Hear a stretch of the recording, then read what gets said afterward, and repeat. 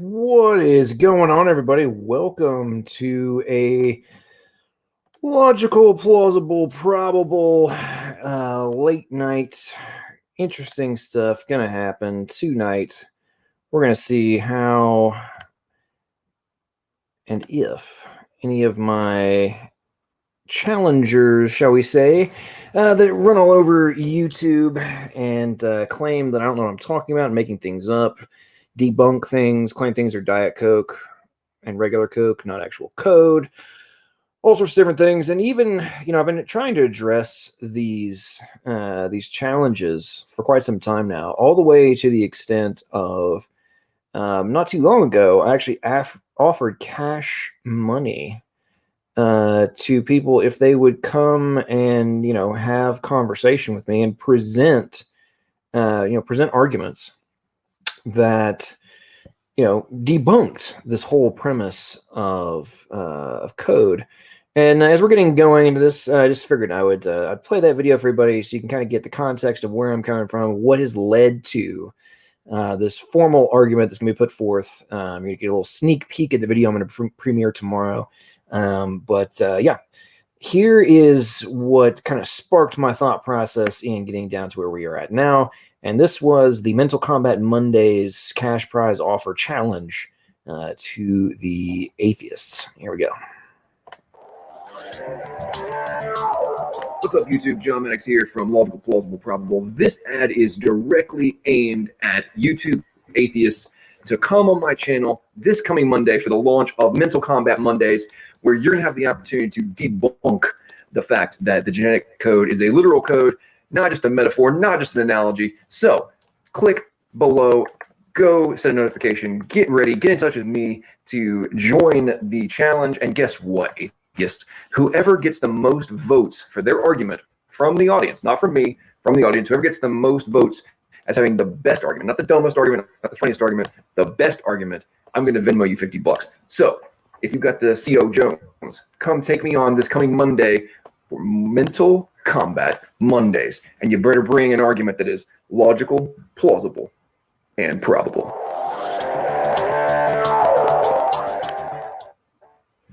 So that is kind of what started this whole deal. And then, unfortunately, no atheists would show up. It was actually kind of funny. The one and only Sal Cordova, he did a little devil's advocate. Devil's advocate role play. We argued back and forth for about an hour and a half. But no atheists would come and accept the offer. And like I said, I'm literally trying to give away money, folks. And the irony of ironies, assuming anybody ever actually accepts the challenge, somebody's actually offered to match my money. So now the offer is up to $100 for the atheist that will come on and present a formal argument. And in the context of the response, they can do a video as well, but for Mental Combat Mondays, they got to come on and actually present their formal argument. But anyway, that kind of led me down the path of, maybe I should look at making a video that's all about make it a little bit more structured, a little more formal, remove some of the excuses for the atheists who want to dodge infinitum on actually putting forth a argument other than it's not actually whatever you claim it is, or that's just words that we use to describe something. That one always cracks me up.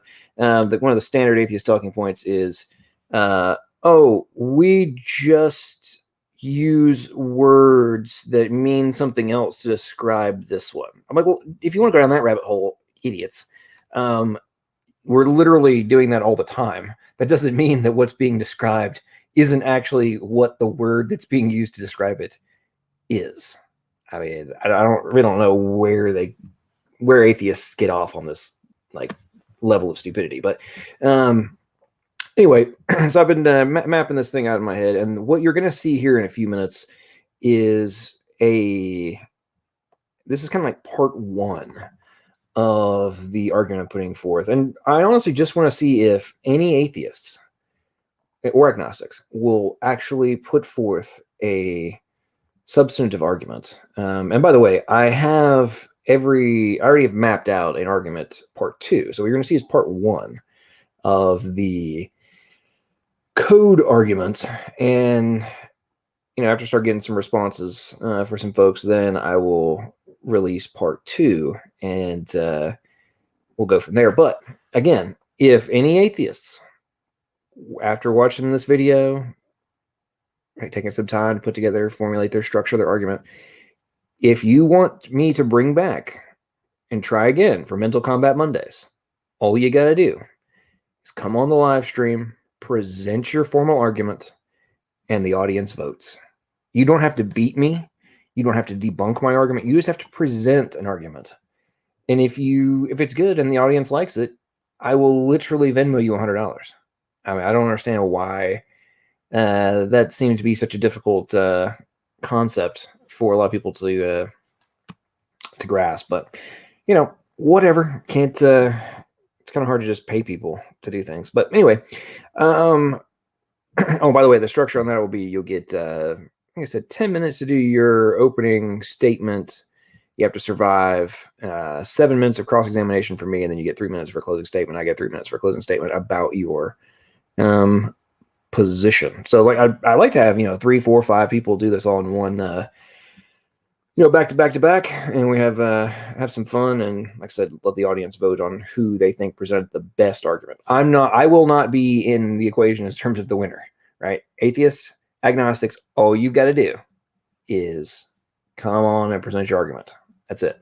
All right. Now, without further ado, now I've kept everybody waiting for 10 minutes. Prepare yourselves, ladies and gentlemen, because here we go with part 1 of the code argument.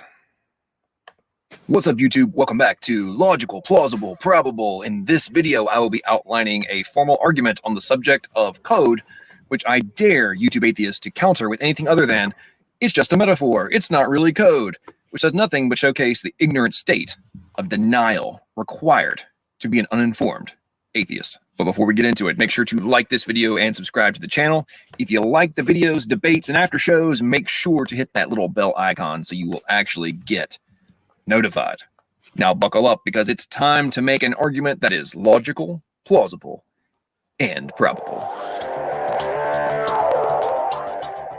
So for any of you who have seen one of my debates on intelligent design and evidence for God, you have heard me get into great detail on the subject of the genetic code, and how, as someone who has a background in tech, it just blows me away that, given what's now known about genetics and biological systems, the idea that this all formed through undirected process with no intelligent agency being required is borderline nuts. But in this video, instead of actually explaining what is happening in literally every form of life and is recognized by basically every secular institution on this planet as fact, that is, the genetic code is a literal code, since all atheist and agnostic YouTubers want to talk about are hypotheticals, I'm curious to see if they can actually reach a sound conclusion other than mine if they actually take it seriously. More specifically, reach a sound conclusion without fantastic assertions and clear evidence of both atheist Fantasyland projection complex and the droid C, also known as the desperate rejection of intelligent design condition. Now, to be honest, I should probably spend 10 minutes issuing caveats to prevent the ridiculous amount of predictable talking point responses that don't actually address the argument, but that's entirely pointless. I swear, half of YouTube atheists who leave comments don't actually watch the videos they comment on. Either that, or they're too stupid to comprehend the points that are being made in the videos they comment on. However, I'm going to repeat the foundational caveat this entire video and the entire argument is founded upon. The genetic codes are literal codes, not metaphor, not analogy, not simile, not any other looks like a code but isn't actually in a code escape mechanism. This is a hypothetical. You don't get to run away from the foundation of the argument. Okay, with that out of the way, let's get into part 1 of the code argument. Premise 1. All codes require arbitrary values being assigned to representative impulses, signs, or symbols. Premise 2. Code values and syntax must be determined before messages can be encoded, transmitted, and decoded. Premise 3. All codes require a translation mechanism, adapter, key, or process of some kind to exist prior to translation. Premise 4. Translation of encoded values does not transform one symbol into another. The representative symbols are interpreted to be equal. Premise 5. The genetic code contains all of these factors. Premise 6. All of these requirements depend on foreknowledge of the intended outcome. Premise 7. All known codes require intelligent agents to create these requirements. Premise 8. All life requires genetic code to exist. Therefore, intelligent agency is required for life to exist. Now, before you immediately start screaming, "This has nothing to do with God," notice I literally said intelligent agency. So for once in your life, don't immediately run to your "I don't believe in the Christian God, therefore your argument is false" safe space. Also, keep in mind, this is part 1 of the code argument. But before I do a video expanding the argument even further, I really want to see if any atheist or agnostic can come up with a valid counter to this part 1. And before allowing yourself to be triggered and start insisting it's not really a code. Again, the entire point of this argument is agreeing on the assumption that the genetic code is actually a literal code. So in your responses, you must address the argument from that perspective. Now, I'm greatly looking forward to seeing your responses, and I hope at least a few of you can come up with something that is moderately creative and intellectually sound and actually applies information communication theory 101. At this point, the number of atheists and agnostics I've engaged with who freely admit they have zero knowledge of these subjects, yet claim my position to be categorically false, is reaching absolute absurdity. To be frank, the claims of ignorance as a defense mechanism to somehow debunk my arguments is why I created the Atheist Fantasyland Projection Complex and the Desperate Rejection of Intelligent Design Condition videos in the first place. There is no other topic of argument where you wouldn't be laughed out of the room for loudly and passionately insisting someone was wrong while simultaneously admitting you don't understand what they are saying. Then claiming someone else who also doesn't understand what's being said also claims you are wrong, therefore you are the one who is wrong. I'm sorry, but two idiots in agreement is not a valid counterpoint. This reversal of common sense is amazing. Now, to quickly recap, the argument being made is codes require arbitrarily assigned values. Values must be assigned before message transmission. All codes require a translation method. All symbols are equal to assigned values, not transformed into them. The genetic code has all these requirements. No observed codes exist without intelligent agents preceding them.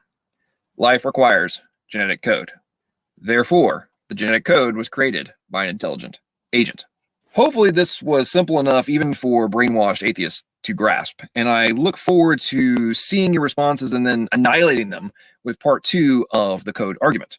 Now that's it for this video. Make sure to like this video and share with your friends. Hit that subscribe button if you haven't already subscribed to the channel, and make sure to click that little bell icon if you actually want to get notified under the new YouTube algorithm. But most importantly, as you contemplate this argument and the requirements for your very existence, remember that while I am presenting it as a hypothetical, the code argument is actually literal, and therefore you must consider if your existence through undirected process is logical, plausible, and probable.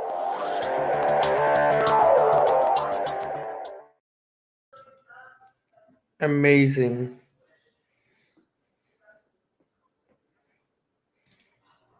Well, there is the argument, at least part 1 of the argument, ladies and gentlemen. I'm really looking forward to hearing what people think about that, the overall structure of the comment, if you see any holes in it. And then obviously I'm hoping to get some formal challenges and get people to actually use their brain to go and research some of these conundrums that are presented in the arguments, and then hopefully prepare themselves for utter annihilation that will come in part 2. If they, here's what I'm guessing. I'm gonna just go ahead and predict. I'm gonna be a prophet that they're going to spew standard talking points, and I can just utterly obliterate all of them, and it'll be interesting to watch the levels of denial get exacerbated, but it's all good. But Will, appreciate you joining the stream. Always. Hey, Ray, Yeah. we're now going into open discussion. Open mic doesn't have to be about this topic.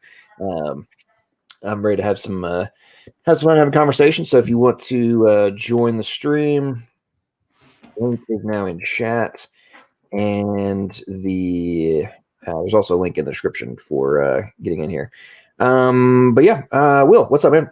Welcome to the stream. What's up, brother? Yeah, I thought that the code of genetic was no. I thought it was in a literal code. I thought it was a representation of what we see. No, it is actually a literal code.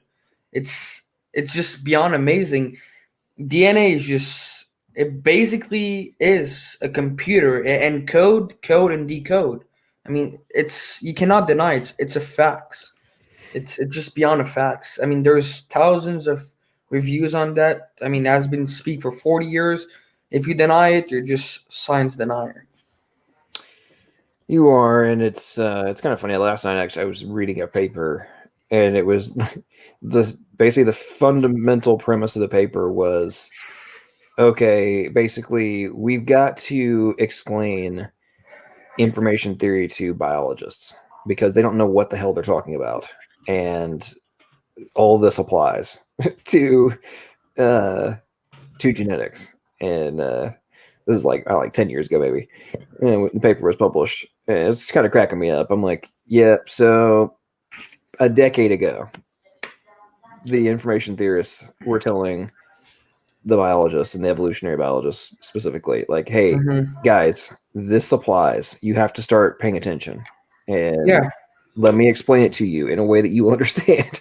By the way, folks, if you missed a very awesome stream from Sal Cordova over at Reasons and Evidence, awesome conversation about population genetics, Mueller's limit, and covered quite a few different things. But Sal's actually talked to us about this quite a bit in relation to modern research teams and labs.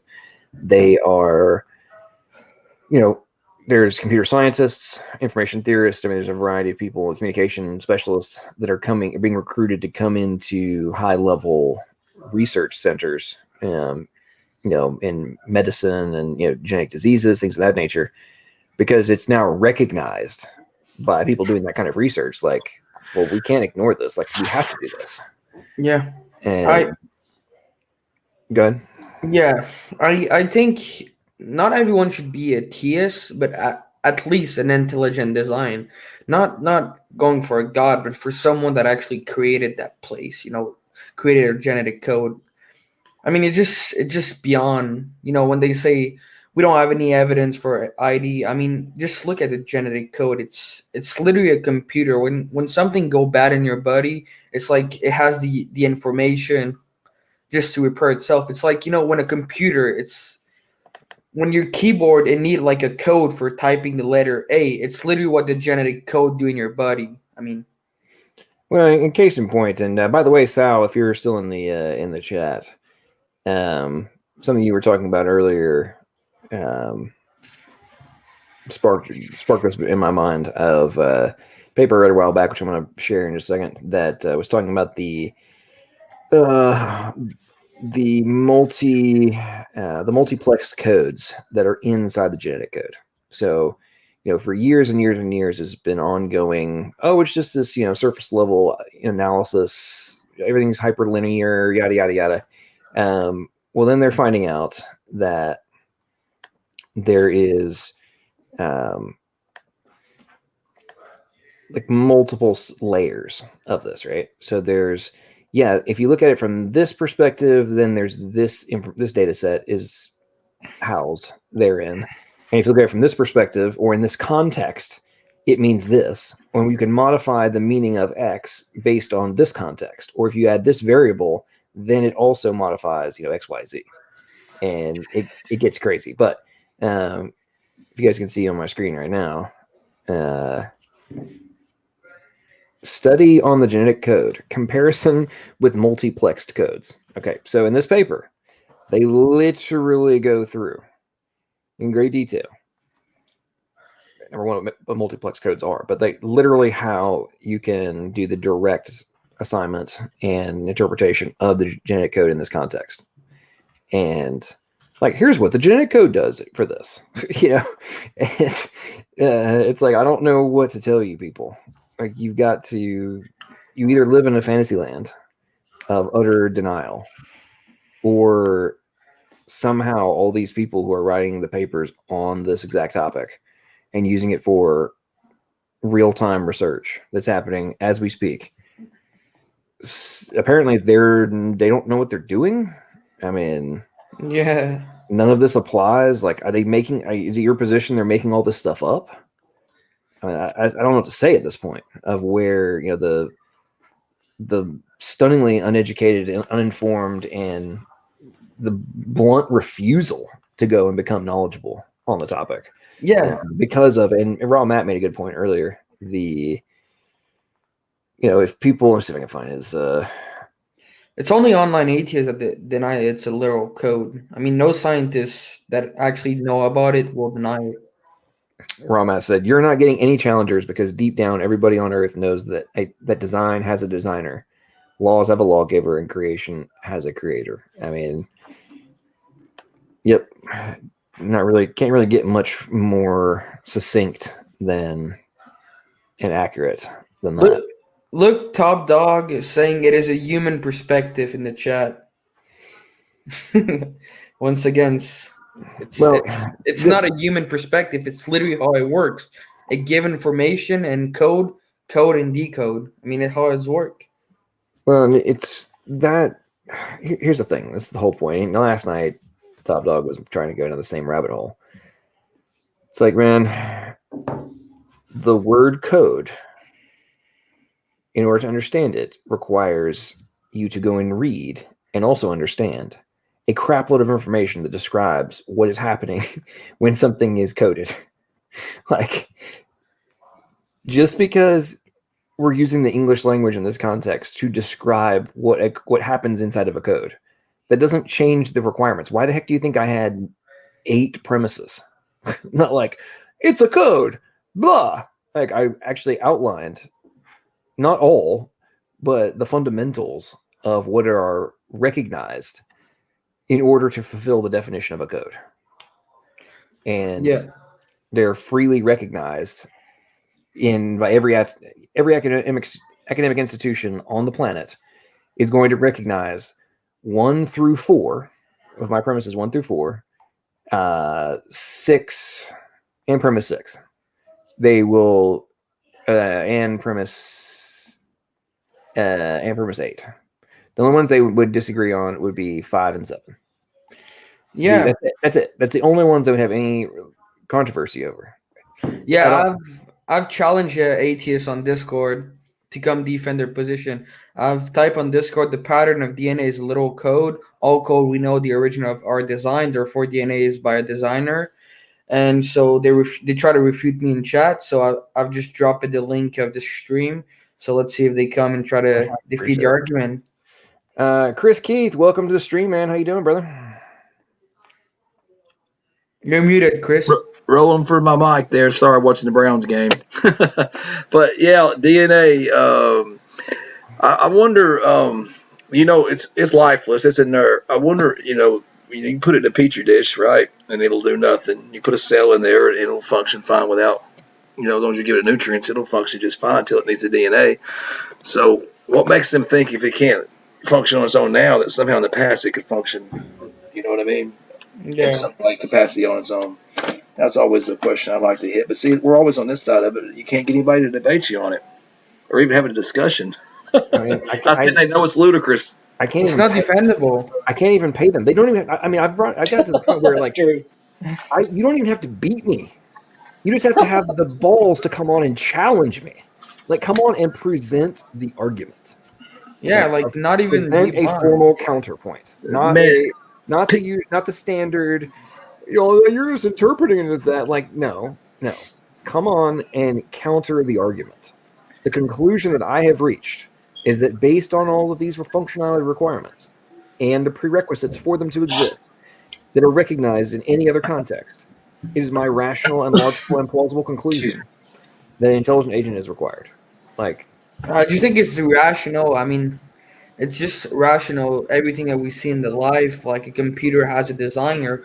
Therefore, if we see a code that's a billion times more complex than everything we know of, I mean, wouldn't the most logical, plausible, probable, and rational point to come from it's that maybe someone designed it? I mean, it's just per denial. It's like they just hide their eyes and they don't want to see.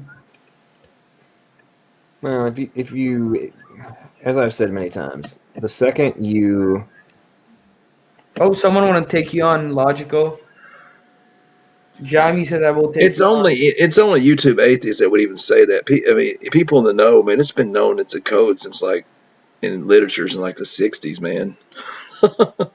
It's just not like a new concept. Well, the irony is like the even the way they determined what the meanings were of the Yeah. codons, like it was literally okay.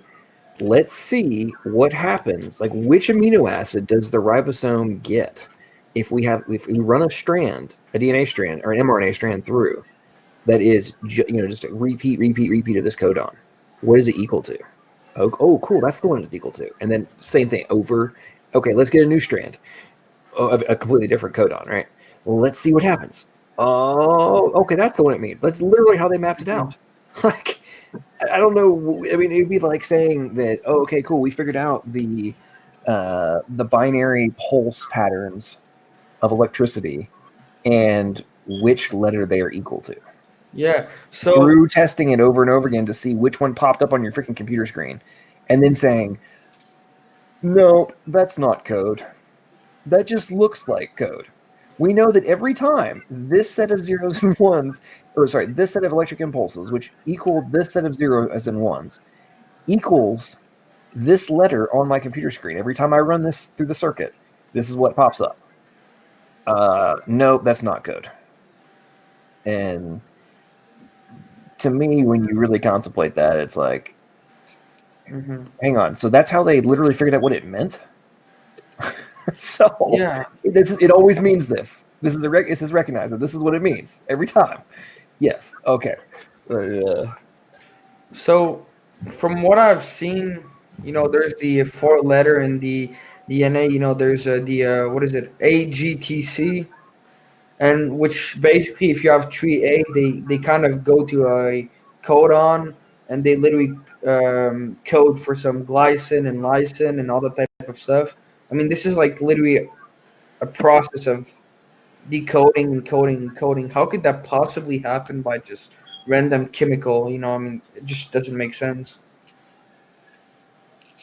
Well, I mean, if you look at like CRISPR-Cas9, I mean, they're trying to like rewrite the code of life. I mean, they know it's a code. I mean, I don't know why the internet atheists just I know what the implications are. Its implications are there's a designer. And that's. I mean, Scary. it's logical, isn't it?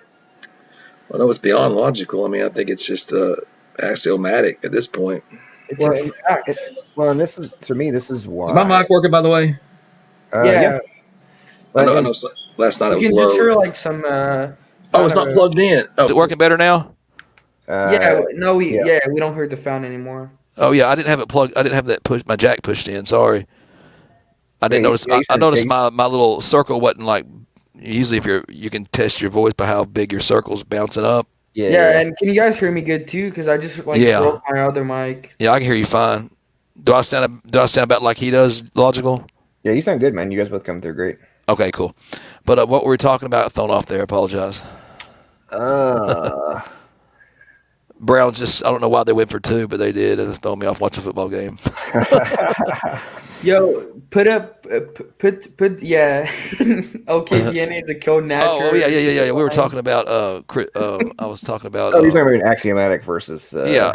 Well, and here's the thing, in line with what you were just saying there is, to me, this is why there is some crazy probability that this could happen from a purely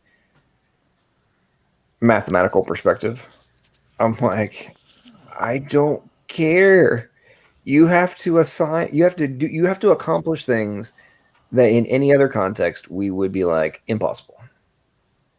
Like, yeah, you can come up with I'm sure you can come up with some random formula, mathematical equation that says, and probability that says, oh, well, yes, somehow we can come up with an explanation. A T-jump pinhole escape. Yeah, definitely. But they should be able to theoretically go, isolate that DNA and to do something with it, show that somehow it can do something other than just be information. Yeah.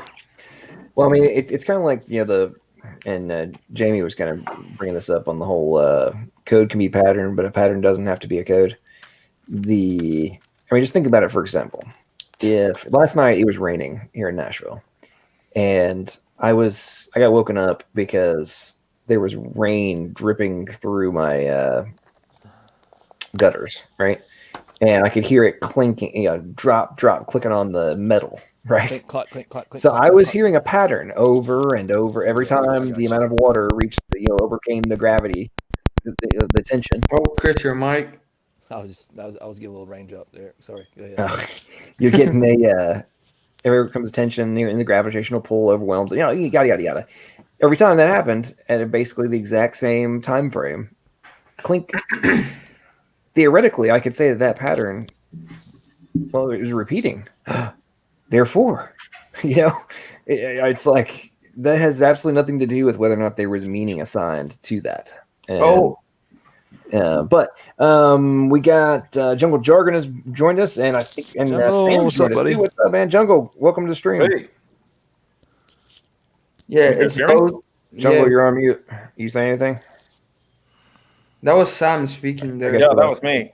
Well, You I guys know. Hey, hear me? Sam. No, I Yeah, I can hear you, Sam. Just fine. Jungle Hey, come on guys. first. That's why I was giving him first opportunity to talk, but I think he's on mute. Sam, welcome to the stream, man. How you doing? Hey, good. Thanks for having me. I'm not falling for So, that trap, Sam.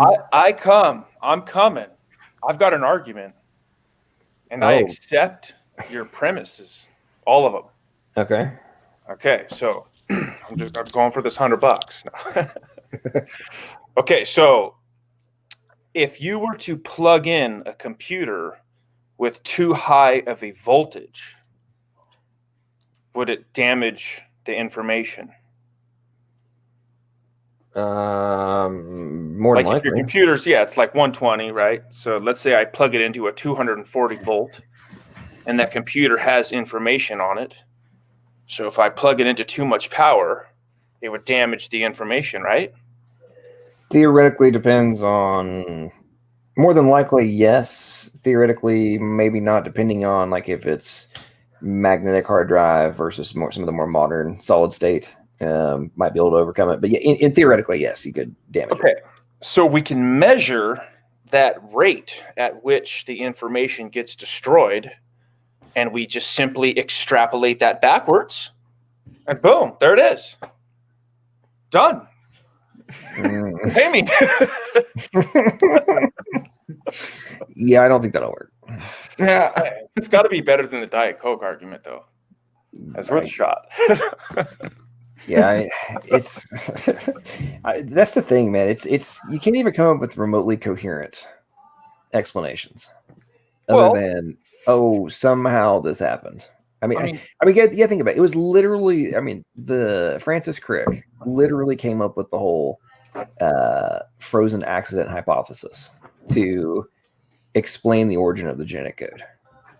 The frozen accident. And fast forward to the paper I read on this that was published in 2018, it's still considered a frozen accident.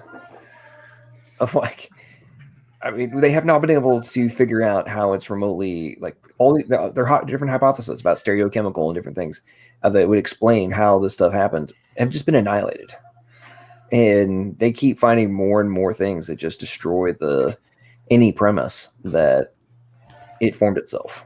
And then when they get into the stuff like, oh crap, the chemical bonds are only between the nucleotides, the chemical bonds are between the phosphate backbone and the individual nucleotide pairs, each individual nucleotide, not the nucleotide pairs. There is no chemical bond between the two. So you don't have any reason for the next set to end up in a specific order. Like, there is no chemical explanation for this.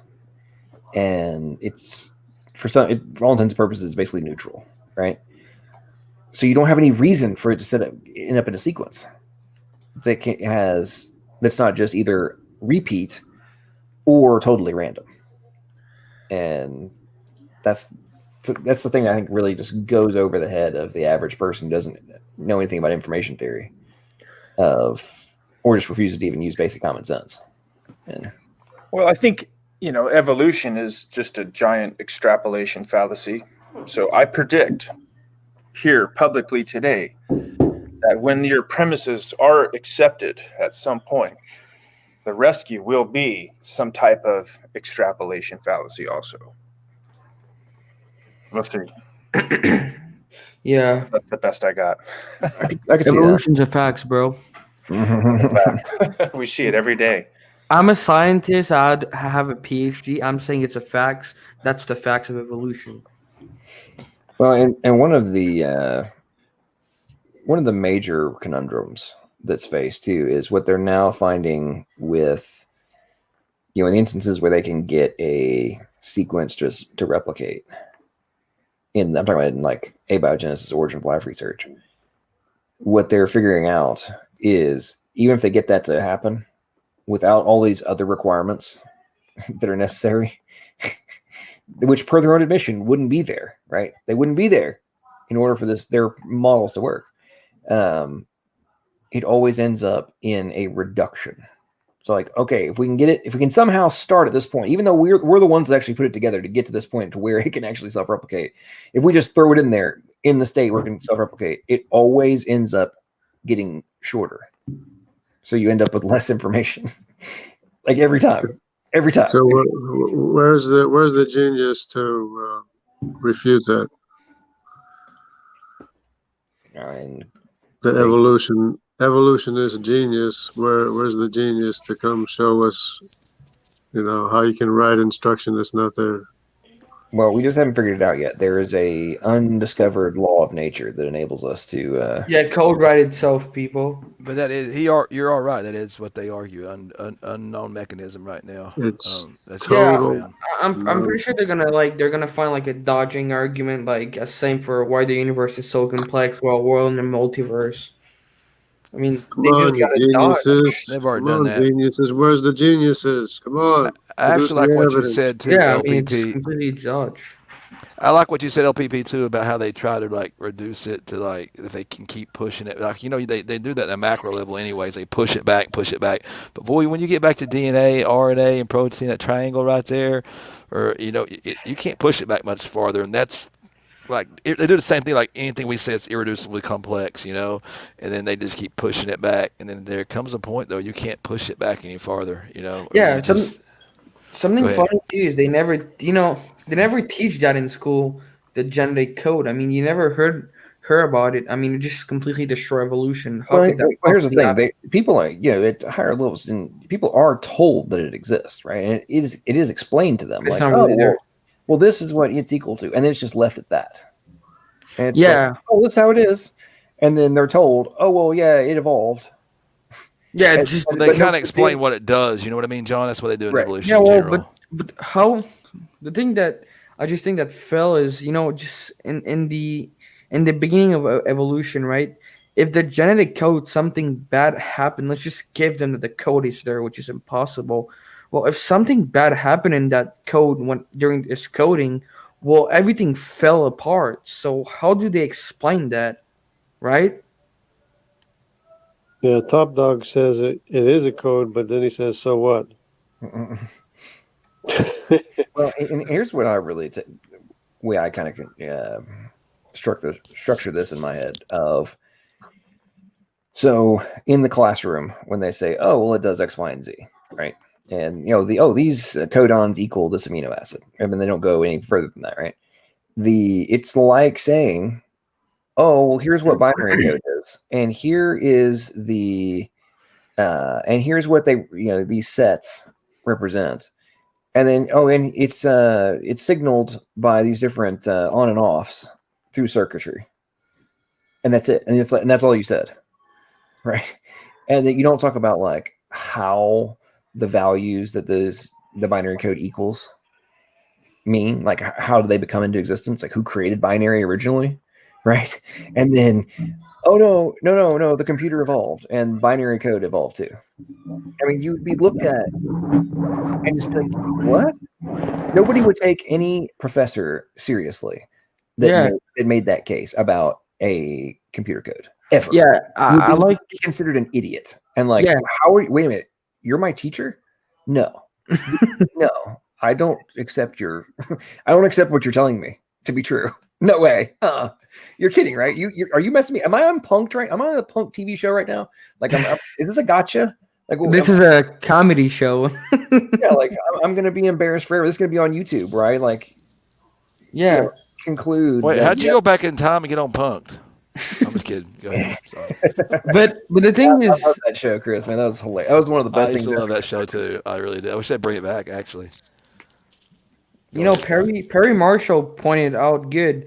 They asked him, "Is there any scientists that deny that it's a little code?" He says, if they deny, they have no clue what they're talking about. They're either ignorant or they're just spreading crap.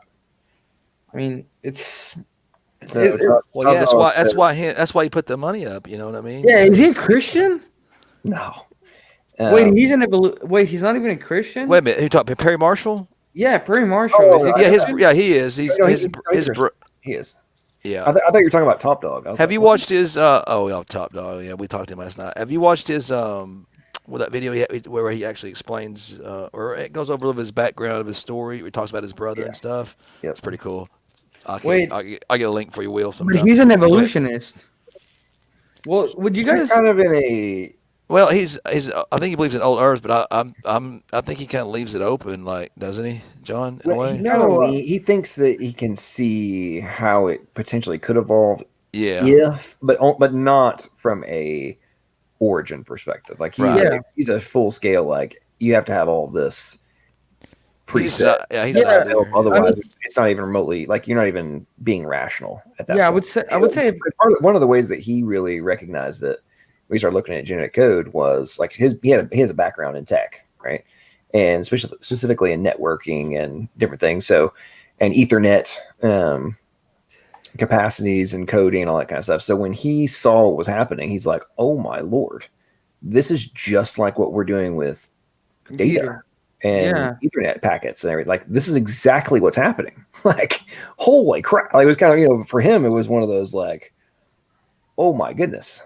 Like, Yeah, that's what he said. this isn't just like figurative. This is literal. Oh my goodness! And then that just sent him down there. Given his background, he's like, "What are these arguments that are being put forward? This is some of the dumbest crap I've ever heard."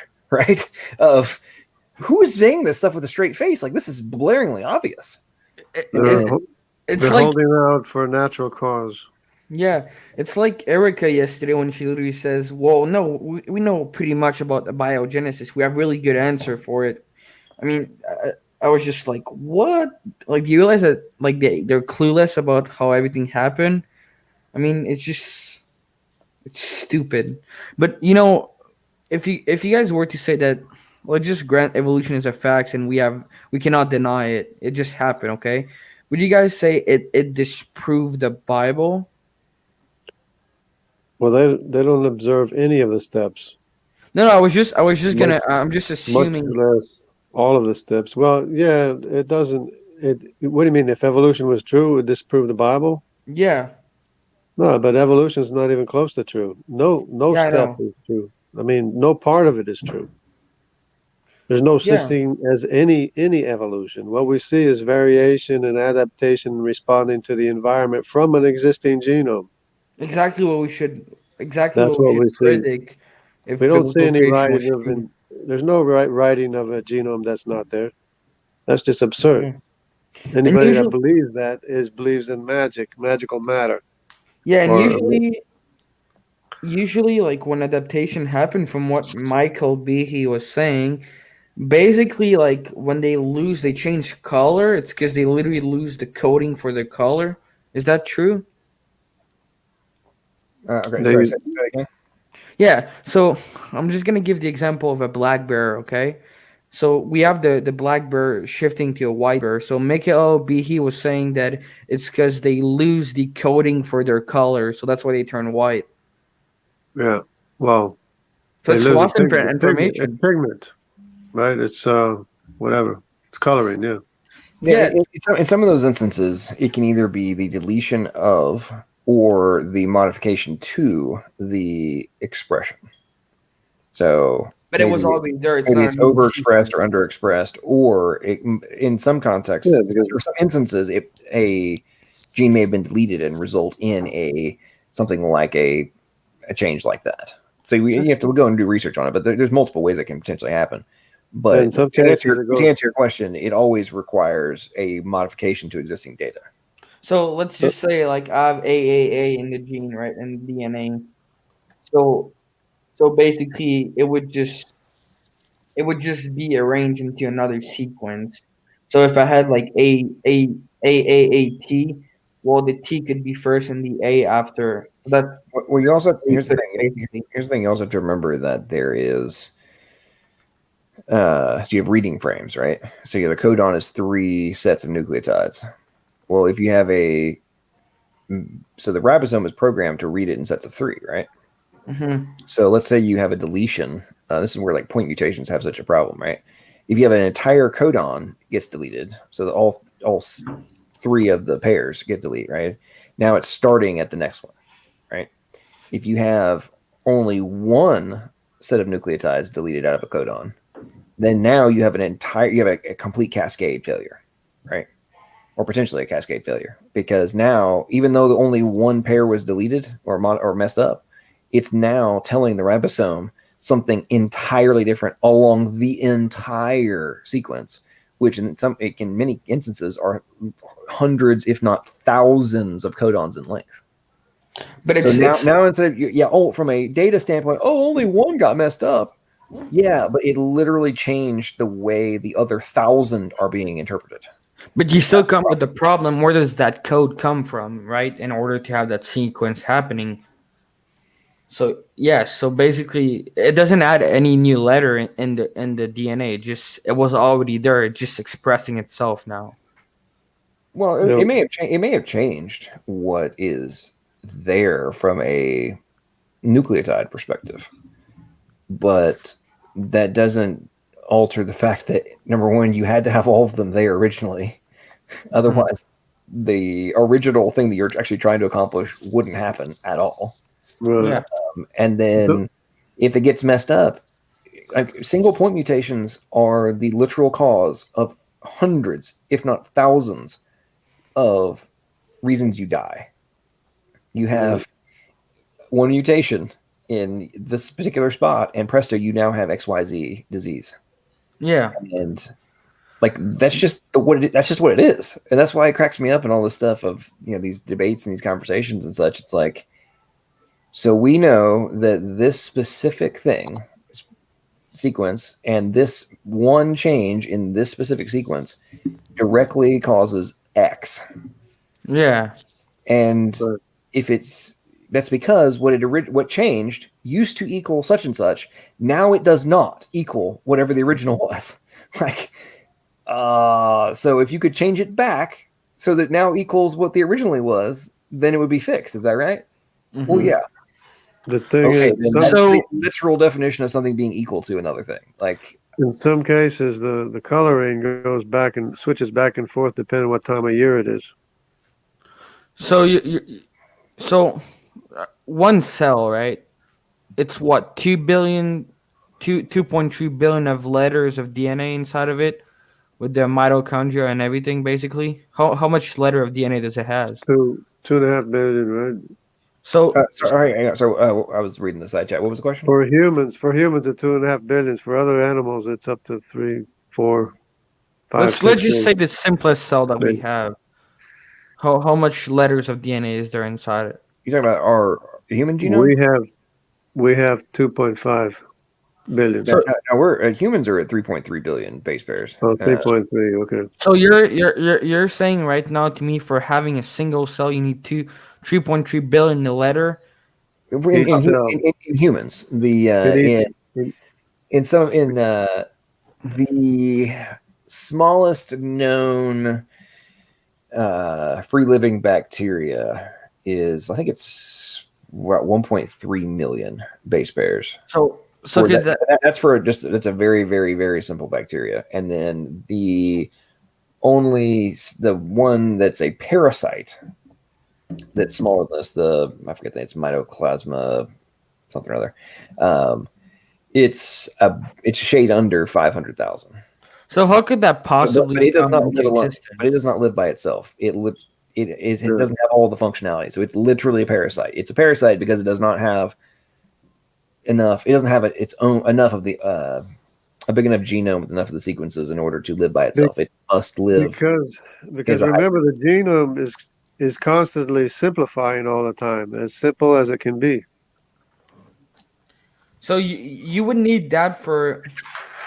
So you're saying to me that they believe that the simplest cell had like a couple billion letter, and they actually believe it came into existence by random chance. Well, no. I mean, the simplest would be a million, like 1.3 million. Yeah, it's still impossible to come by existence. Well, even if you get into things like, okay, they recognize that to maintain the chemical balances and such that are needed for just so, not even a full cell. I'm talking about just to maintain the pH levels and such. You need around, they've identified no less than 100 genes. Okay.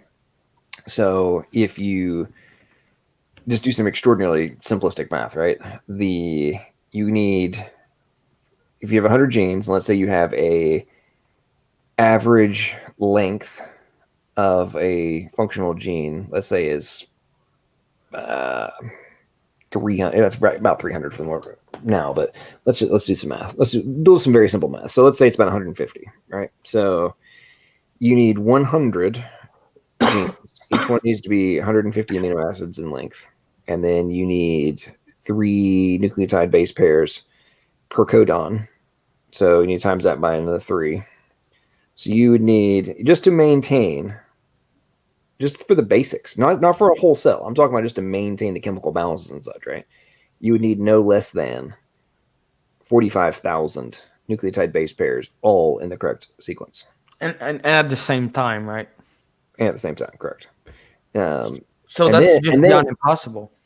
Well, not only that, you also have to account for the fact that you have to have the promoters in specific spots along those sequences. Otherwise you can't transcribe it. And then you have to account for the fact that, oh, hang on, I don't have the transcription factors. I don't have the proteins that are needed to do this. So even if I had all the sequences there, unless I already had pre-existing transcription factors and a ribosome that enables me to replicate these things that I need, I could have the information and it still wouldn't work. Like none of these proteins would form. So I'm stuck. And I mean, it's like saying, cool, you've got a hard drive, but you don't have electricity. Cool. Like, awesome. Or actually, even going worse, let's go actually different than that. You've got a thumb drive, but no computer to plug it into. No phone to plug it into. So it doesn't work, basically. You have a thumb drive, and it's got all this data on it. You have nowhere to plug it in. You need to really, you need to make it function, basically. Right. So, and this is why I go on some of my tangents about, like, in an infinite amount of time, or if you had an infinite amount of time and an infinite number of universes, is it logical, plausible, or probable that at any context without an intelligent agent that your smartphone could ever come into existence? No. Right. It's like, well, okay, fine. Tell you what, we're gonna go back in time, and we're going to take a pre-existing cell phone. Go back in time. We're going to take it apart, stick it inside of a force field somewhere, and come back to the future. Is there any remotely plausible scenario with an infinite amount of time and an infinite number of universes that a cell phone, which has all the parts that are pre-built, could ever reassemble itself unless an intelligent agent came along and put it together? No. Yeah, this is the way they're thinking. They're thinking that in infinite amount of universes, other humans will evolve and make a cell phone just like that. That's Here's the way. The problem. The point is that if you have to operate from the perspective that if there was no intelligent agent, how did the phone put itself together? Yeah, and it's not possible by random. The question is it plausible that it could put itself together if there were no humans?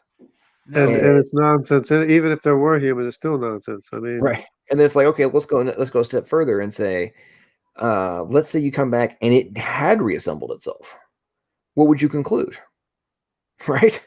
Like, and now the point you were making, like, well, some humans must have come along and found it. Oh, okay, cool.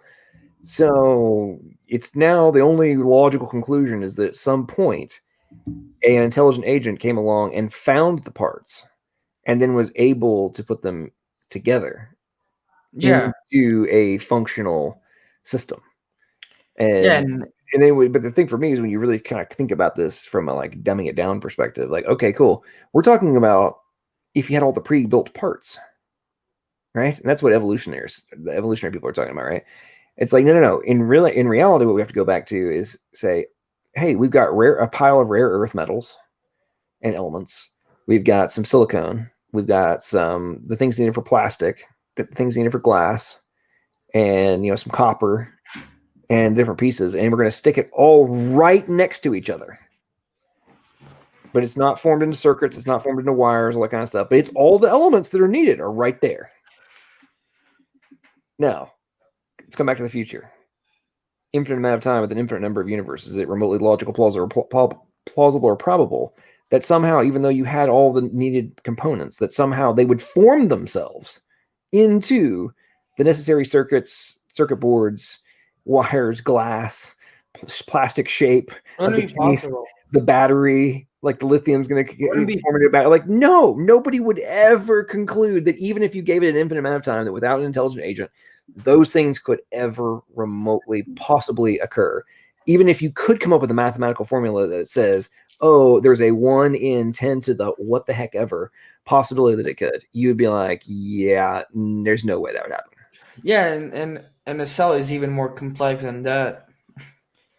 Well, absolutely. And that's when you go to the next level and you say, okay, we just talked about the hardware, right? Yeah, we ain't even got to that. Go ahead. Sal loves to talk about the hardware side because I agree with him, because it's like, if you can't explain the hardware, then getting into the software, you're like, you can't explain the hardware. It's like, to me, it's like, dumbass. You literally can't explain the hardware. So you're claiming that the software isn't real. You can't explain the hardware. You can't explain either. And yet I'm the one who lives in the world of fantasy and believing in Sky Daddy.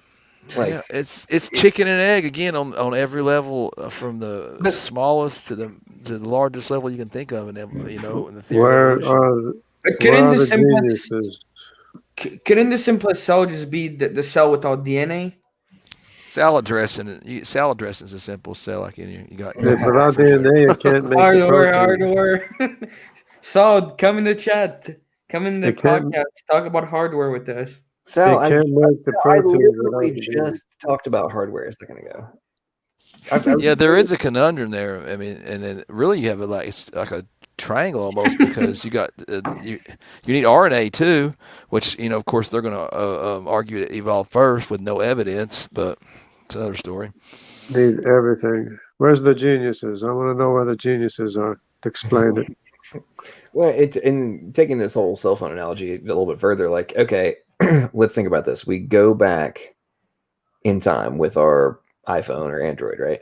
And you say, okay, we're not going to, and where I'm going with this is like, the evolutionists love to claim that, well, we'll figure out abiogenesis, but evolution is not dependent on abiogenesis. Okay. Well, if you don't have life, hello, you cannot have any evolution. Evolution is the same thing as biogenesis, because evolution needs the biogenesis written instruction that's not there billions of times over. So it's even, you need more information that's not there for evolution than you need for biogenesis itself. Right. So let's think about this though. Okay, so we go back in time, and like the evolution people, we say, well, we're just going to assume that the phone is going to be able to form itself. But now in this experiment, we're going to delete the operating system with a magnet, right? And so it's going to be blank. It's going to have all the functional capacity required, and it's going to sit there. You come back to the future. You've gone back billions of years, right, from their worldview. You come back, you go to your little, wherever you've hidden this thing. You go pick it up, and it has this operating system, and the apps are back on it. I mean, hang on, we erased it with a magnet 4 billion years ago and come back and wow, there's an operating system. Like, what are you going to think? Is that remotely plausible? Or did somebody either jack with the system and go back in time again and like reinstall it for you to play a prank on you? Or at some point somebody found it and somehow magically created, Android OS on this phone that you took back in time 4 billion years. I mean, it's like come on, folks. This is what the evolutionists are claiming. Like, oh well, it doesn't replicate. I'm like, okay, fine, cool. Let's insert a script on there on this phone. Infinite possibilities. That says repeat and reinstall over and over again. Are you going to claim that you have erased the software, but you have a little script on there that says do repeats? So, you have replication of the information over and over and over again. You got 4 billion years. Do you actually think it's plausible that the Android operating system and all the apps that you originally had on it somehow have replicated themselves? 22,000 apps. That's how many genes are in a human, right? Or how many proteins? 22 or protein coding genes. 22,000 or so. Is it remotely rational that you think that 22,000 apps have created themselves through pure replication over 4 billion years on your phone? No. I mean, nobody would ever say that's plausible. You'd be considered the idiot of all time if you made that argument. And the other thing, they always like, we need more time, give us time. But actually, everything go worse over time. So, I mean, you'll decrease from energy towards less, Right. Everything will drop down. I mean, that's just... And the multiverse, what's the problem with the multiverse? Is there any, physicist problem for multiverse? Yeah, there's a big, huge problem. That's what I was going to say. They need infinite universes to supposedly evolve people that would do the same thing. And the only thing is they don't even think of where the energy is coming for these infinite universes. You need energy for a universe, to make a universe. So basically, they're kind of implying that the universe is kind of a god. What will be holding those? That's their god. What will be holding those multiverse? Where would it be? So it would still need a cause, basically, because it's energy, right? If it's infinite, where do you stock all that energy? Right. Where did the energy come from? But their god is physical matter. That's their god. But they don't know where the energy is coming from, though. Nope, nobody does. It's Well, it comes from an infinite. It has to come from a greater source all the time, because you can't charge your cell phone from an equal amount of energy or a lesser amount. It has to come from a greater amount. So it always has to come from a greater amount of energy. So it comes from an infinite source of energy, which is basically the definition of God. Sky Daddy. Listen, you guys are science denier here. You just deny the facts of abiogenesis. No, we're following the evidence. You're science denier. No, I'm kidding. I'm just joking with you, Jungle. We're following what the evidence is showing. I know. Yeah, I mean, it just makes something funny. I believe evolution is predicted in the Bible, which is kind of funny. He's like, be aware of signs falsely so-called. Yeah. And the funny thing is, I think even in the New Testament, they were fighting the same argument in the New Testament. Yeah, First Timothy 6:20. Oh, Timothy, keep that which I commit to thy trust. Avoid vain babbling and a position of signs falsely so-called. Yeah, they were counting the same nonsense as what we're countering. Even in Romans, where it talks about creation is evident, they were counting the exact same thing that we're encountering. And countering. Yo, does anyone has the problem? For some reason, whenever I get on StreamYard, my microphone keep turning down. Yeah, well, my microphone doesn't work nowhere near. Did you get that link I gave you last night to check your microphone? No, can you drop it in private chat? Yeah, I'll put it there right now. It works great. I mean, you'll know exactly where your microphone stands. But as far as StreamYard, I know where the different people can control the volume and stuff. I don't know if that's a factor, but my microphone's been getting weaker, but as far as that saying that my Yeah, microphone's it fine. keeps getting Like I weaker. have to hold this up like right up to my mouth right now. If I like just let it hang loose, then it Yeah, like on my earbuds, it won't. No, I think Yeah, it's go got ahead. the automatically adjust mic option was checkboxed on your profile. On mine? No, I on think Will's. Oh, okay. But say Um, if it's on mine, I need to fix it. My Yeah, I'm problems. assuming it's automatic on mine. I'm just talking. Yeah, because basically, so when I go on my stream setting, on my computer setting, so device property, volume is at, right now it's at 50%. That's where I'm standing over. But if I go back like 5 minutes later, I'll be at 5%. Let me turn it down at 5%, and you guys tell me if there's a difference. I think it's because I deactivated it, but the automatic volume adjustment was defaulted. Can you guys hear me good still? Is it Yeah, more yeah. lower? Yeah. I can hear you. Yeah. What about now? Is it louder? Yeah, you're Little bit. louder there, but it's a little muffled, but you're louder. Which one is It's- better? This one? Like It's that? Is it good? distorted. The loud one is distorted. Yeah, the first one. There's Right about- distortion with the loud one. Say something, Will. Yeah. Hello? Yeah, you're good right there. Yeah. Hope it doesn't turn on. But yeah, LPP, I've watched all those videos from Perry Marshall and take a couple of notes. I've like take like his DNA when he literally says it's a code, and I've made like all he said into an argument. I mean, it's pretty amazing. I really enjoy biology and all that type of stuff. Yeah, but the funny part is, I mean, there's been it's kind of ironic in academia. There's a few outliers that try to argue that it's not a code, right? Like Godless Engineer. Hey, turn it down a little bit again. You might have it up a little bit too. I know. Like Godless Engineer. What I was saying, like adjust your mic a little bit, turn it down just a little bit. And I'm just dropped you the link for that. Is it good now? Oh, wait a minute. No, Let me just put it away like that. What? Is it good? Can you guys hear me good right now? Yeah, right there is good. yeah, right there's good. And I'll drop you a link in there that way you can check it yourself real quick. Go ahead, John. Oh yeah. Okay. So there's a few random outliers who like want to argue, and not just on YouTube. I'm talking about there's the occasional academic who wants to argue that it's not really a code, but the vast majority just accept that it is. Like, no, like what are we even arguing about? This is dumb. And there's actually been some pretty interesting back and forth I've read from like in Nature, like in published journals, where one or two people have like wanted to make this argument that it's not, and then you've just gotten utterly annihilated by that hasn't happened to my knowledge. That hasn't really happened in like 15 years. If I was an atheist, I wouldn't even try to support that it is a code, because it kind of just debunked my atheism in a way. If Richard Dawkins is saying that it's a code, it's a code. Yeah, absolutely. Yeah, I mean, he even like literally says that those who deny it's a code are literally ignorant. That's why he appeals to aliens. He says maybe life was Alien seeded made on this. Maybe life was seeded on this planet. That's what he said. Yeah, Long time ago too.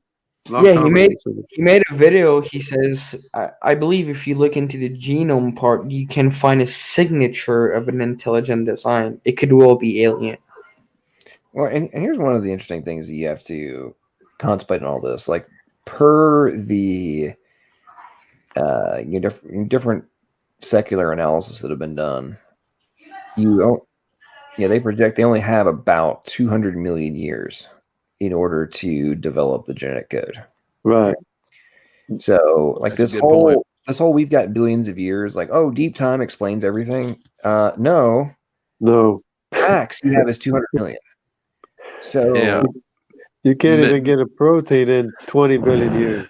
Billions of monkeys on them, billions of typewriters. No, they don't have that much time, do they? I never. I've thought about that. I mean, I knew that, but I haven't thought about that in a while. That's a good point, John. And when you get, and the interesting thing is, they've actually in one of the papers that they did, like the analysis of like the optimization and the optimal or the maximal efficiency of the genetic code, all that kind of stuff. They're looking at it, and one of the things they looked into was like, okay, so in order to find this maximal efficient code and to go through all the possibilities, basically you would had to have been going through more like per second more Yeah. possibilities for the code than there are possibilities in the entire history of the universe, not just the 200 million years you had to work with. You wouldn't have enough time in the entirety of you wouldn't be able to go through I forget the number you had to go through per second, but it was ridiculous. And you'd be doing it per second, and there still wasn't enough time to go through all of them to reach this optimal one. And it's like, come on, folks, there's not enough time, and if that's giving you all of the time available per your worldview, but per your own timeline, you don't have that much to work with. So Yeah. let's go back to reality, folks. And this is where things like what Sal talks about on the hardware side, like I get obsessed with like the meaning component, the translation requirements. Like this has to equal that, and you have to have a mechanism in between that knows both sides of the equation. Like there is no, this is the whole conundrum of communication theory and coding, right? You must have, whether it is electronic, chemical, physical, mental, like you must have a translation mechanism of some kind that knows what both sides of the code being used mean. Otherwise, you cannot have translation by default. Like it cannot occur. It is impossible to occur if the translation mechanism doesn't know what both sides are equal to. Period. Like there is no way around this at all. Nobody in information theory communication would ever argue that is possible. Ever. You would be tossed out. If you came in and were adamantly arguing that somehow was possible, you would be tossed out on your ass and laughed and said, don't ever come back until you like recant this stupidity that you're spewing. Like this is nuts. Go away. But no, in terms of the fundamental requirement for our very existence, somehow that requirement is just glossed over. And in the context of the hardware, in the context of life, it's a stupidly, insanely complicated and high-level technology molecular machine that is executing this translation mechanism. And per their own admission, it somehow has to come into existence in a quote-unquote simple form for abiogenesis to be possible. Like, so you're still what? Anyway. A simple form that doesn't exist anywhere in any form, biological form. But, but that's why they've appealed to infinite universe or multiple. They don't say infinite, but they say multiple universes, is because they know that evolution is impossible in the amount of time that we have. They know that for a fact. They already know that. They've already jumped to multiple universes. So anybody teaching evolution is teaching known nonsense. Yeah, I agree with you. And one of the things I've been thinking about doing is macro view. One of the things I'd love to do is really put into context what is being argued in relation to somehow similar sequences in different organisms means that it must have come from this other one. Like beyond all doubt, it must have come from this other one, or a prior ancestor to this one, because this other organism has a similar one, right? Yeah, I think it would be hilarious to do a a function in code, right? And like, hey, here's what this function equals, and render it, on the screen, and then be like, okay, cool. So you looked at the English version of the code. Here is what the machine language version looked like. And you just show a bunch of zeros and ones, right? And then be like, okay, here is what this other slightly different function looks like in English code. Here's what it looks like in machine code. Here, look at these two. Here's what has to change, right? In order for this one to become that one, in terms of zeros and like highlight them and stuff.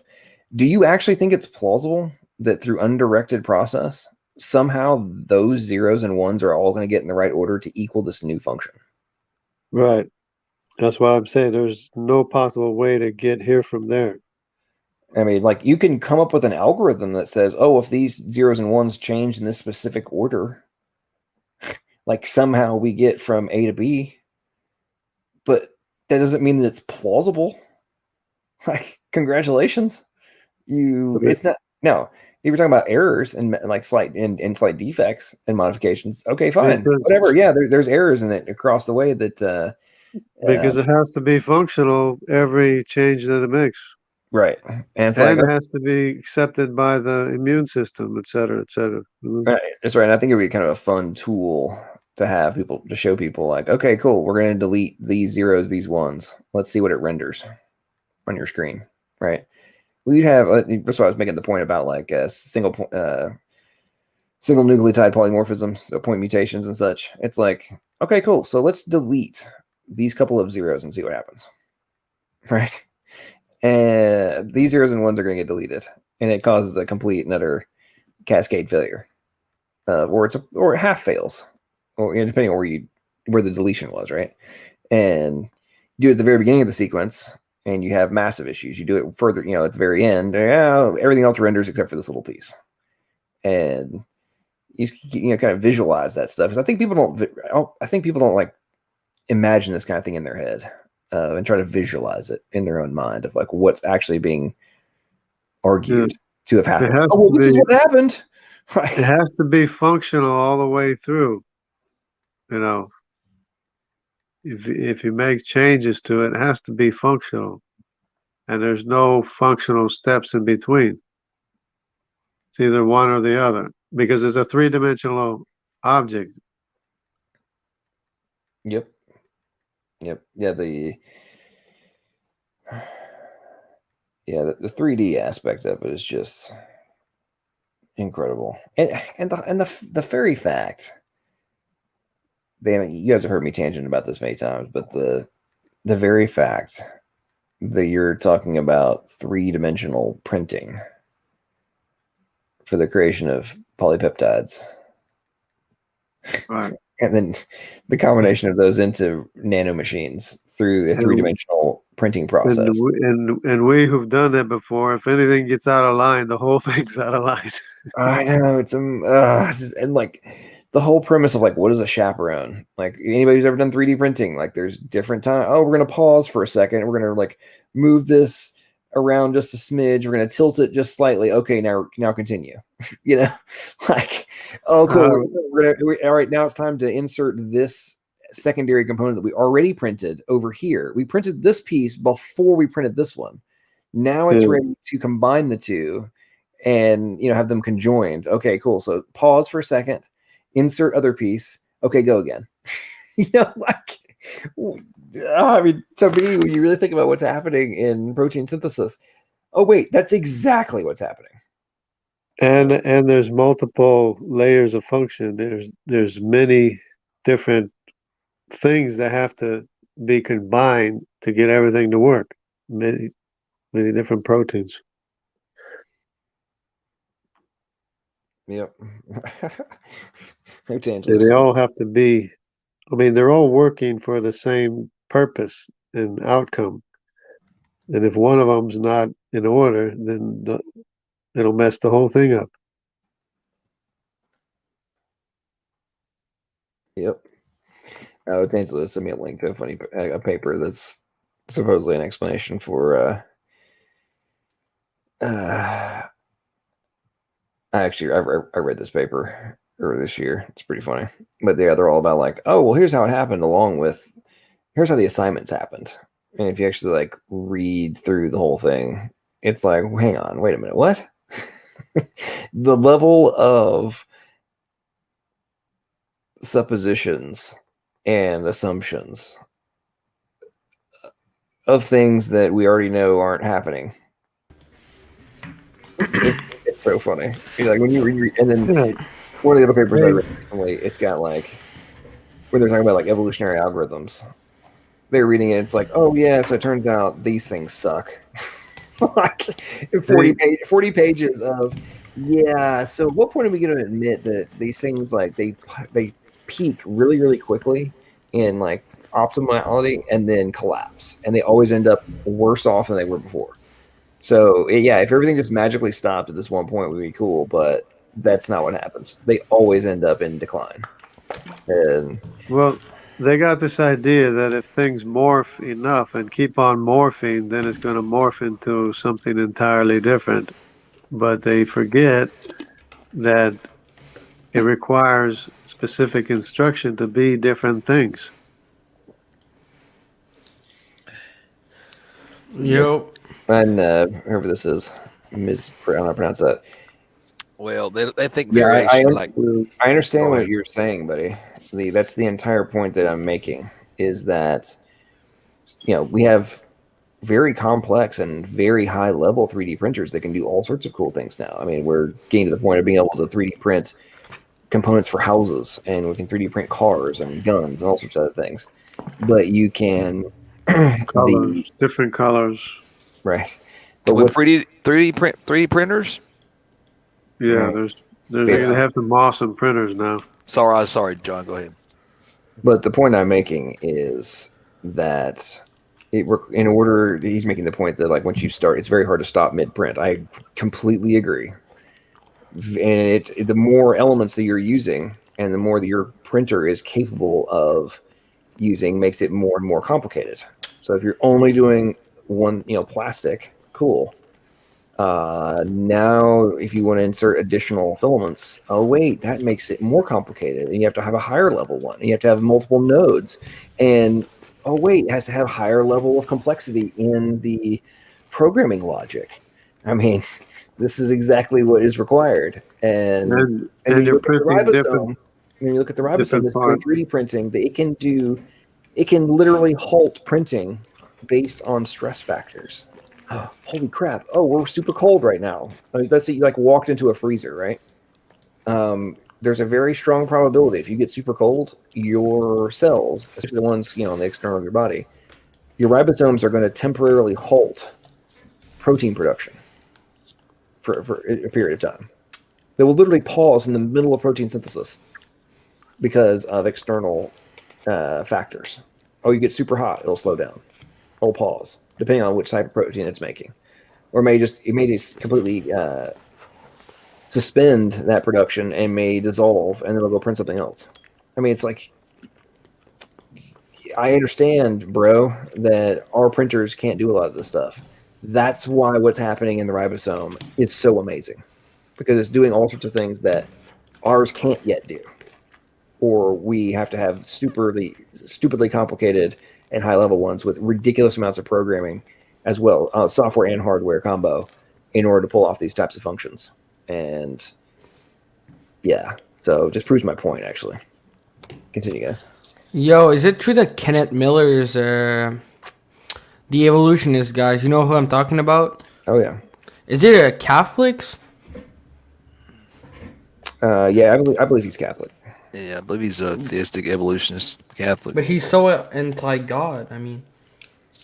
Well, he goes on Aaron Ra's channel to bash creationism, so take that. And actually, and Christians, fellow Christians, so. I mean, not necessarily ad hom, but I mean, they did the Nephilim. Well, he could come here and explain to us how he can get written instruction that's not there. Yeah, didn't Nephilim 3 respond to him? Yeah, I mean, they don't want to. Aaron Ra doesn't want to debate him, so he's getting his proxies to attack Neph, so he don't have to do it. Vast amounts of written instruction that's not there.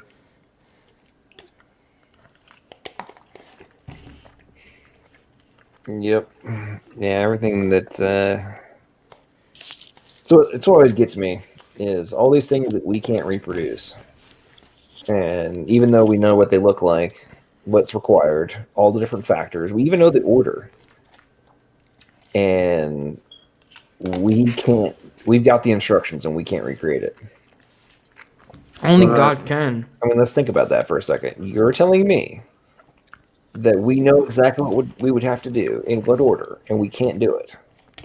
But it's more rational to conclude that somebody who had no intelligence or no intelligence whatsoever had a better probability of being the source rather than a hyper intelligent agent.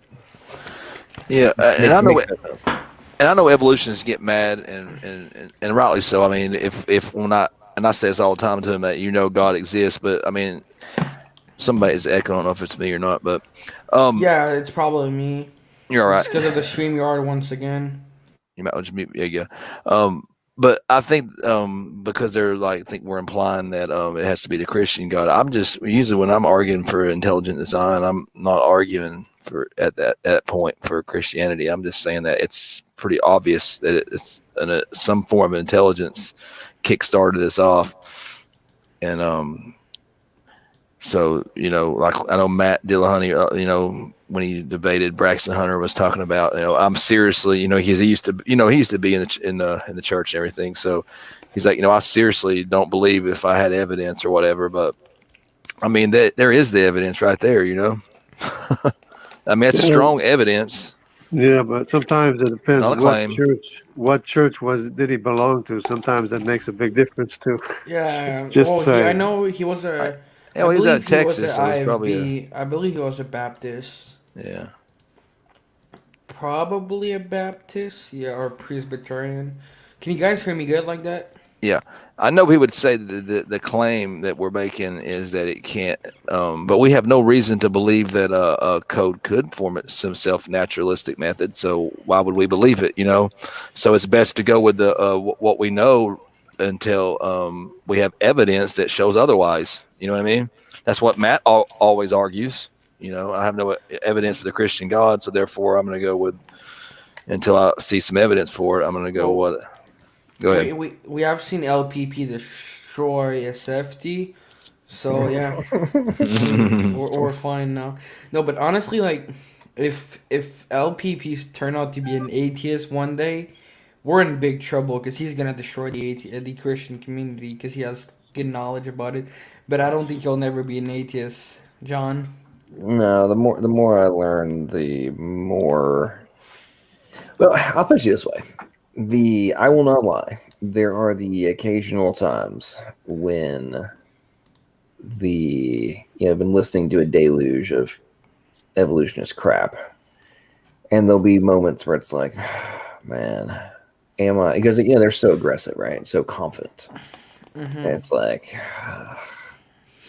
am I actually wrong? Like, could these people be right? And I'll think about it for a moment. I try to analyze what they say and like, okay, is there something I'm missing? Yeah. Is their conclusion and their explanation a more logical, plausible, and probable explanation for my existence? Yeah. And then I will review the things that I know, basically. And then be like, no. Like, yeah. No, don't get me wrong. I'm not saying like there's not the occasion where it's like, okay, am I wrong?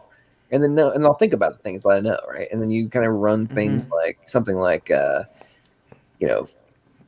process of photosynthesis through your mind, right? Of like, well, that's what has to happen. What is that exactly? No, that didn't happen by accident. And then you go down the rabbit hole of the different functions. Like, nah, there's no way. And then you get into, then I think about like the transcription factors and the polymerase. Don't forget about the quantum physics. Yeah, well, that's what I'm saying. Like on symbiotic relationships in nature. You go biogenesis, Tony. Biogenesis. And then you get into things like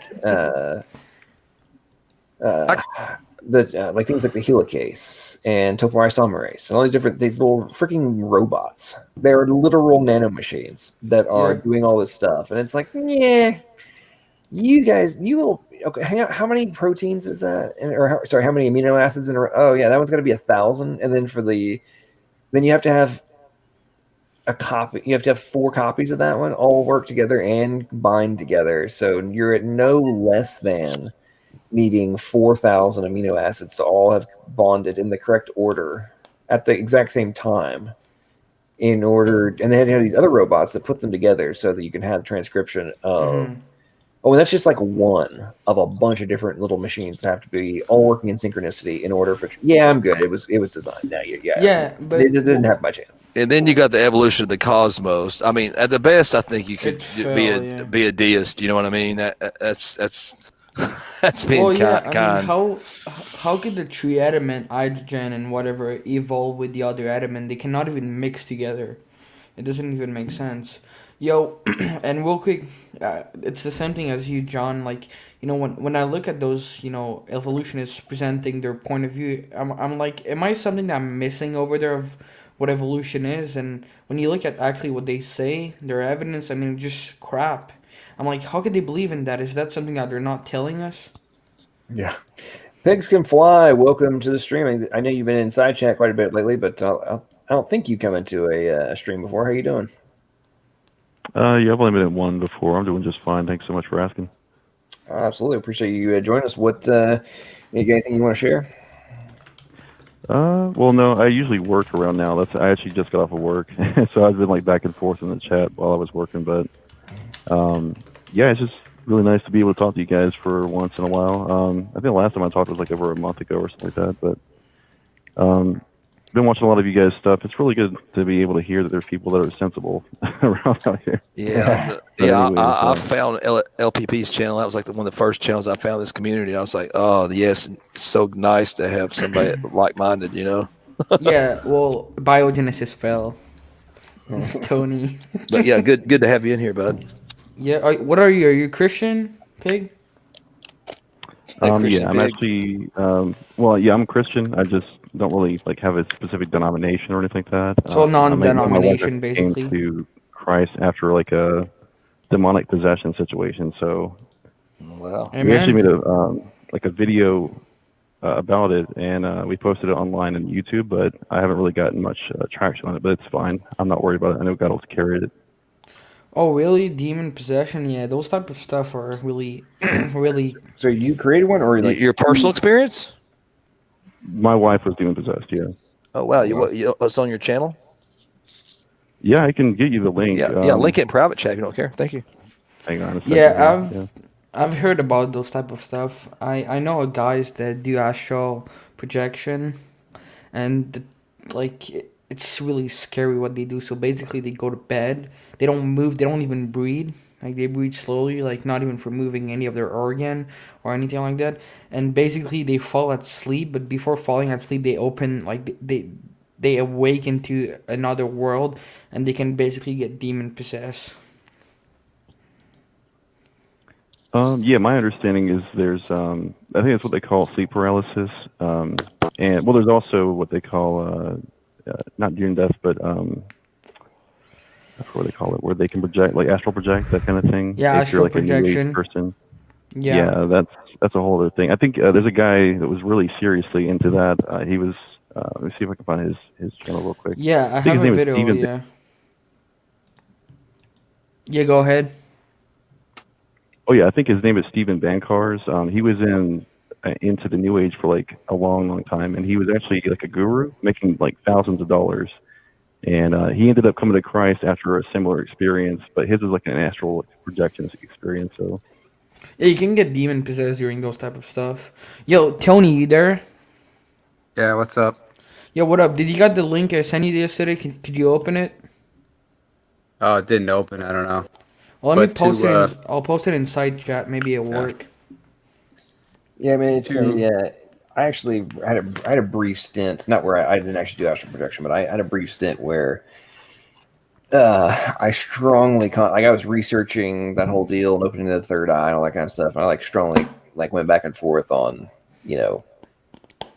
was it something I wanted to do, was safe to do, right? Like, yeah, was it the right thing to do, and is it something I'm not supposed to do, right, as a Christian and such? And I eventually talked myself out of it. But I was very intrigued by the whole premise and what really kind of, because I mean I freely believe in the principalities and powers and the dark forces of the world. Like it's not that I don't believe they exist, right? I do, and that was what kind of ultimately I realized, like I was being egotistical as all get out when I was considering doing this. I won't be one of those people that fails if even though I'm going to consciously open myself up to a new plane that is currently controlled by those who have declared themselves to be my enemy. Now, whether or not they may actually be able to take possession is different aspects of the story, but in the context of opening myself up to assault is obvious. And I kind of figured, like, eventually I talked myself out of it, of like, okay, John, you're being extraordinarily egotistical to think that just because you're, not the quote unquote average bear, you somehow think you have the capacity to overcome these entities that are more powerful than you. Yeah, and the problem with those type of stuff is, so from what my friend explained to me, because he used to do those type of stuff. So basically, you're like in another realm, right? A spiritual realm. So you could be there for 5 minutes, but in reality, you have been at sleep for three days. So it's super dangerous because, you don't have really the notion of time, and you can literally die by not eating because you don't realize it, right? Yep. Hey, so, Pigs, is your wife okay?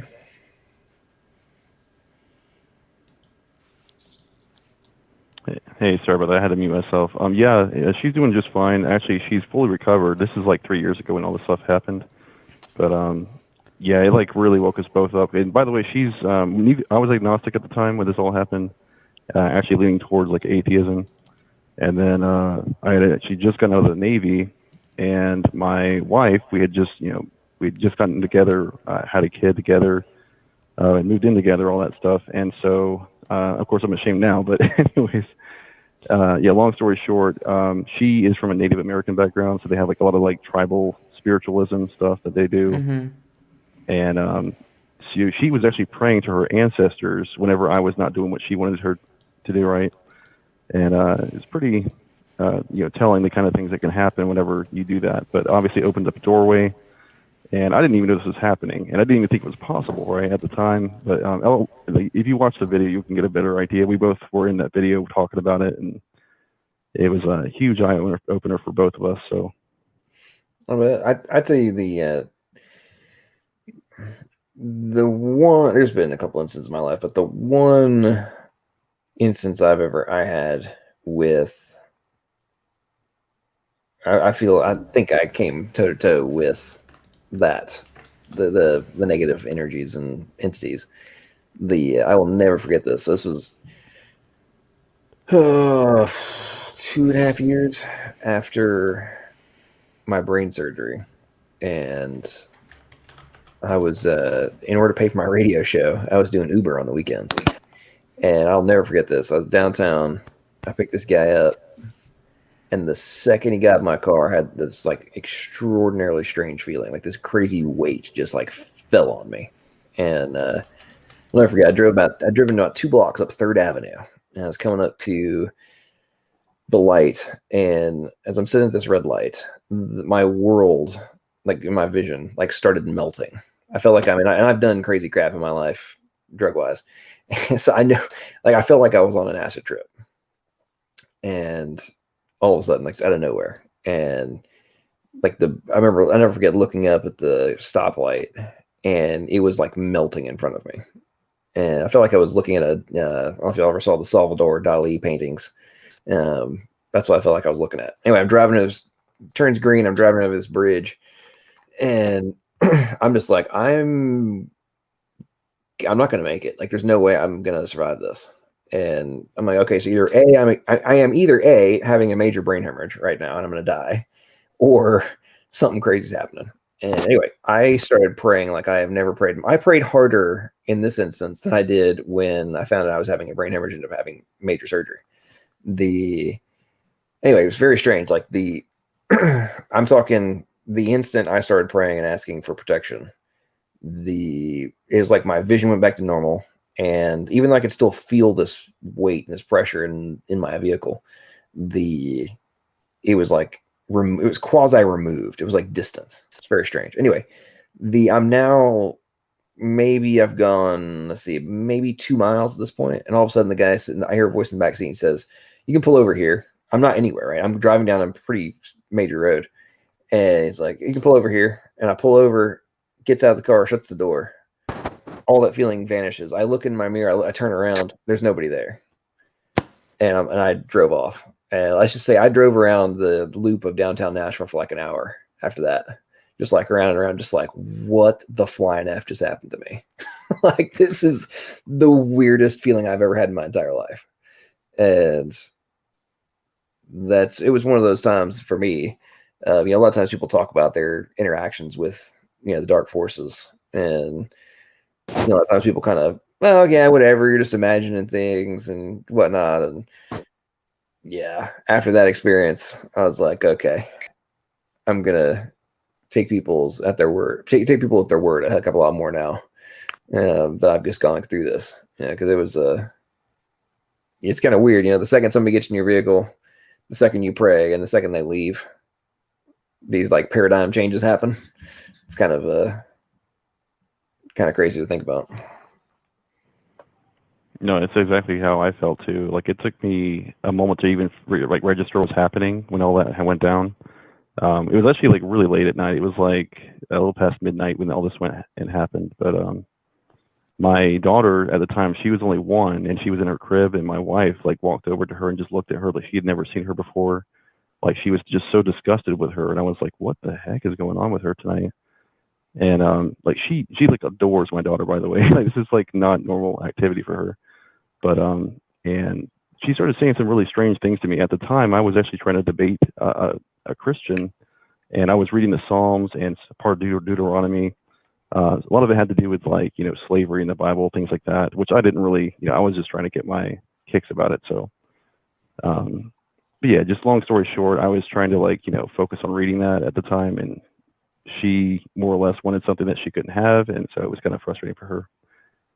And yeah, she really started saying some strange things to me. Like one of the things that she said was, you're reading the right book. And it kind of took me aback for a second. Like I was just sitting there thinking to myself, like, what did she just say? Like, what are you talking about? And she had never touched the Bible, by the way, before. This is like her first time even seeing one. And it was just strange. I was like, what in the heck is she talking about?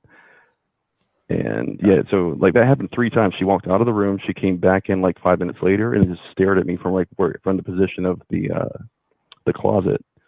And I was like sitting at the edge of the bed, just sitting there reading and reading and reading.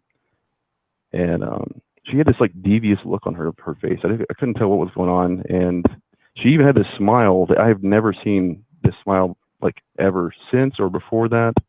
Like, I don't know how she managed to get this smile pulled off, but it was like almost like the Joker kind of smile, But it's really hard to describe without you actually had been there, and it scared the crap out of me, that's for sure.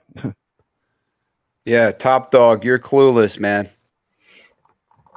Yeah, those types of interactions, they're definitely hard to describe for sure, and I think because of the staunch materialists methodological naturalism mindset that we are told is what everybody thinks, right? I think because we're, it's such an aggressive push to tell everybody that there is nothing else to your existence other than, this plane of existence.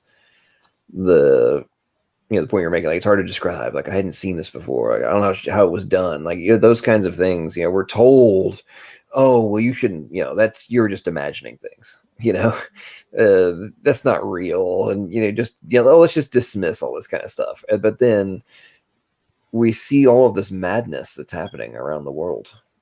And then it's like, you actually think that this level of just utter depravity and insanity is happening and there's nothing that's causing this, or maybe the only source, root cause, but the thing that exacerbates it, like something is going on. And it's one of the things that kind of fascinates me about like the way atheists try to portray religious people, but Christians specifically, is like, we live in this fairy tale world, and there's nothing real and all this kind of stuff. And I'm like, to be honest, my worldview is way more freaking interesting than yours. Yours is that there's nothing beyond this existence. When you die, you have no further, there is nothing more to you. And we all exist through random chance, undirected process. There is no purpose and meaning to my existence. Yeah, that's kind of depressing. Or on the flip side, there is a higher power that created me with purpose, there is ridiculous amounts of cool crap I can learn by paying attention to the obvious. And then there's also multiple planes of, dimensions of existence that for me to experience when I shuffle off the mortal coil. Like, that's pretty dope. And I have the potential to be immortal, or I am immortal. And there's going to be a new universe that I'm going to be able to explore. Sweet. I'm down. That's awesome. Or I'm going to be dead in like 40 years and that's it. Like, how depressing is that? Yeah. One thing, I just tried to send the link, by the way, for that video on my phone in here. It's actually showing up. I took a screenshot of it on here in the chat, but it's not showing up in the chat when I go on to the live feed. Yeah, it's because you cannot post. Drop it in private chat. I'll drop it in chat. Because if you're not a mod, like you cannot drop like. I could have sworn I gave you a wrench the other day. Oh, I'm a mod. I'm pretty sure I am a mod.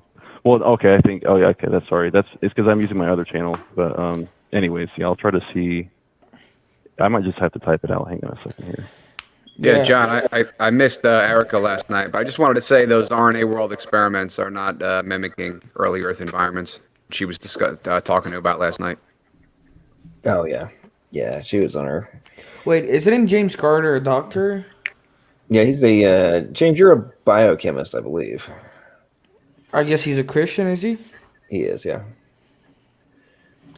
James came on a while back. I've had a couple interesting conversations with James. He comes and listens quite a bit, but once or twice he hops on and will share some of his knowledge on. Destroy atheist. Yeah, I wanted to respond real quick to what you said. Yeah, like being an atheist and just believing that you're just gonna die and nothing's gonna happen. It's really depressive. I mean, just think about it. Like, why do you even live your life, right? If you're just like, the Bible says life. What is your life? Just a vapor that passes, But believing that there's nothing after death. I mean, this is just so depressing. Top dog. Don't dwell on things that happen after you die. Live life the best way you want. Give purpose to your own life. Well, the irony of that is that nice little, talking point, that only works for a short period of time. Like, you can convince yourself of that for a period. But there's a reason that old atheists, not all, but the vast majority of, old atheists are really freaking cranky. I mean, oh, here you go, logical. The argument, I used to be an atheist, or I used to be a Christian. Every time atheists point that out, I used to be a Christian. And we are doing things, living our life to the best that we can, by the way. Making the best of it. That's exactly what we're doing. Yep. Yeah, I like. Did anybody catch the debate that Knock did with CJ today? Who? You're talking about the one on the prophecy fulfillment of Tyre or whatever? Yeah.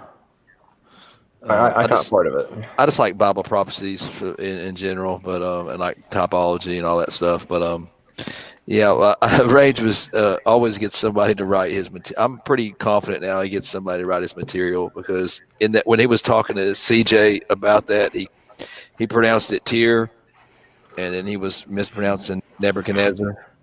So I don't think he really. I don't hold mispronunciations against people too much. I don't either. Not at all. Not at all. I mispronounce things all the time. I'm just saying, like, if that's going to be your debate topic, though, you would think that, and you say you have knowledge on it, then to start out with, before you actually go into the debate, you would think that you would, if you read the Bible, you would think that you may have somehow come across those two words. Yeah. Well, no, I mean, I agree with you on that, but pronunciation, I'll let slide. But because there are tons of hard words in the Bible to pronounce. That wasn't my point at all. You know what I mean? No, it's if I was going to do go ahead. But yeah, you're right. I mean, if you're going to do a debate, you probably would have looked it up just to make sure. That's my point. Was he's got maybe Dr. Josh doing his homework. There's a lot of things we have to let slide.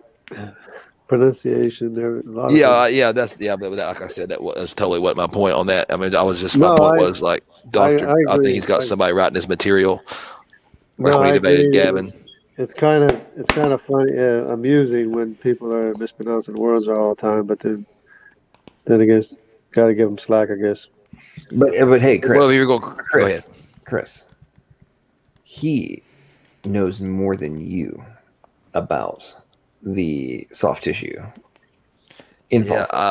I've already started working on that, man. I don't know if he's serious about that debate. I just seen he's wanting to do debates weekly on his channel just for fun, and I've already started. The dinosaur tissue. They think that Mary Schweitzer's work is the only work on soft tissue there is. Yeah, he thought when I brought up Dr. Mark Armitage, he thought it was like like he's like a quack. And then several times I've heard him say the reason I mentioned it was he's like, yeah, that whole soft dinosaur tissue thing's been debunked. I'm like, how has it been debunked? It's a living tissue. Exactly, that's what I said. And then I've heard him say other things like that. And then that night he was in there with CJ, he was saying something to that effect. And I came in, I'm like, you're do you even know what it is? And he's like, yeah, scientists have already solved this, and I'm like, what do you mean they've solved this? They're dodging what they're gonna do, right? Is they're gonna say when they're gonna find out it's actually tissue, they're gonna be like, well, that's what evolutionists should have predicted. That's what we predicted. Yeah, they have to keep changing their position until. Well, it's exactly what he did. He's like, I was like, he said, yeah, that once you find it once, you should. I said because Dr. Mark Armitage said that it would be he predicted it would be the norm and not just a rare thing. Because Guzman caught Matt Dillahunty on that because Matt was saying like, no, it's a rare thing and it's not a rare thing, Yeah, we find it in a bunch of other, not even only on dinosaur, but on other fossil. I mean, the tissue is not, like the soft tissues in respect to what his work is, osteocytes, which are bone cells, and a former collagen, I guess Matt was saying collagen, but still bone cells, and those aren't necessarily fossils. They shouldn't be there, Yeah. So they can keep changing their position until it aligns with our position. That's what happens. It's heads I win, tails you lose for sure. I love Dr. Cornelius Hunter's got the best little. I'll link it in the side chat. Evolution. There's no bad news for evolution. It's hilarious. Keep making corrections to your position until it aligns with our position. Well, they do have it. Gradualism.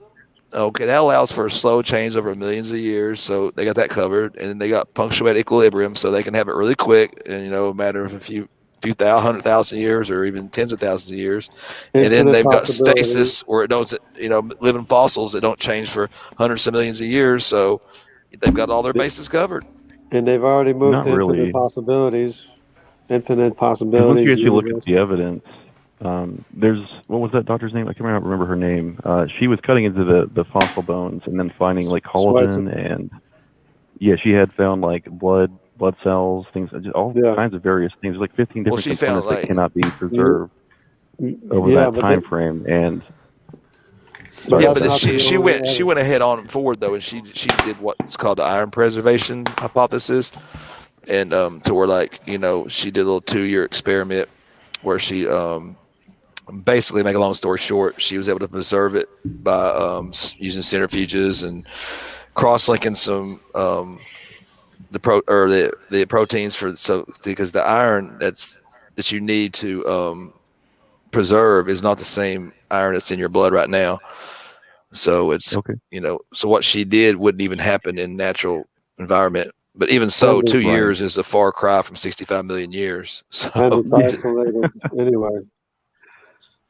Yeah, well, but there's a lot of people that have been doing the same work and finding additional things, Well, the thing is that like when Hell's Creek, and I've mentioned this several times, and you can ask. This is secular people have said this, and that it's a big dig site right there. They found a wealth of bones. Maybe one of the, besides maybe some spots in China, one of the places they find most, all together at one time of fossils. You know what I mean? And there's a smell of decay. They've been even taking bones out of drawers of museums and finding soft tissue. Yeah, that's you can do that. And as I mentioned that to him, he said, "Yeah, well, they're not, which is true. They did. If you get a fossil, you're not necessarily going to want to cut it in half and destroy the fossil, but they started going back and looking at some of these they had, and lo and behold, it's I think the number's like 85%. Yeah, 85%. So and those would have to be preserved in a way. I mean, it wouldn't just be like natural, like, because you look at everything here today that dies, none of that's getting preserved like that. You know what I mean? So to be in 85%, that just smacks of some kind of like a worldwide flood, maybe. And of course, they're going to say asteroid hit. But they all drowned anyway. All the dinosaurs drowned at the same time. But see, that's what I was arguing with, or not arguing. He was trying to say, or straw man me and say that I was misrepresenting her, that like her work. I was trying to use her work to prove that like maybe dinosaurs and man walked together. That was her position. And I know she's an old Earth. Of course she has to be. I mean, in their field. But she's generally, I believe she's a nice lady. I think she's honest, and so I think she actually believes it. But I don't know how much she's being persuaded by her job and what her boss and what she's, her boss is pretty believes it and wants to hold on to her job. Yeah. And so, I'm sure at least subconsciously it plays a factor, but she did go to work and came up with something to give him a way out and ad hoc, but it's pretty implausible to me. And actually Dr. Armitage responds to it and destroys it. So if he's going to use that, well, he didn't even know what that was, John. Did you know that? I asked him in the chat. He had no. He's like, well, I have to look up. But he said that he's been going back and forth with Matt Powell for like 2 years on this. It's like, yeah, you don't want to mess with me on this. I've been doing this with Matt Powell for like 2 years. You know about the rage? Yeah, I'm like, you don't even know what I was driving home. I listened to I just posted one. And I was listening to him talk. I'm like, man, he is spewing the standard talking points. So you're right, talking points. He does not actually know. Nope. Like you were explaining why his talking point was, required a leap of assumption, and he was obviously going over his head. Yeah, because he threw in that one little paper after I read it, and I've still got the link on it. It's like it didn't say anything in there. It was like that would. There's nothing new. They don't. He's like they've solved this. I'm like who says? He just kept saying science has it solved. Yeah. Like, okay. Well, the obsession with quote unquote science did it. Like, okay. It's knowledge. It's science. And then he said, "I'm arguing. You're not arguing with me, man. You're arguing with science." I'm like, no, I'm debating with you about the science. The science about how could biological material last for 65 million years? But go ahead. Just imagine. Well, I mean, we can come up with a hypothetical. Like that's why in my video, like the code arguments, like all the agnostics and the atheists want to do is argue with hypotheticals. Well, hypothetically, if we had this and this and this and this and this and all of these other things happened in this and this and this order at this and this and such and such time at such and such temperature, and there were no additional variables that came in. Yo, Chris. That was Chris. And no other variables came in at any point to mess this up, then what I just said could happen. Like, well, kidding, bro. Like, congratulations. Like, you're absolutely correct. That's why they aren't able to replicate it. But I like that's why I like the ones like, and I promise you, they used it for 10 years, and I guarantee you, every time I bring up like the metamorphosis of butterflies or just a metamorphosis in general, it's always the same one paper link they put up, and it's about like the juvenile theory, where like maybe during the stage of like one juvenile fell out and it somehow lived. What it made it with and how it went on, who would know? But it's so ludicrous. And I grew so Parody Bear, funny rhyming name, and I tried to mate with an alligator. I got dinosaurs. That's that's a punny man right there, man, with a capital P. Gotta give you some credit for that. That's a good one.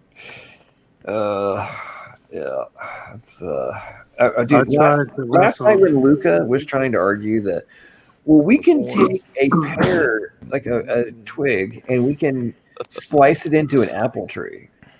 I'm like, does it still produce pears, or does it now produce apples? Well, it's pears. Oh, what's your point then? Like, did it evolve into anything else, or did it just did it have the capacity to draw nutrients through the tree branch of a fellow plant, like, or fellow tree? Like, this is not. It's amazing. I went back and looked at that corn, and the wild corn on that, it was there was no new chromosomes or anything like that. He's talking about that there's a new structure. That'd almost be like we're talking about like dogs. You can show things on dogs that would you could say argue are new structures or whatever, but we're not saying that you can't have mutations that can cause that. Usually they're detrimental. You know what I mean? Like we were talking about these dogs, these small dogs. You take them out in the wild, or what's going to happen with them? We know what's going to happen with them. You know. But you can get them to morph, but they're not going to get any new structured information. Yeah, they're still going to be dogs, and there's a limit to it as far as how small you're going to go or how large. I mean, there's limits in some facets, but the corn thing, it just was weird because it's like if you look at the little picture I put up, it's pretty simple to see where you could get that. It's not like it would be anything major, and we've done that. Like it took 6,000 years or something, and I don't know. I don't see what selective breeding. So. Well, with man's intelligence, that's as far as we got. Well, and that's what we kept making the point of, like I did with Erica on the stupid dog toe. Like she's like, "Oh, we can have an extra dog toe." I'm like, okay. Again, where did the original capacity for the freaking any of the toes come from? That's where they always push it back. No, the extra dog toe. That's where the famous proto comes in. Proto. It's like it's always a proto something. And here's the thing: humans have extra fingers and toes. Yep, and it's from an error.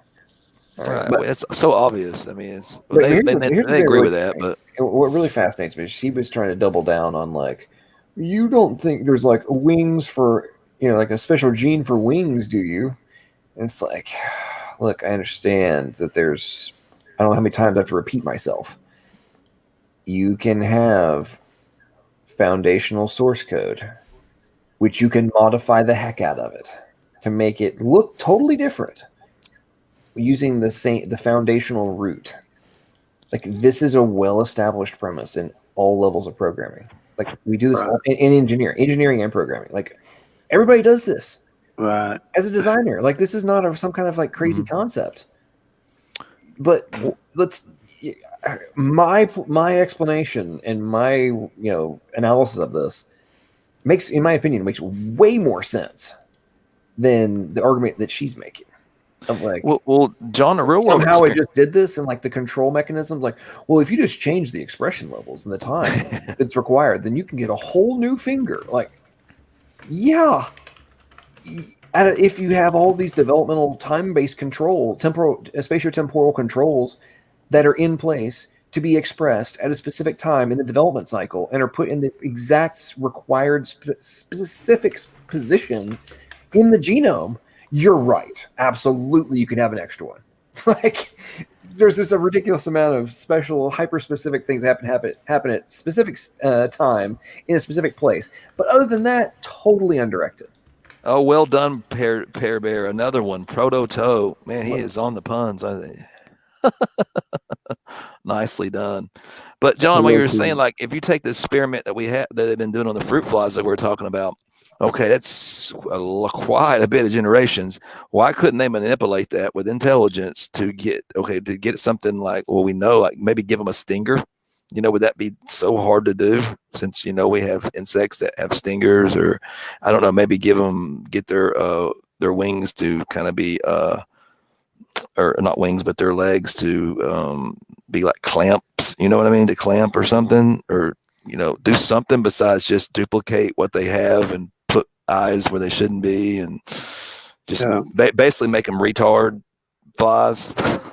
Yeah, if only goats could inject poison into their attackers, Because they always be like, it's usually like when the examples they have are just these. It's like like I mean, I always go back to sickle cell anemia or just something like that. It's just like the examples they have are just like stuff that are bad for the population organism. They might be okay to help them out in a situation where they need to survive, but it's never usually the examples to where and they hate this when I say going upwards, but I mean, you eventually you're going to have to go upwards in complexity and, instead of just losing something to gain something, then you're losing a bunch to gain little. Sideways and backwards. Here's what I really want to know. I want to know why, over billions of years, it is not the optimal, efficient, or just why there hasn't ever been an environmental pressure in which our predecessor did not end up with wings. Because I really want to be able to fly. I'm just saying. And how is it that there's all these organisms that can fly? We got bats. It's the same concept that I think Kenneth Hovind brings it up about that. The tail. You like to have an extra one. The tail. The analogy. Yeah. I don't know what you mean, Top Dog. They can move genes from another animal. I mean, just because if we could do something like that, it just proves that an intelligent designer can fool with genes and manipulate some already existing genes. And where did those genes from another animal come from? Where did they come from? Yeah, that's just derp. Merp.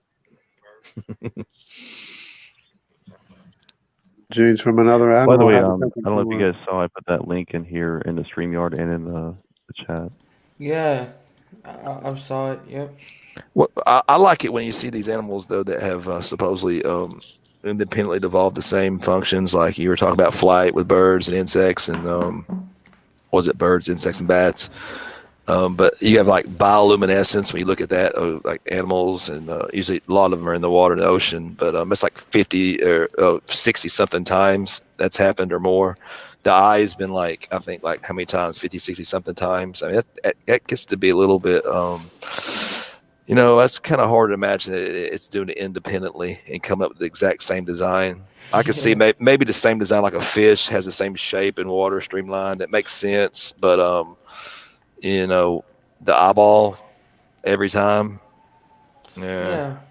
I mean, to get it one time is almost like even wings is mind blowing, and to get eyes one time is mind blowing, but to do it over and over, it's kind of like it's like easy to do. If it's so easy to do, then why can't we get an organism now to start like that doesn't have eyes to start mutating it, get some eyes? Give it a primitive of spot, eye spot, like they say, but they always leave out the optic nerves and visual cortex. You know what I mean? They make it seem so simple, but it's not. I think one of the best evidence for creation is just reproducing baby. Just from a single drop of sperm, you can literally get like a whole baby. I mean, how does that work with evolution? I don't know, but Top Dog, they're like doing stuff with growing like body parts with like other genes from like pigs and stuff like that. I don't understand why scientists playing with God's creation, like CRISPR-9 or whatever it is, or CRISPR, whatever you call it. Well, they don't want God to exist. They don't want God to exist.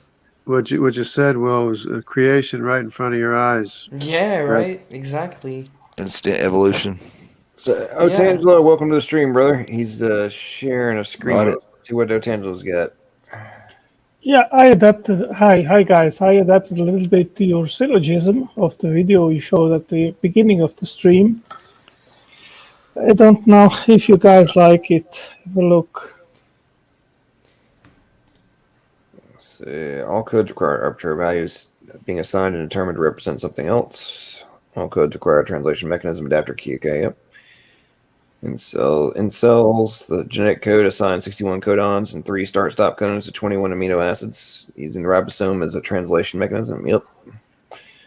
Genetic code. Yep. Otangelo website is really useful. He has that works too. That works too. No,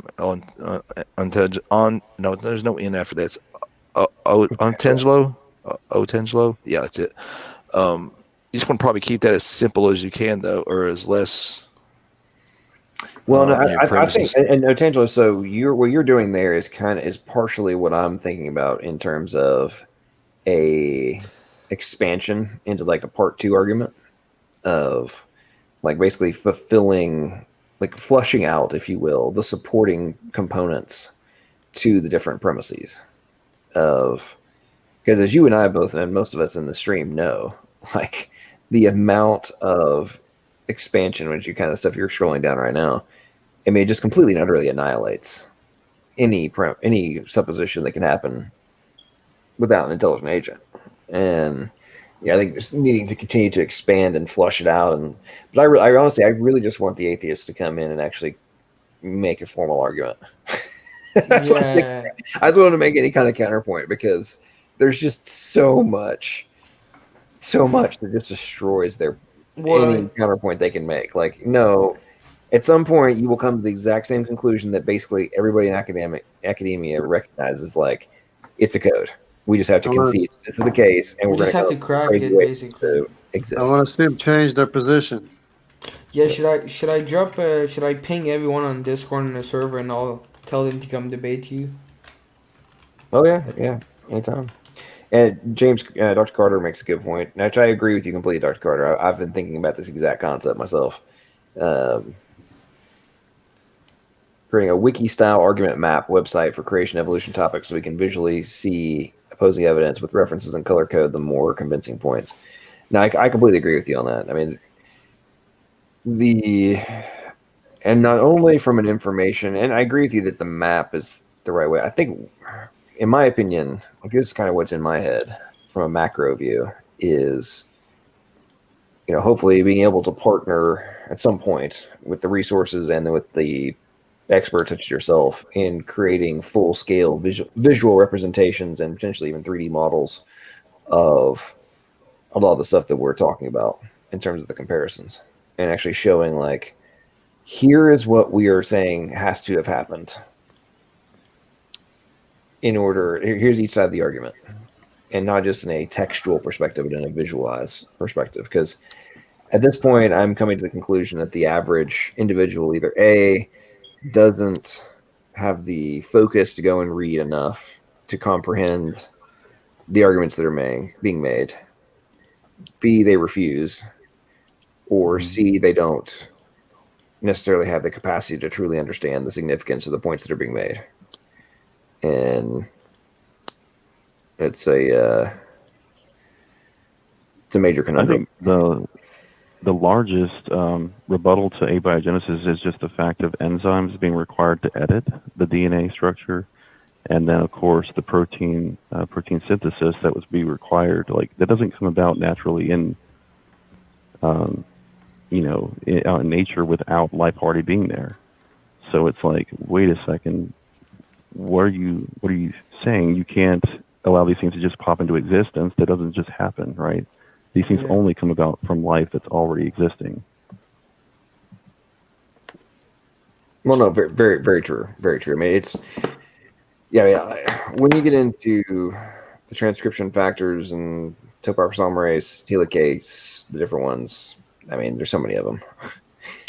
And the irony is we're discovering new ones, or like new ways that it's being done, or like modifications. Keep having to modify our understanding of how it's actually being executed. I mean, that just keeps changing over and over again. It's amazing. Have you watched or seen any of Michael Behe's dissertations on this? I have. His irreducible complexity theory. He has basically broken it down to where he can show that this is on like a 4-level basis. You have like from not even just like structures that are not able to be reduced any further, but like even the components within the components can't be broken down any further. And it's like an impossibility to fathom that these things came into existence on their own and then somehow formed up to the smaller particles. It's in his newest book, I believe, Darwin's White Box. He talked about it. Yeah, he did, and it's a great great concept. And it's very ironic that I actually had this back and forth with David Neff recently, because he loves to go on the whole Dover trial Kenneth Miller debunked irreducible complexity, etc., and and the judge ruled in favor of the status quo. But therefore, irreducible complexity is false. And it's like, yeah. So here's what always cracks me up. So the atheists, at least on YouTube, I hear that's from them ad nauseum, right? And it's like, okay, cool. Did you read Michael Behe's counterpoint and his formal response to the supposed debunking of irreducible complexity by Kenneth Miller? Because he wrote one, a very comprehensive response. Have you read it? And they're like, well, no. Okay, then, if you haven't read it, but claiming that it doesn't exist because Kenneth Miller said it didn't, and a judge who was not a scientist said that it didn't, but you haven't actually gone and read the rebuttal, but claiming that the other thing about that case, like, get out of town, man. Is that judge? He actually, in his summary of the event, he took it almost word for word from the original document of the counterpoint, and I was like, "What the heck? Yeah, is that even legal?" There was some straight up copying and pasting there. I mean, it was. And the irony for me also is the judge. You would think that the judge would have learned, or at least had the understanding of, like, maybe if I'm going to plagiarize, I should at least make some mods before I publish my plagiarized response. You know, like, come on, man. Absolutely. And besides, the court decision was just to determine whether or not they're trying to get creation in the schools. And they were trying to get creation into the schools. But there's really nothing wrong with it, because there is something wrong with evolution. Yeah, they're lying. But I don't think there's anything wrong teaching Christian people creationists in school. Can they get in trouble for doing that? I don't care if they teach evolution for the understanding purpose. I just don't want it to be like forced onto children as like the only as a fact known understanding, you know. Well, that's what evolution is materialism being forced on the kids. Exactly, yeah. Yeah.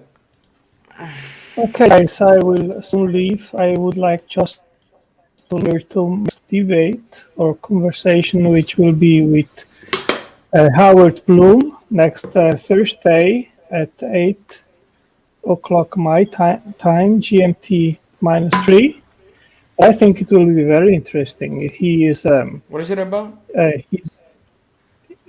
This guy, he wrote a book. I put in here the link in the private chat and in the public chat.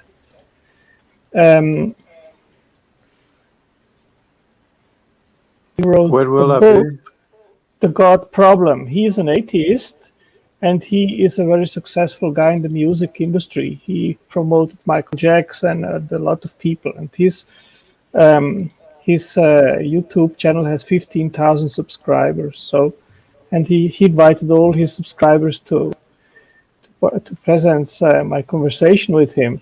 I've seen some arguments of his, and he's a science-based guy, but I think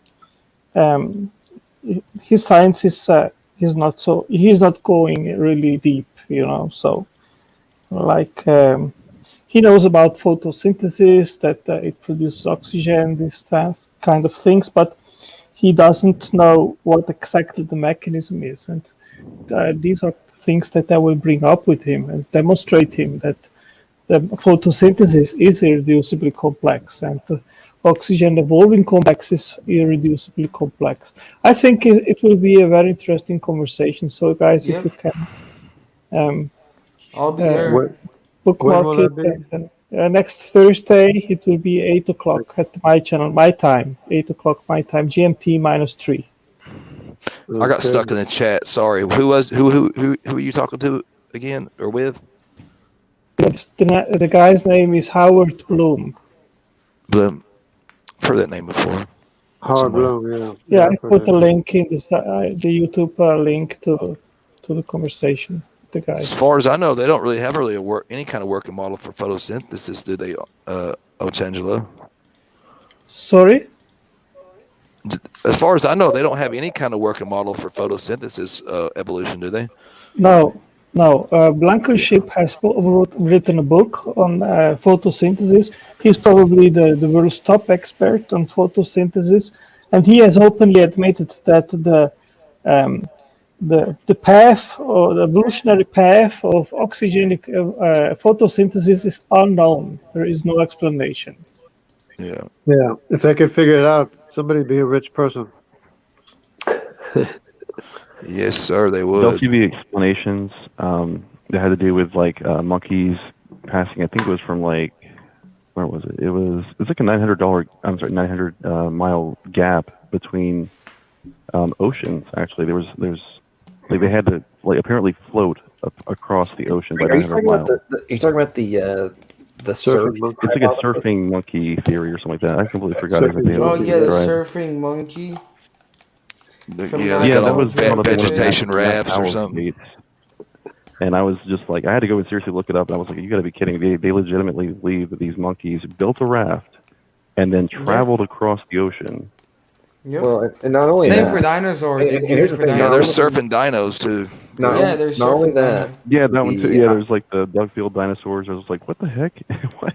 not, And not, there's Are only, you kidding not me? and only that's did their they only way they can explain that one of the dinosaurs too. But go ahead, logical. Sorry. I was to say, not only has that hypothesis about the surfing monkeys been put forth, it was actually doubled down on this year. And more evidence was presented to supposedly support the argument that, yeah, monkeys surfed over from Africa. Yeah, I have the link. It was published in the Smithsonian magazine and Oh with my the goodness. paper, with links Do to you the know how papers and everything. far that is, I'm though? like, the Good grief. Smithsonian. Like, this Yeah. isn't some outlier. This is the Smithsonian. They did a calculation for how long it would take for you to row that long if you were in a canoe just by yourself, right?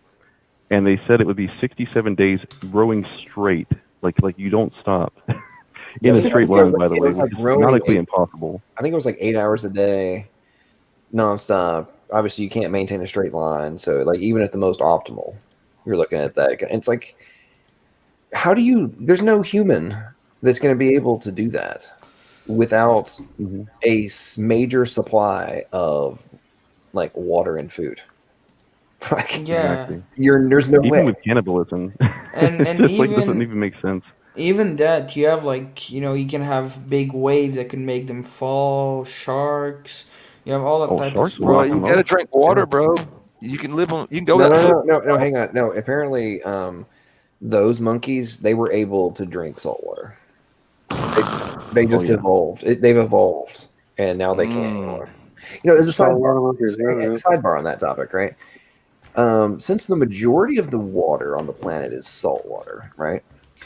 Wouldn't you think that with all of the things that we have supposedly evolved to do, don't you think that being able to drink salt water would kind of make sense? Yeah. You would think I'm we surprised we would have did that, anything like that. that adaptation would make a lot of sense. Or people like me that can't have a lot of salt. You know what I'm saying? It doesn't make a lot of sense because I'm like, my blood Even pressure if you shoots through drink, the roof. But even if monkeys they stay away from water. even if Chimps they afraid I of know we're water. supposed to be the salt of the earth, but Not so Papa, there's he also that theory of like how octopus and squid got to the earth because they don't have any like relation to any of the other animals based on the evolutionary timeline that they were given. Yeah, Oh well. they hijacked a couple of meteorites and came to Earth. That whole Same for the octopus. I'm like, Yeah. let's think about this. What you are putting forth right now. The argument is that somehow their eggs or whatever got somehow they managed have to be arrive oxygen. on meteorites. Oh, They left another planet. Yeah. And- I mean, They can't do this it is now, but science. they made it did it across before. the space in near absolute zero environment, right, with no oxygen, no nutrients, no whatever, all sorts of cosmic radiation. Then they made it into our solar system, and then made it through re-entry. Like, think about that for a second. Like, it's on a freaking rock coming into the atmosphere that's now a couple thousand degrees at the low end. It somehow didn't incinerated. blow up. Yeah. It then survived impact. and then adapted it to turned into the- orgasm. This sounds like something out of a sci-fi movie. Hey, John. Yeah, it's like Parasite or something. You know how you were just saying a little while ago how like you maybe stop for a minute and re-examine and make sure that you're not on the wrong side, and things like that makes it pretty easy to know which side that you're on the right side. Yeah, I'm like some of this or stuff, not being fooled. Like you actually think this? Like somebody actually put this forth in like all seriousness. That's what I get. This is sidebar. This is what I always about. Like we're told that we believe in crazy stuff, right? You believe in surfing freaking monkeys and meteorite riding octopus. Like this is like an actual part of your worldview. Octopus eggs were riding some meteorites. Like, wow, I cannot believe we're actually. So how did the jaguars and the greater Grisons and the aardvarks get to South America? Yeah. Okay, guys, I will leave the stream. All right, God bless you. I thought you left. You come back? No, I'm going to sleep. It's 3 a.m. where I am, so it's very late. So, have a good night, brother. Okay, bon night. I just sent you an email, John. If you can reply, I would appreciate. Okay. Okay, we'll do. We'll look out for your debate or conversation. Thank you. Okay, great. Thanks, guys. Bye. All right, God bless you, Tangelo. Yeah, something really funny. They even have dinosaur surfing into another country. Got to get in there somehow. When they show up in rock layers they shouldn't be in, or so-called rock layers. Go ahead, Jungle. Sorry. SFT and Ramat have a good video on that. The surfing monkeys and the dinosaurs. Well, there's a lot of things like that they just dismiss, like simple stuff like polystrate trees. They just happen somehow, and then even upside down ones, it happened. The petrified upside down trees in those rock layers. It's like, how does that even happen? The evidence for a flood obviously kills me when they say there's no evidence for a global flood. It's like, what do you mean there's no evidence? It's all you evidence. may not accept the evidence, or you may not, you may have other evidence that points you maybe to, another way. But I mean, to say there's no evidence. Geology itself is the evidence of a global flood. You wouldn't even have these fossils that you do have that you're using to try to basically just put a little story together. That's all it is just a nice little story, story that you're able to fit the new data into that anytime you get it. If it doesn't fit, we'll just make it fit with another story. You know what I find kind of funny? The more I pay attention to the the narration that comes out of the atheists and the Evo activist mouths, I feel like when my daughter and my nephews were like little kids, and I used to tell them stories, and I'd like make stuff up, on the fly. I feel like that's what I'm listening to sometimes. It's like some of this stuff is almost as creative as the bedtime story. You know what, John? And they're like, we can be, and they can, when they're wrong, they're like, with science, we can be wrong. We change your minds, or so it's like, but you don't ever hear them really publish anything saying, guess what, guys, we were wrong. Just want to make sure everybody knows that. But we never change our story, though. We always have the same story, and they have to make it up as they go and change it all the way, the whole way along. Well, I have a question about the flood. How did plants survive the flood? Seeds and roots. But wouldn't they have been just destroyed by water? And floating debris. A lot of them were, yeah. A lot of them were destroyed, yeah. What about insects? Seeds can last a really long time. I mean, that's why you can put them in the pouches, and then you can just preserve them, and then you can plant them when you're ready. Yep. Well, a lot of plants have like defense mechanisms for that kind of stuff. Like really? Yeah, I mean, not the not the what we okay. So when we think of the plant, right, we're thinking about like the flowers or the part that's outside of the soil, right? But the core of it, the root is, I mean, there's a reason that's called the root, right? Everything's growing out of the root, correct? Yeah. So if the root is intact, it can re-sprout. And obviously not every single kind can, but many of them can. And the point that was a minute ago about like the seeds can float, and not always, but a significant number of seeds they're in a shell, right? Mm-hmm. Yeah.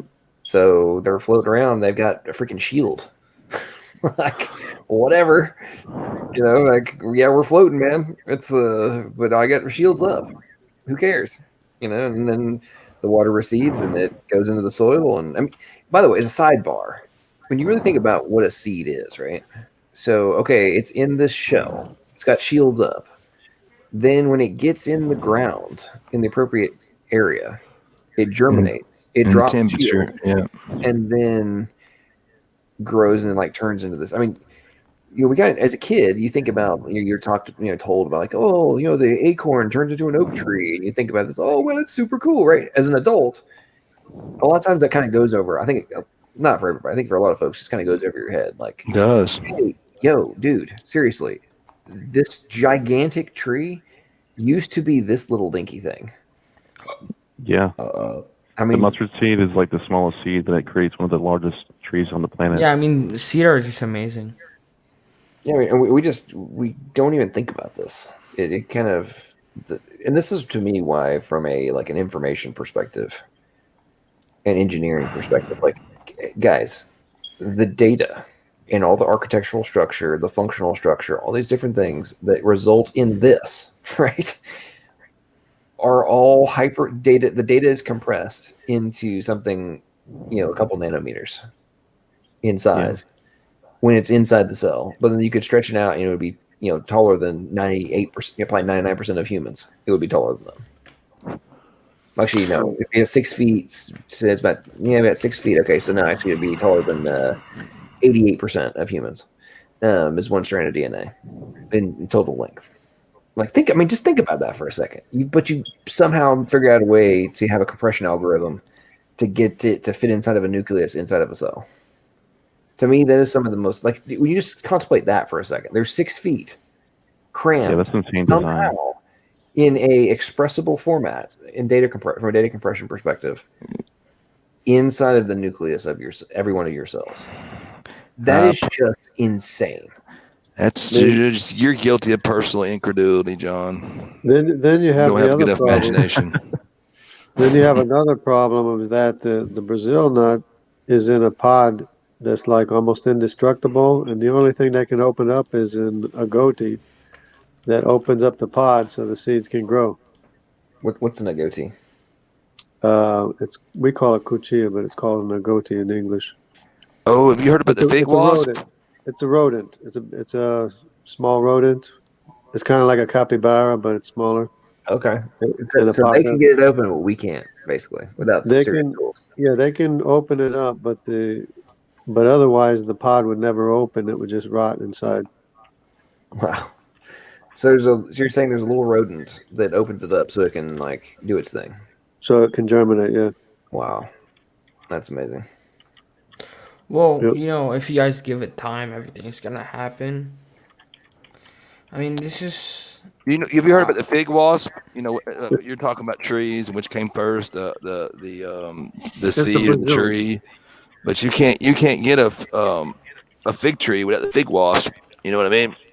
Yeah, I think there's multiple examples of that. Yeah. Yeah, symbiotic. That's why I said there's so many symbiotic relationships like that in nature, but people are unaware of. But they'll always just push it back, like the seed in the tree. They'll just say there was a proto tree and proto this. And they don't have evidence, though. That's the problem. Where's the evidence? Even the honeybee. Even the honeybee. Plants can't live without the honeybee. Oh, I'm gonna pull a Joe here. Albert Einstein, one of my favorite scientists, said that if all the bees were to be removed from the earth, that would be the end of the earth. Yeah, but fortunately for us, there's different kinds of bees. and wasp and bumblebees and stuff. Now, a lot of the wasps are parasitic. What do you call it? Parasitic or they're parasites? You know, they eat like not parasites, but they eat other bees. Yeah, other bees and other insects. Yeah. So, James, I am convinced that wires have a mind of their own, because I cannot tell you the number of times where I've had like phone charger wire. It'll have been sitting on a table and it'll come back and it will be tied in a knot. And I'm like, I haven't touched this. I have literally not touched this. And it is now, I've left it here on purpose, spread out. I untangled it before I left.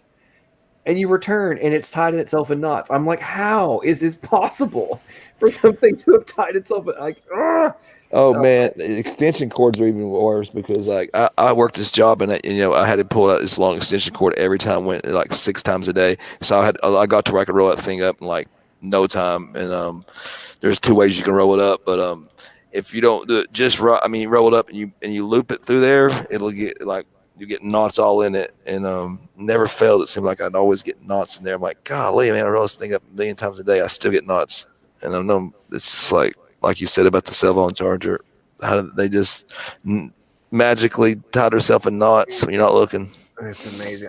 One of my favorite, when I was a kid, one of my favorite cartoons of all time was it was a Bugs Bunny cartoon where the leprechaun, he's trying to find the leprechaun that is sabotaging the plane.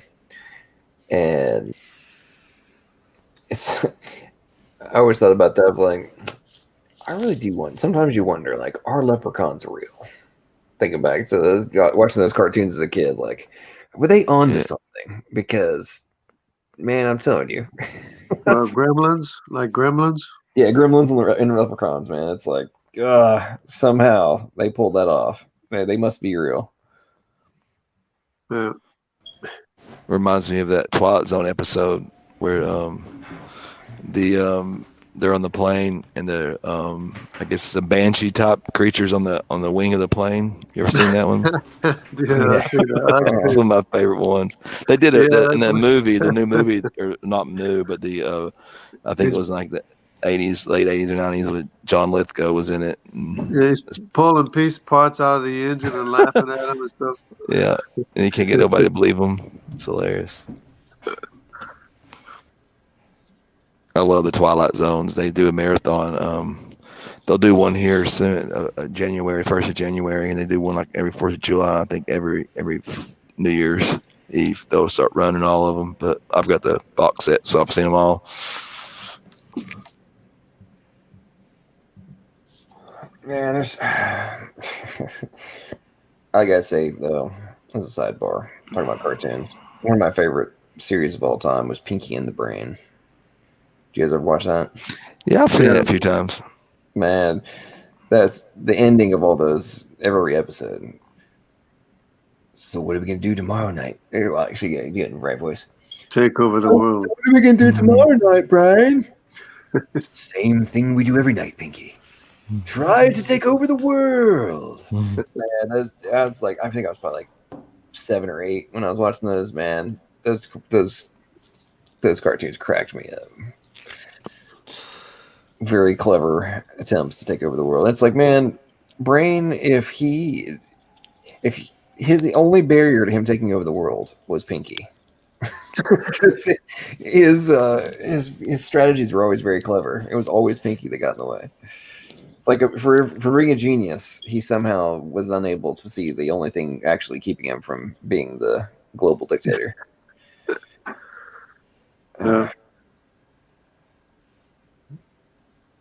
Oh man! So Top Dog apparently he's gone full troll, I think. Yeah. At this point, must be frustrated. Must be frustrating being an atheist. He's tried every one of us, and nobody's biting. Well, I think what's going on. I mean, at this point, I don't know if you guys saw a while ago. I put up a message from Lena. If Lena is annihilating him, and Lena usually, I'm not bashing Lena whatsoever. I'm saying Lena's usually, destroying people in a very nice way. She just straight up called out Top Dog. They're like, oh man, if you're getting if Lena is gonna basically tell you you're being an idiot, then you must have you've gone too far. Yeah, we got some amazing people in this community. Yeah, it is nice. I'm very glad I found it. And I have to say thank you to LPP for his videos, and I'm congratulating him because I know he's going to be at that 1,000 sub mark probably by the weekend. Hoping we can have a party. I think I'm at. Let's see where I'm at now. You were like 991 when I looked a little while ago earlier. I'm at 995 right now. Oh wow, you picked up 4. Man, 5 away. Wow. What's up? You'll pick get it. up 5, 4, 5 more. Keep You'll them. get it. Yeah, just gotta hit that 5 away from the 1K. What's up? Just do that 100 more times, man, and you'll have it made. Yeah. Yeah, it's actually kind of interesting. I'd say the cascade effect. It's kind of interesting. I've been reading some studies on the where's the kind of snowball effect points on specifically in relation to YouTube. And apparently, like the real snowball effect kicks in at about 10,000, which is interesting because I've observed that like the beginning of this year, I've seen it. James over MDD, he was at 9,000. It was a shade over 9,000 when I did my first debate in January or in February, and he's now just under 40,000 subs. What about that? Capturing Christianity, when I first started watching them also this year, he was at like 18,000 subs, and he's now at 74,000. And like, what do you mean? I think he was at 29,000, and he's now like right at 100,000. All within it. So I mean, it's like not just doubling. We're talking about like these guys are tripling in a lot of cases. Once they hit that 10,000.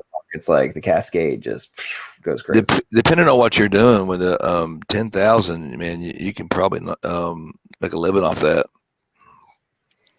What do you think? Well, you have to be monetized. Yeah, I'm assuming you're monetized. Yeah, assuming you're monetized. I mean, it also has to depend on your content. Yeah, your content, and you got Patreons, and then with 10,000 people, if you can get like, that's what I'm saying. If you can get like 5%. You know what I mean? Or hopefully 10% to throw. Well, I tell you what, it's very interesting to me. Like the Patreon stuff it's very interesting. The dramatic differences. Like some people I've seen that are very active, and I've looked at their Patreon accounts and stuff, and they'll have like, they'll have 50,000 subs, but they've got, 20 Patreons, and then another person's got, a fraction of that. It's got 300 Patreons. It's like, it's very interesting. How stark the differences can be. Yeah, that's like Shamoonian or Sam Shamoon. He doesn't have. I don't know how many subscribers he has. He probably has quite a few, but he's got quite a few Patreons. And then, of course, he does. I think I recommend to you, and I recommended this to Nicholas and Smokey too, is to do a PayPal in your link, because then you get the money straight. Yeah, and then and I know for me, I like to do anonymous sometimes, and that's a great way to do it. And then a lot of people would, you're just not losing that money, giving it to some other third party. Excuse me. Yeah, no, I agree with that. And then taxes too might probably play a role. Yeah, potentially. I'm sure PayPal you'll get some kind of tax thing from them though. I'm sure, but you can do a business though on PayPal. I've got a business PayPal account. You can do eBay with PayPal. So you could probably write some stuff off. Yeah. Oh yeah. No, I mean I've got PayPal stuff. I've got PayPal business for other stuff, but I haven't set one up for this. I've kind of been waiting to like, okay, if I hit 1,000, to be honest, I recommend it. One of the reasons that I haven't. I'm sure I would have hit you with some money by now if you'd had a PayPal up there. Just saying. One of the reasons I didn't sell that stuff up was kind of a. All right, I'm gonna, before I go down that path, right, and say, okay, I'm gonna accept money and all that stuff. You wanted to see if it was something I liked doing. B, if it was fun, see if it was something I was, decent at, and whatever letter I'm on now, D. Okay, if do it, then do it right, And not just, Yeah, and that's give me money, folks. Yeah, that's what bothered me about Matt, was because, like, what you were saying was totally, at the time too, this pandemic and everything going on and having to work, that was totally understandable. And you have never ever, like, when you could have easily, actually you were like you helped Smokey out with it, because with me, I didn't even know he had a Patreon, so you could have done that for yourself, but you were nice enough to to advertise him, and you wouldn't do anything for yourself, necessarily trying to fleece people for money. That's what he tried to kind of make it out. That was just low, and I don't think he wanted to debate you. That's why I said I really don't think he wanted to debate you, dude. Well, that little punk. I mean, I don't like him either at all. He literally my coffee table. Every single one of his. Okay, so he just had that. Well, he ended up getting bad tech issues. It's getting rescheduled. But the couple nights ago, his debate with Stewart, like Matt, so James is like, Matt, go ahead and introduce yourself. He's like, I'm Matt Dillhunte. I do a lot of things on Patreon, and I published 4 videos a month on Patreon. And so, if I'd really appreciate it if you'd support me there. Like, that was his intro of who he was. Like, please support my Patreon. I'm like, and he's like that in every single video. And I'm like, bro, for all of his little followers that apparently I'm now a grifter. And I'm like, hang on a second. Your little man, literally his link on all of his social media, all of his stuff is for his Patreon. They accept donations all over the place for Atheist Experience. Pretty much every public setting he's in, he's asking for money. Which, like, whatever. Hey, that's more power to you. If you're asking, if people want to give, it's up to them. It's not I'm not going to bash you for that. But then you're going to accuse me of being a grifter? Yeah, it's projection. I noticed there he offered to do that on his channel, the debate, and then he also, at the very end, when they were cutting out, like, you could hear them talking right before they cut out, he's like, no, I'm serious. If you want to do it over on my channel, or saying it to the guy he was debating. So I think he wants to get it over on his channel, probably so he can get some added viewers to add to his Patreons. Yeah, those all those guys, man, they're so lazy. It's I don't know. Here's what gets me is he's a charlatan, though, man. He really is. I think, he really is. I think that's exactly why he got into what he's doing, man. Is because like his level of skepticism on things is just ludicrous. You know what I mean? He's a YouTube atheist that he knows there's a niche of these YouTube atheists, and especially these newer versions that just that. Like you were talking about, I was telling you about. He's feeding on ignorance. He's feeding on ignorant people off of them. Well, you also have to remember too, like, he was a nobody. Well, he still is my. Well, I mean, I agree with you, but I mean in the context of not that long ago, right? Even inside of the atheist community, he was a nobody, right? Now he's a somebody in their little microcosm. And if you've gone through the majority of your life being a nobody, and now you're somewhat of a somebody, even if it's in a microcosm, you're not going to be able to handle that from an ego perspective. Like, you're going to become a prick. But especially if you're an atheist. I can't watch this show. I mean, I've not watched like 2 minutes of his show. I've just saw clips where he cuts people off. I just can't do it.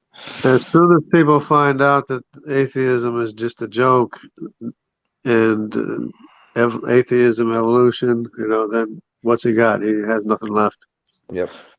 I mean, he'll go back to being, a nobody, and that's why he's going to be all in. And that's why I was saying I can't remember if it's tonight or last night. Was it last night? I think it was last night when I was talking about the whole mental rigidity that comes from atheism as you get older, because you will be invalidating your entire life if you pivot and go from, like, you admit that you've been wrong this whole time. Yeah, don't mention any names like James Downard. Yeah. And it's like, let's think about this. That's not there is literally been high level academic studies on this exact premise. And it's pretty funny. One of the ones I read several years ago, it was so funny. They were so surprised that elderly people who were religious and believed in life after death were dramatically more flexible in changing their mind on things than people who did not believe in life after death. It's like, it was so fun. I remember reading the paper and like the intro and stuff, and they were just like shocked. They had so expected, I'm sure because of the perception that they've been drilled into their head, right? Oh, religious people are, just narrow-minded, people who won't ever think outside the box. And then they go and do the study, and it's like, we're actually finding the direct antithesis of what I've been told this whole time. Isn't this ironic? But I think it's funny, it's not real funny, but people sometimes when they're, faced with new technology or something, and they'll say something like, I've been teaching for 30 years, or I've been living for 40, 50 years, or whatever it is, and you can't fool me. But it's a fact they're trying to convince them of you. Yeah. You can't fool me. Something I found kind of interesting in relation to computer tech, just technology in general. A lot of times, like I've noticed myself do this to an extent. I've kind of overcome this misconception, but okay, so rewind, 15 years ago, and the average, 15 years ago, Jungle, you were what, 47? Yeah, something like that. So, I mean, 30 years ago, I was like, what? You're 62 now, right? Whatever, I'm 62 now. Yeah, so you're 15 years ago, you were 47. Okay, so you've had no less than 15 years of quote unquote, the more modern tech, right? That we're using right now, like it coming onto the market, right? So you've had basically the same, and it was a paradigm shift, right? With smartphone technology, all that kind of stuff. It was a paradigm shift in tech.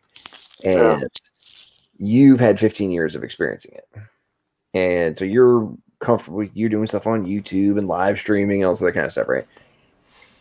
Yeah. However, the people who are your age right now, back in 15 years ago, the whole, they were at a way greater stage of life. And this whole premise of learning an entirely new thing, I'm staying with my flip phone, okay? But when I found it's interesting now that I'm like, I'm getting closer to 40 myself right now. Interesting. And I think about that. I catch myself sometimes of thinking old people don't know how they're using tech, and I'm like, wait a minute. As I'm approaching 40 and this tech's been the whole logic I'm out here, I'm actually not that far removed from some of these people, how old they were when this tech first came out, And I think it's very easy for us to kind of forget perspective based. Our worldview is it's ours, right? It's my perception of the world and my experiences and stuff. And I think very often it's just the natural reaction to kind of we're not consciously trying to put ourselves in somebody else's point of view. And I should know a lot more. I should know a lot more about computing and technology and working these platforms and everything like that. Yeah, but Jungle, you're doing streams on your phone. That's not too It's pretty good because, man, that's as far as I'm really getting here, man. I'm not much farther along. I started, I introduced to smartphones probably maybe 2012 or something. And I couldn't even use one. I didn't know anything about them. I got OBS I hardly use, stuff like that. It's live streaming. But I knew I was going to get left behind if I didn't learn, though. Don't even know how to work it, hardly. Yeah. Well, what's interesting, too, though, I think, is while there's all these new functions that are being expressed or created, the vast, vast majority of them are new software functions, right? And while the capacity of the processes are increasing, the real innovations are coming from the software side, at least right now. So I mean, to me, it's like one of those things of like, once you understand the core requirements and the logic structure and the hierarchy and things that you have to account for, it's like, okay, like just a case in point, pairing your phone with a car, right? Yeah. There may be different. I had a rental car when I drove to Georgia the other day, and I was so annoyed because they had made it complicated to pair your phone. And I'm like, what dumbass decided that you have to only pair via voice command, but in order to do the voice commands, I have to listen to all of the freaking options from the car telling me which number to say. Oh man, John, and I'm like, what idiot came up with this? However, even though I had never been in this vehicle before, I knew that at somewhere in the system there had to be the option for start pairing. I needed to put my phone into scan mode, and then I need to figure out what the process was to actually initiate the two. Like, I knew those were the fundamental root requirements that were going to have to be executed in order for me to pair my phone with the vehicle, right? Even though I never experienced this particular vehicle before, and I had to figure out these additional, barriers to entry, I knew what had to happen. And I knew, therefore, this is what the kind of thing I have to look for, right? And I think, and this is where I'm going with this, kind of applies in the context of the evolutionary arguments and, the worldview that comes from that, of like, if you think that the underlying knowledge base that I had that enabled me to pull off this pairing is not at the fundamental root, one of the required variables is information processing and computational ability. Like, if I have to do something that simple, from our perspective, something that simple requires a very high level computational ability and thinking. And you think that nanotech robots that enable life to exist are not way more freaking complicated than that? And yet they somehow just happened through undirected process? Get out of town, man. It's amazing. Yeah, I sold cars for a year or two, man. That was right when smartphones were getting big, and God, I hated it because it was a new car. If somebody wanted to pair their phone, I had to sit down there, and a lot of times, everybody's phones were different, and it was it was just. You'd spend double the time that you took to make the sale and do all the paperwork, and then you would to show them how to pair the phone. Spent sometimes hours. It was horrible. Yeah, all the different changes. But I think, to me, like the piece that always just really gets me about that example, and so many other examples, right? Like, a couple days ago, I was bashing SFT about not learning how to use StreamYard when he wouldn't look at click the hamburger menu to look to change his name, The hamburger menu. I was giving him grief about it, but it's like, we have this capacity to create stuff, right? And that whole premise of novelty and being, with our intelligence, being able to create things that do not currently exist. And I think we take it for granted as humans and just forget the significance of it. What gets me is that a lot of people give feedback, and it continually, makes it better all the time, the software and stuff. And the user function, everything, Oh yeah. Yeah. I mean, just the whole premise of, user interface design, minimalism, and all the different things that we've been doing, and the changes. I mean, I remember when Parallax came out, the ability to do parallax and web apps and stuff. So freaking cool. Spent all this time doing crazy JavaScript animation, done parallax, all this kind of stuff. And I'm like, and it's super cool. But then it's like, this is kind of complicated. It's like Right? I spent a long time trying to do it, like learn how to build on Kodi, you know what I mean, to make a Kodi build. And then by that time, it's like people were coming with APKs and stuff, just making it so simple where you didn't have to do any of that. So it's like, that's where the money's at, really, I guess, is making things easier, isn't it, John? For people.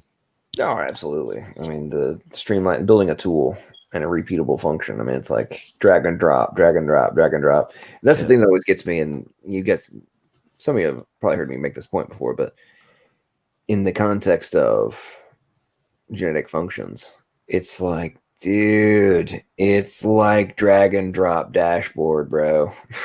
Like, I have the pre-existing capacity for insert X function. In this dashboard, I've decided I'm going to configure it like this. Boom. And now you have this quote unquote unique, customized option that has to have not only all this underlying source code, but like you've also organized them into a different structure, but it's still following the overall architecture or hierarchy. In response to the environment or, feedback or something. Yeah, I mean, the feedback, the environment, the demand, like what determine environmental pressure, right? Like, oh, cool, I need to have my schedule show up more prominently because I'm constantly having to change things versus seeing my email inbox or whatever it might be, right? There's like so many different examples of this, where you can configure stuff, whether it be on your phone, your laptop, whatever. And I'm like, this is what we're talking about, folks. Like, we have functional capacity. We get to organize it in ways we want. If I'm the designer, there's all sorts of different random crap I can do, but I'm not going to go create everything from scratch. Like, I would be an idiot to do so.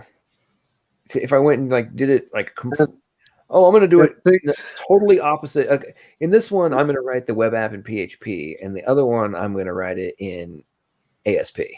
And what gets me, there's only so many ways.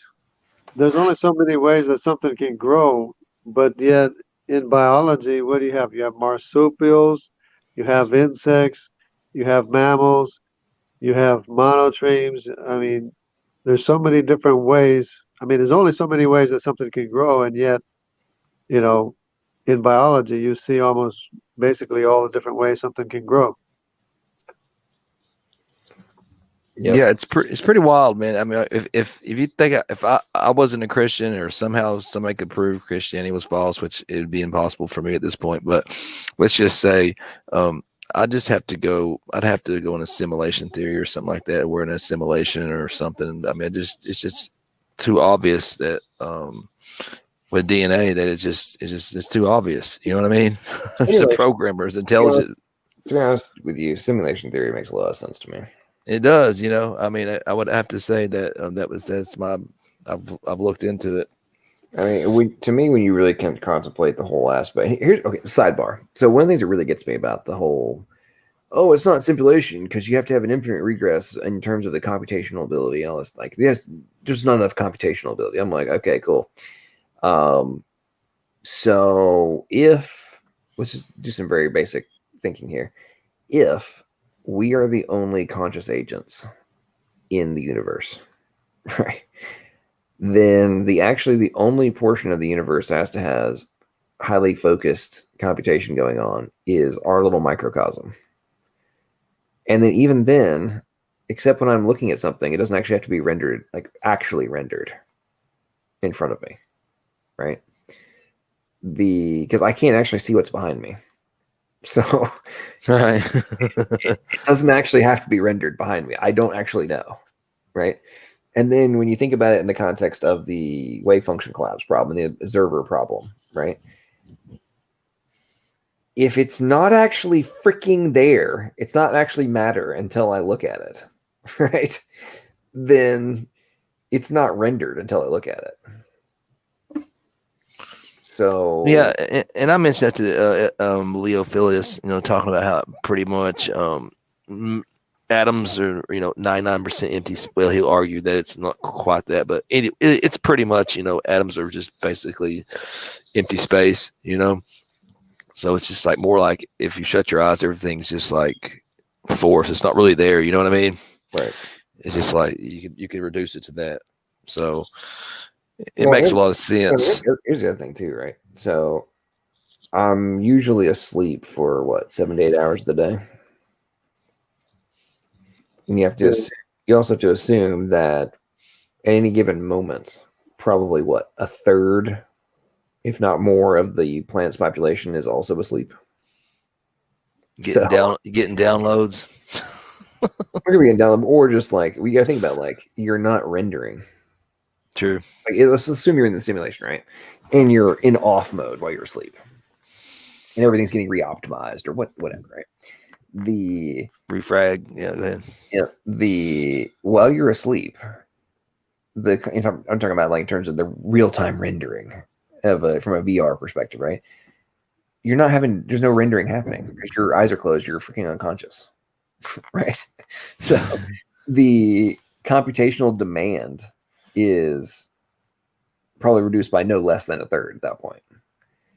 And then you also have to think about it from the perspective that up until the past 2 centuries, there hasn't been that many people on the planet in comparison to where we're at now, right? So we act like, from our perspective, the modern human perspective, like there's all these people, there's all this stuff happening. How could this possibly be happening or being rendered from a computer perspective? Yeah, again, so going back to the whole point of like, if we're the only actually conscious portion of the universe, everything else is like in the distance, right? So the actual detail of the rendering is not going to have to be that high. And there's not that many people. You're actually not looking at that high. I mean, obviously from our perspective, it's a high, computational load. But if you're the simulator, it doesn't actually have to be that hard, right? And if you are the ultimate entity that's external to this, from our perspective, it's impossible, but not from the external entity. I mean, we would, if we were a character inside of a computer game, we would think the exact same thing about the real world, quote unquote, right? Mm-hmm. So you ever checked into like the battle between like the conscious and the subconscious mind? In which context? Like, in context, and like the concept of like 2Us or something like that, because like you have like animals, they just kind of basically follow instructions. From their subconscious brain, so they wouldn't, but we have conscious and subconscious. You have dreams too. Some of your dreams are just garbage, but then once in a while you have a dream that's kind of real. Yeah.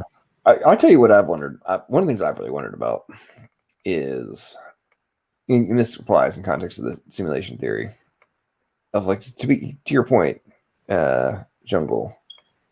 Sometimes I've had it's kind of weird actually. Since my brain surgery, I very rarely dream. But when I do, they're very intense. And when I was a kid, I had extraordinarily vivid dreams, like almost every night. I'm talking like crazy dreams. And I could wake up from them and then go back to sleep and like re-enter my dream state. It was weird. Oh, I've done that. Yeah, when I was younger. You start back, like wake up from a dream. You're like in the middle of a crazy storyline in your dream. Like go back to sleep and like pop back into the dream mode. I'm like, what? My point, like it's like, where is my consciousness go when I'm asleep? And that's what I'm like. Am I going? And who are you talking to in a dream? You're talking to people and stuff, Yeah. It's like, what am I actually? Well, you can see color. You see things and have interactions. So I mean, yep. So that's pretty wild in itself. That it shows that really that because if you shut your eyes right now, your brain is not really seeing any colors or anything. You know what I mean? At all. I tell you what, completely dark in there. One of the things that just fascinates me is the mind's eye. And I'm sure and here's the other irony. Like, obviously, none of us have the capacity to actually know, number one, how I don't know how any of you guys actually experience the world. I have no idea if the way I view the world and the way you guys view the world is actually the same, like visually. I have no idea. Like, we recognize things the same way, right? But we don't actually have the capacity to know if the way I see it is the same as what you see. Even if the red is red, if the orange is orange. Is my shade of blue the same as your shade of blue? I mean, like, we have no idea. Absolutely. We have no way of actually truly comprehending this, right? And I don't know, that kind of stuff just blows I saw something recently. They were talking about in quantum quantum on the quantum level that maybe there's alternative facts. We saw that it came out. I don't know, a few weeks ago in November, but it was pretty interesting. There, I'll find the links. If I can find a link for it in a minute. Yeah, but that whole concept, I think, is interesting. But in Comics of the Mind Eye, like, you mean like the third pineal gland or something? No, I'm just talking about like I don't know. This goes back to one of those things of like how do people experience stuff. Like, you can, well, sometimes either with my eyes open or my eyes closed, but I can, like, in my mind's eye, I can visualize something. And especially before my brain surgery, when I had like a partially photographic memory, like I could literally visualize things in my head and see it like in great detail. And now it's almost fragmented. I can do it to an extent, but not the way I used to be able to. And I've thought about that quite a bit in context of like what were humans capable of in pre the fall and all that kind of stuff. Like originally, I think about that too. Truly, like not just the partially photographic memory I had, like a truly photographic memory. Yeah. At that from an understanding perspective, from a learning aspect, of an understanding capacity of science, and whatever you want to do. Like if you could just remember anything you were ever taught, like holy crap, can you imagine what that would be like? We've lost a lot of capabilities. Well, you understand that quickly as you get older. You know what I mean? How you don't think as quick as you did when you was younger. So like, it makes a lot of sense though. Like as people, I really do think people were smarter in the past. You know what I mean? Very much smarter in the past. But it surprises me how I can remember things. Like where did that come from? Where was that stored? It's like all of a sudden. Well, the recall can be there, like some memories where people's had brain injury and stuff, and they can remember things from way back. I think like your eyes are you're watching things like a camera is being recorded in your brain, whether you realize it or not. Yeah, sometimes I'll use a word that nobody's ever used in like 50 years. I actually read a study on this a while back, a couple years ago. On they were actually looking into are our brains slowing down? I would say so. Are they as we get older, or is it we just have a ridiculous amount of data? Yeah, is it filling up? Yeah, it literally takes longer to access information. Yeah, because kids remember well because there's not much in there. They're like sponges, man. Yep. Well, there's actually something else interesting is like the actual brainwave state is different at different stages of childhood, and they think that's a direct corollary to the ability to basically to learn faster has to do with brainwave state as well. That's one of the variables that helps with that. But one of the conclusions they were coming to in terms of as you get older, it's yes, there is a somewhat of a very, very slight slowdown, if you will. And then obviously if you have like a disorder, you start getting dementia or Alzheimer's, there's like a major problem at that point. But assuming those kinds of factors aren't in play, when you're actually looking at it, it's like, it doesn't look like the brain's actually working any slower or not substantially slower than in an older person versus a younger person. But they were able to see that the pathways seemed to take, more in-depth routing, I guess. And it's taken longer to access the info. That's crazy. Just like if you have a hard drive that's getting packed, you're getting full. Yeah. It takes longer to go through everything. It's kind of interesting. I was going to ask Jungle something. You know how like when I was in my 20s, I got in my later 20s. I was like, man, these 18-year-olds, they just don't know anything. I thought I knew everything at 18, and then I got 20, and then I got my 30s. I'm like, man, these 20-year-olds, they don't know anything. And then I hit my 40s. I'm like, man, these early 30-year-olds, they don't know anything. Jungle, is it keep getting that way as you get older? Yeah. Where you keep picking up more wisdom? Because I didn't even have any confidence to try to teach someone. I wasn't sure about teaching anybody anything until I was at least 40 or 45. Then I started having the confidence to be able to know that I knew what I was talking about to be able to teach somebody else.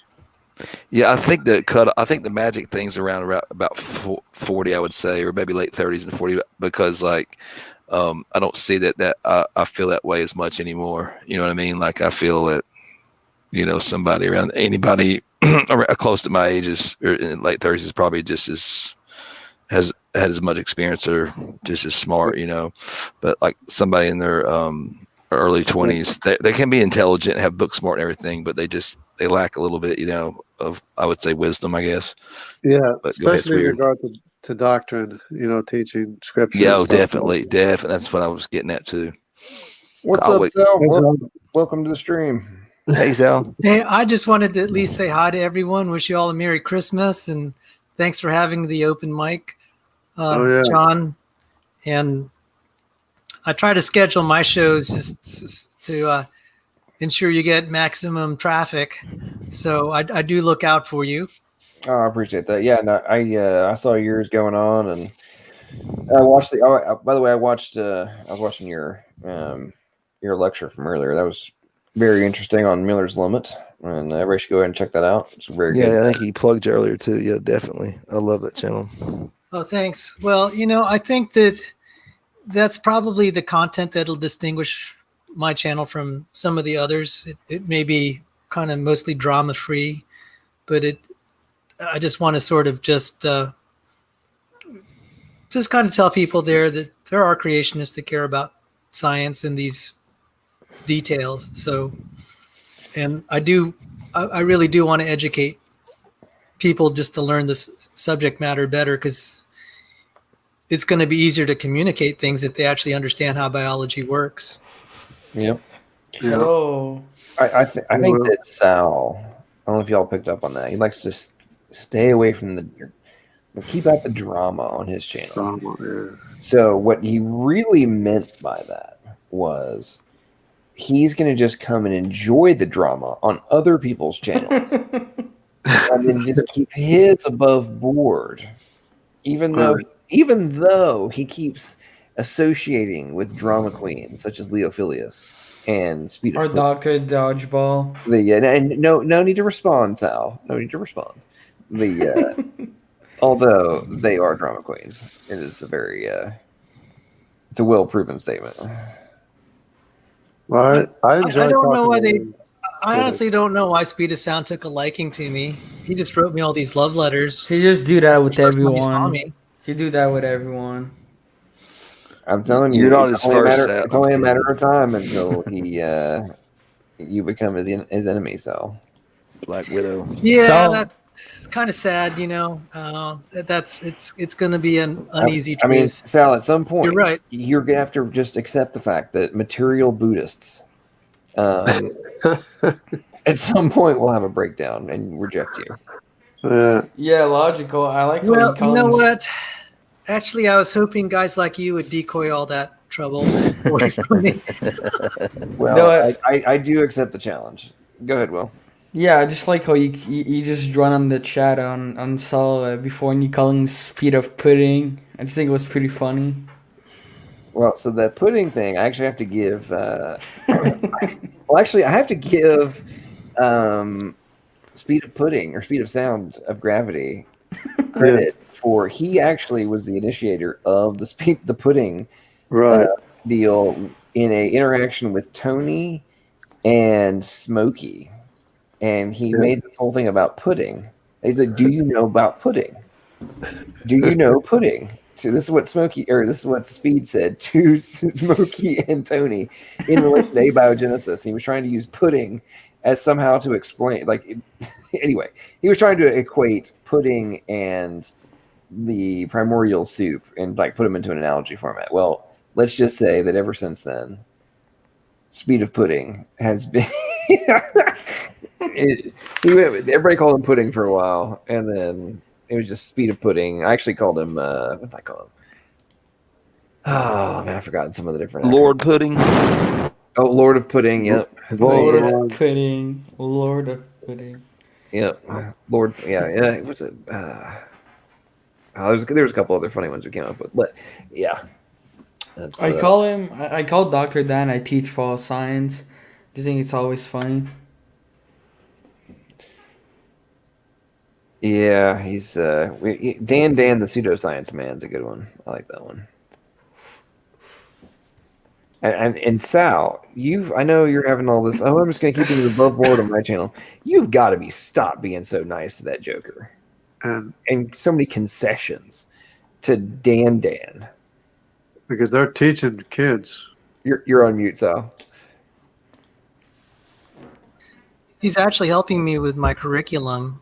So I get all this free editorial review. It's very generous of him. Dan? That's good. Yeah. He actually gave me some pointers. Guaranteed he's looking for a way to screw you. That's probably, well, I will, that's neither here nor there. I'm interested in getting the facts out and getting equality. We're not afraid of what I'm going to tell you something really sad, LPP.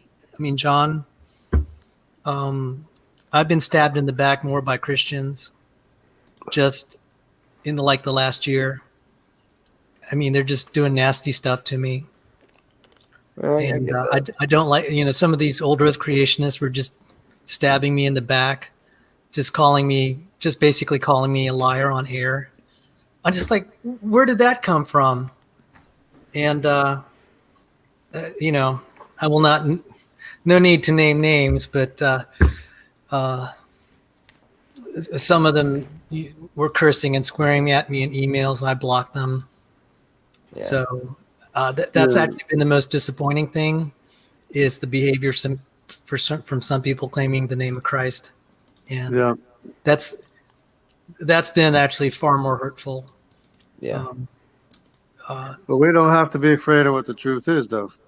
Yeah. Because the truth is what it is, and we can't change it anyway if we try. But just to give a little bit of, I went through school and a work environment, especially school, where almost all of them were non-believers. It just feels really strange not being around them. I mean, after a while, just like, I need some of these guys in my life just so I could feel like, kind of back to normal. I had a beloved. Yeah. Sal has to balance his people living in a state of denial with those who have their eyes opened. Make sure he's walking a thin line of between sanity and insanity. Well, I had a beloved physics professor. He was Richard Dawkins' drinking pal at Oxford before he started teaching at Johns Hopkins. And I wouldn't have made it through school if he didn't encourage me through. And so he's kind of like an unsaved daddy, if you know what I mean. We all have maybe loved ones who aren't saved, weren't Christians, and you're just like, man, this is just really sad. Yeah. And so I think of him a lot. It's like, he didn't know I was a creationist. He might have had a different feeling. Because I remember in our astrophysics class, he made a joke about, he said, the sun's this many million years old. It's not 10,000. And he repeated it. And everyone was laughing, including me, because I said, it's kind of funny. Maybe I laughed because I said he doesn't realize there's a creationist in his class. And then after class, I hung out with some guy, and he said, I'm going off to church, because I was just talking to him. And I said, oh, are you a creationist? He said, yeah. And I was just laughing. I said, you're one of his best students in physics class. You're just like an alien there. Yeah. It was so funny.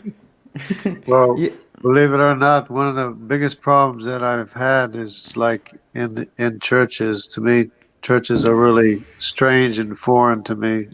Yeah. And I was raised in churches. Yeah, I believe personally, my church, they don't really teach the flood and everything, but I think all the church should have a bit of creationist during the Sunday school, maybe a 20 or 30 minutes teaching about not biology, but just certain thing about science relating to the Bible. I just think that could be a nice part, and that's what I would like to do later on. Just go around and teach how actually you can be a Christian and believe in science. And a lot of Christian the problem that I have is they say no, science is all fake. There's nothing real in science. But this is kind of what really, I think it's sad, because science definitely show the glory of God into His creation, and a lot of people should look more at it. Yeah, I had trouble. I knew that I could never start teaching, Mm-hmm. you know, in the church because I knew I would run into the creation problem and there would be a big fuss and discussion as to the age of the earth and everything, you know. So Yep. When I first met Saul, I was like, oh, he seemed to be like such a skeptical. But when I really realized who he was, I was like, what a wonderful person. And I really liked the last class we had there, Saul. I'm definitely looking to another one. Have look into Perry Marshall. He has a bit of teaching on DNA and all the type of stuff. Take a bit of note, and I really enjoy it. It's really nice to see how biology is really fun.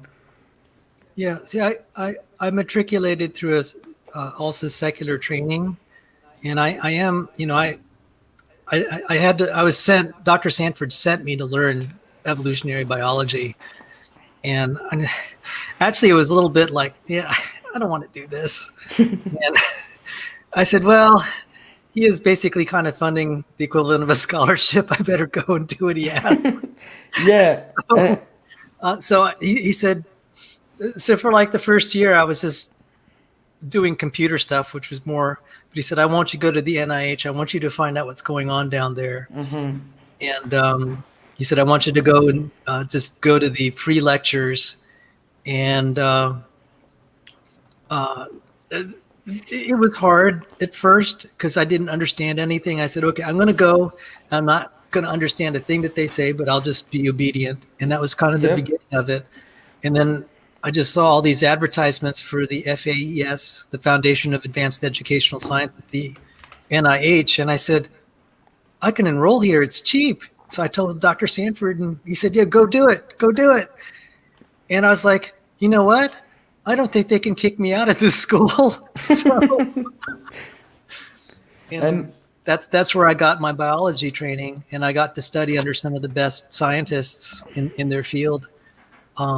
One of my professors, an evolutionary and computational biologist, he was on Eugene Koonen's staff. So I just I couldn't have landed a better training from the people who are actually at the cutting edge. And again, that's kind of sad because this professor I just loved to death. He was always very nice to me, and he's just a swell guy, and I'm just like, yeah, it's just too bad we're on the other side of the issues. And he did give me training. So Erica and I have tentatively planned to just compare notes, how we learn to do what they call molecular phylogenies. And so we're trying to work out a time where we could just compare notes. And you and who? We're going to have a show where we compare our methods and materials. So that would be interesting. Sal is, he's gonna tolerate the monkey lady. Dude, what do you have against monkey? But I heard there's a remote chance I might get involved in the debate with her. It's like, nah, I don't like debating friends. But who, Erica? Yeah, we'll see. I don't know. You know how it is in modern day debate? They just kind of have a pool, and they try to reach out for people, and they offer. It's like, anyone want to take this? So I don't know what's going to go down. If someone else, Erica is a snake. Oh yeah, yesterday he got her piss off. What happened? I said John got her piss off. I got into it late last night. With Erica? Yeah, she was a bit drunk. Oh man, that's disappointing. Well, here's the thing, like, John really wanted her to come on, and I wanted to, like, her to come on because I just wanted to, like, learn a bit about her. And what I actually, like, realized is it was really funny because John says you're deceitful, blah, blah, blah. And Erica was just like, I think the same of you. And that was a pretty nice conversation, though. Oh, yeah, we got into it back and forth for a while. Yeah. Yeah, I don't think Erica actually understands anything other than, like, top level concepts. She doesn't not actually understand anything. Like, she doesn't actually understand what would have to be really being accomplished in proteomics, for example. Well, doesn't she study bone? Like, is he not a pantheologist or She something like studies that? the high level, the macro level. Surface. Oh, macroevolution. She's not actually studying what has to happen on the molecular level. Oh, okay. So And that's like she understands the general concepts, but she's not actually like contemplating what actually has to be occur. Like for her model to be true, what actually has to have happened. And it was pretty obvious from the. Well, John, that's not what had to happen. We just had to have more. You know, there's had to be a repeat of. You had to and now you imagine. have new, and now you have new digits. Like. Yeah. I understand the talking point. I Magic. understand the talking point that you're spewing right now. That you're still missing the fundamentals of like this has to be happening in a very controlled manner with a preset gene regulatory networking and all these other things in order for this to become the new normal. Like, yep, that's. I picked that up when she was on Reddit, and by the way, that was really funny. I said, "Who is this dude? He's like so kind of mushy, you know." I said, I never met any dude like this who's, you know, usually they're screaming. Gutsick Gibbon was really nice to me. And then I found out she's a girl. I said, that explains at least something. Women are deceitful. So, like Sal, for example, last night, Sal, it was we were like arguing this whole thing over like new function, and of course she tried to just be all nebulous and dance around on it, and then it's all like, well, you can just all you have to have is the node for it, and then you just express, and you can have additional digits, and that's how new things formed. And I'm like, so you're saying that just because you have two, each organism has a Hox gene, you're saying that there's no additional both genetic regulatory components as well as epigenetic factors that are resulting in the end structure that's being expressed through this very similar Hox gene, but ultimately ends up in the specific shape, dimensions, et cetera, of whatever the function is in this other organism. Like you're and like, no, it's not that different. I'm like, yes, it is. There's all sorts. I'm not saying there aren't similarities, but there's also massive differences that result in the end outcome. Does that make sense? End result, yeah, the end result is what they keep forgetting. Mm-hmm. Well, I know that she's not that into the molecular stuff, and then I got into it. Actually, I was one of my shows this week. I actually did get mad at someone. I mean, two people. One, I told him to leave because I told her to leave my channel. I was fed up with her. She was just making cheap shots at me. What I mean by cheap shot, they could do science stuff, but they're saying, Sal, will you stop talking? And like, stop talking about your experiences at school. And just like, if you don't want to hear me talk, just leave. Yeah, well, I mean, because I was talking among students, and it's like that's totally normal to kind of just relate things about. They would appreciate that, and it wasn't even that much. I just thought it was that set me off, and because the day before, an old Earth creationist was just basically calling me a liar on air, and just like, where did this come from? And he was interrupting me, and then also Jackson Wheat finally, he just got on my nerve. I was trying to explain to him the difficulty of eukaryotic evolution, and he kept interrupting me. Like I would speak for 10 seconds and he'd interrupt me. And then he admitted, he said, well, you know way more about this than I do. And it's like, well, then why do you keep interrupting me? Maybe you like shut up and listen, right? So I actually lost my temper after I said, I'll deal with this. So I had a whole show just kind of, Iana Tangela had a show, and I was just teeing off, not trying to attack him personally, but just trying to just argue the facts and say, Jackson, this is what you missed out on. If you'd bothered to just shut up, you'd actually might learn something, because you acknowledged I know more than you on this topic. And he's asking me why I don't believe in common descent. And it's like, okay, if you want me to really explain why, you shouldn't be interrupting me. And I was just, so yeah, I do get mad sometimes. And so John, you're right. It could be inevitable. I'm going to have an impasse with someone. I mean, I was on reasonably good terms with Jackson for about 2 years, but that was the last straw. Jackson's a goob, and he's a goober, And he and Downard and some of these other folks, they're coming to the realization that they are getting absolutely annihilated. And their worldview is crumbling. Are they like atheists? I mean... Now, I did... Oh, go on, John. I'm sorry. I interrupted you. And in Jackson Wheat's perspective, and Standing just talked about this, the fact that idiot debated Dr. Anderson... Kevin Anderson. That was a dumb move on his part, because he got absolutely crucified. And when he actually questioned the paper, or he questioned Dr. Anderson on the Linsky experiment, and like straight up said he was not telling the truth, and he's like, "Well, I'll pull up the paper," and made him. Well, no, actually, Jackson suggested it. Okay, actually, what happened when it started the whole thing was Jackson pulled a R.J. Downard and demanded to see the literature, and he's like, "Okay, here it is."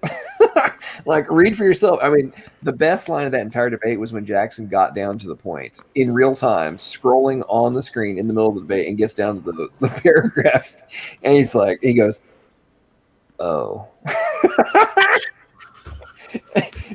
and realized there was he had just pulled up the absolute utter backing and support of the point that Dr. Anderson had been presenting, that he had said it didn't exist. Oh, it was too good. Hey, Chris, man, thanks for joining us as always. Thanks. Good night, man. Yeah, see ya, Chris. God bless. Yo, Saul, can I ask you a question real quick? Yes, could I wanted to just finish. Yeah, go ahead. Go ahead. Hey, thanks. I did get one thing from Dr. Dan and Raw Matt yesterday, and Dr. Dan politely responded to a question. I asked him, do you accept the mutation rates by Parsons, this paper in question? Is this that's the what, 98, 99 paper, something like that, right? Yeah.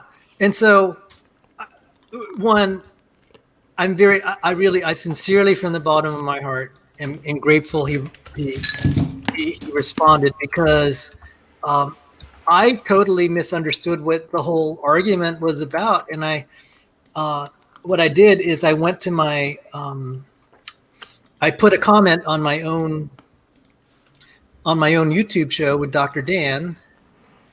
And let me see, just to be fair to him, I'm just going to quote what he said. See if I could find, and then I'll get to your question, Will. But this is just for the record. In the comment section from my show with him, I said, let's see if I have it here.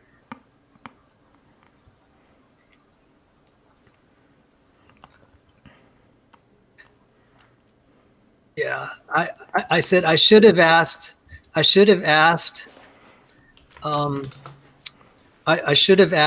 Dr. Dan what he thinks the pedigree mutation rates are, and if he accepts the Parsons result. And he responded that he said, he's pretty much fine with it. I'm just like, well, is there really a debate on this then? Except now how we're going to interpret it. Hold on. So he conceded that the rate is correct? Okay, here it is. Evidence and reasons. I said somewhere, I'm more or less fine with Parsons' rate. That's the 1997 paper that said mitochondrial Eve is 6,500 years. I'm rather certain that on multiple occasions, prior to that interaction with him that you're referring to, I'm quite certain there were multiple instances where he strongly insisted that standing for truth, according to Parsons' paper, was complete and utter bovine scatology. Well, I'm going to let everyone kind of just go to the record, but if they go to my channel, and there is, you'll see some of the exchanges. So Sal says in one of the comments, I should have asked Dr. Dan what he thinks the pedigree mutation rate is. That would make a lot of things moot if Dr. Dan accepts the Parsons rate, and moot whether SFT's computation of the pedigree rate is informed or not.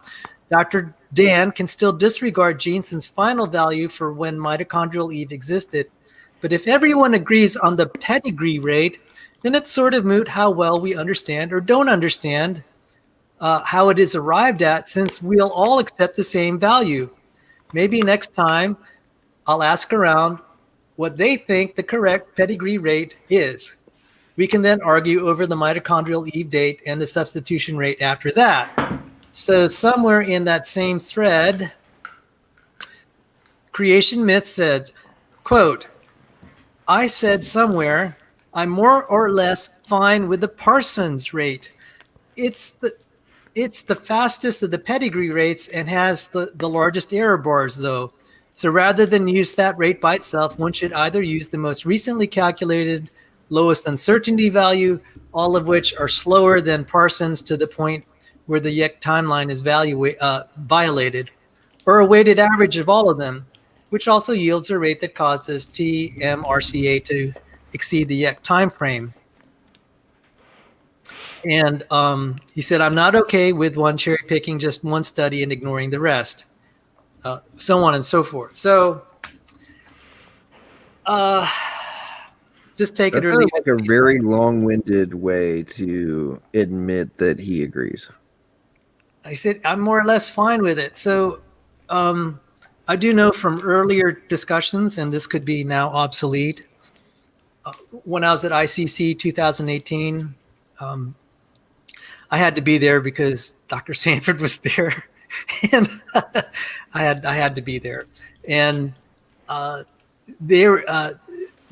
best values for mitochondrial Eve were there was a sizable error bar from like 6 to 30,000 years at the time.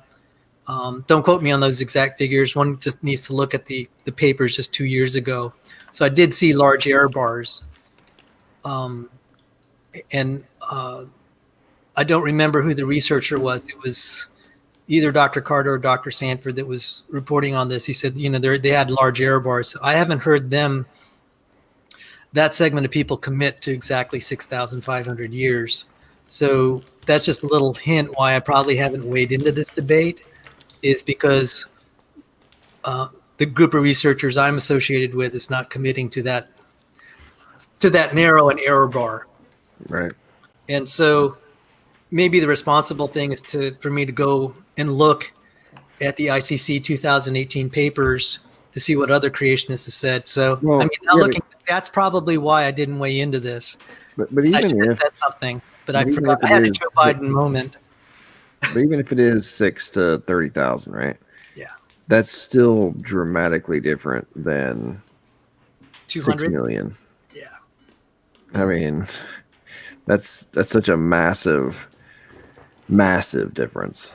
And when you think about the requirements for conservation rates and all those different, I mean, I really don't understand how Haldane's dilemma and all the different, all the different factors.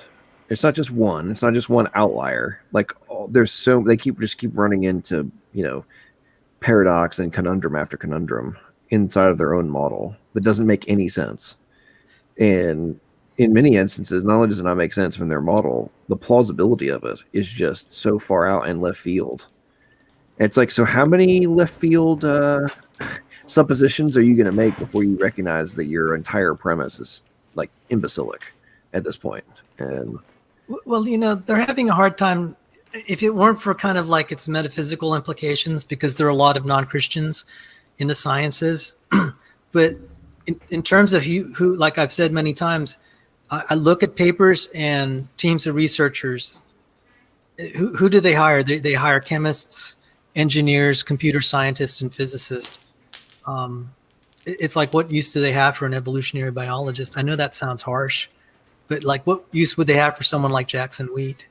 Mm-hmm. I mean, if that's the way he's interacting with the biochemist and he's just not even studying proteins, it's like, dude, the only place you'll feel like you belong is where there are other people just making up stories about the fossil record. Well, to me, you're not going to be doing medical research.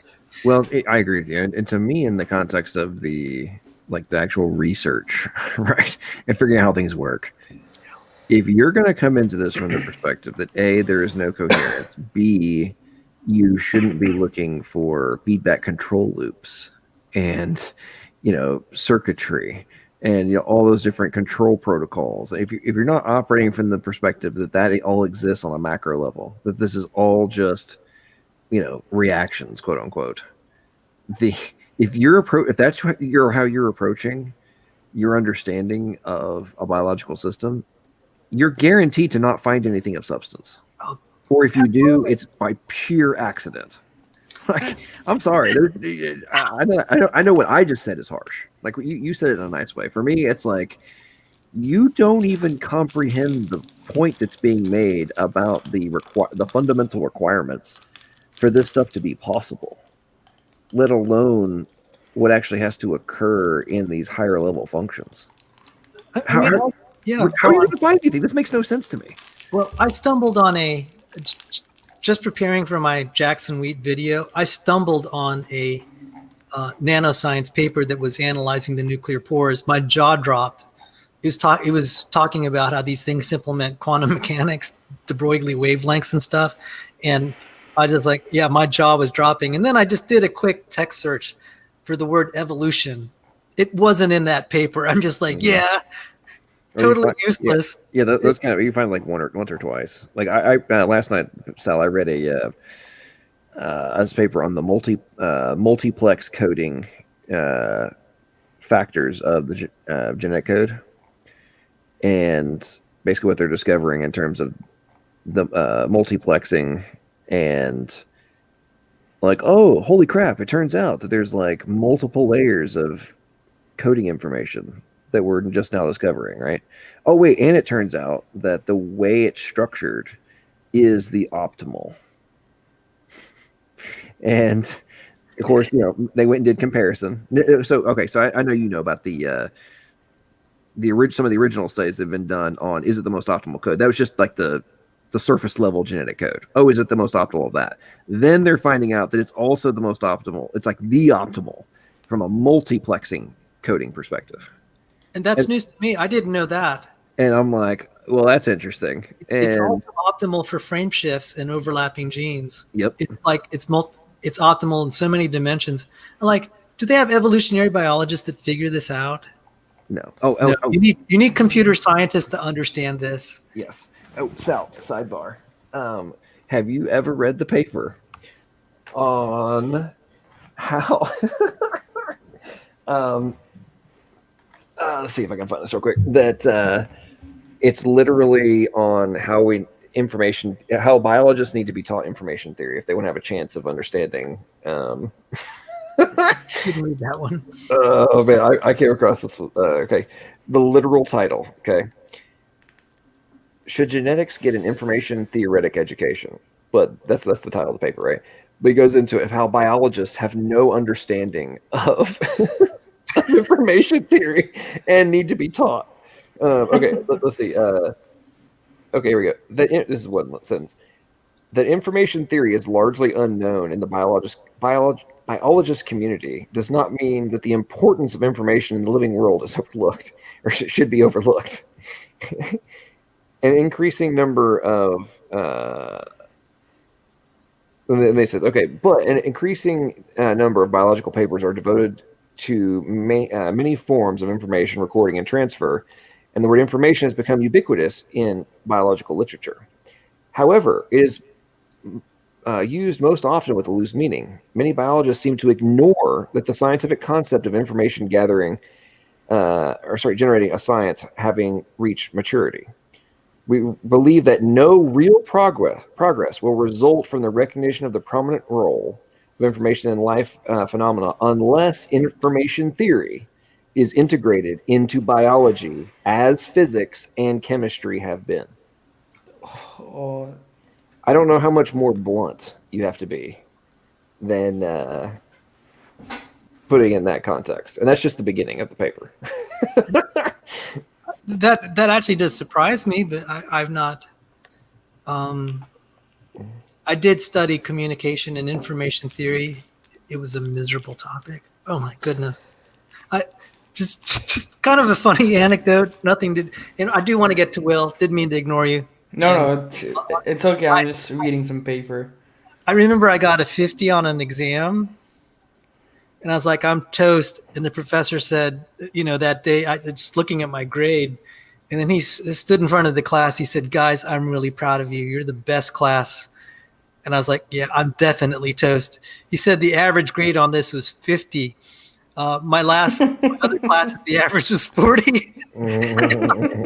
Because I was sure I flunked. Oh, hey, another quick sidebar, and then let's turn it over to Will. I understand. I think I know why. A couple streams ago, when you and I interacted, you and I had a brief conversation about entropy. Because you've been talking to Leo about that in terms of like the joule per Kelvin, all that kind of stuff, and how entropy can be overcome, et cetera, et cetera.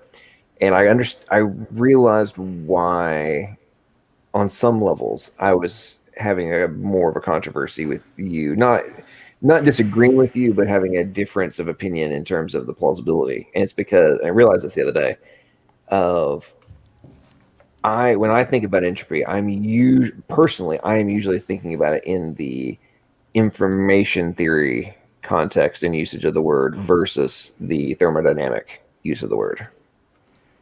And I blame it all on Shannon for using that word in his paper. But I think it's easy to forget the similarities, but also the substantive differences between the two words, or it's the same word, but the slightly different definitions of it. I just wanted to weigh in on that. We can actually express thermodynamic entropy in terms of Shannon bits. I may do a post on that. Well, no, I know you can. I know there's overlap, and you can express is an information theory, but I'm saying that the actual entropy there's similarities and differences, I guess is the point I'm making. Anyway, continue. But that's neither here nor there. But there are a lot of shows that I think I just like to comment on. That's just pure nerd talk. But I'm hoping that it can contribute to the conversation. So, John, if it's okay, I'd like to take Will's question. Yeah, go for it. Will, go ahead, man. You're patient. Oh no, it's okay. I was just reading this article. It was pretty nice. So Saul, when we emailed you, you said you kind of hold to a theology of reform. Do you mean Reformed theology or Protestant theology? Are you like leaning to Calvinist side? People would describe me as a Calvinist. Yes, I really don't like labels. But if someone said, "Are you Calvinist?" I'd prefer not to adopt that label. I would say people would describe me as that. That would be probably more accurate than saying I'm an Arminian. And I'll tell you just basically why. I mean, I just think it's a miracle that I came from a country. I could have been born in a country where I didn't hear the gospel, but then my parents immigrated here and I got to hear the gospel. And it's like, why me and not someone else? You got elected, Saul. So that's just how I feel. It's like they're just things that have happened to me that I'm like, I didn't deserve that. And why did I get the break that no one else got? I mean, something as simple as being in a land where the gospel is at least available, versus some of these other countries. And you read their history and it's really saddening. There's no mention of Jesus in their life. So you kind of hold to an election point? Yes. So do you hold to atonement?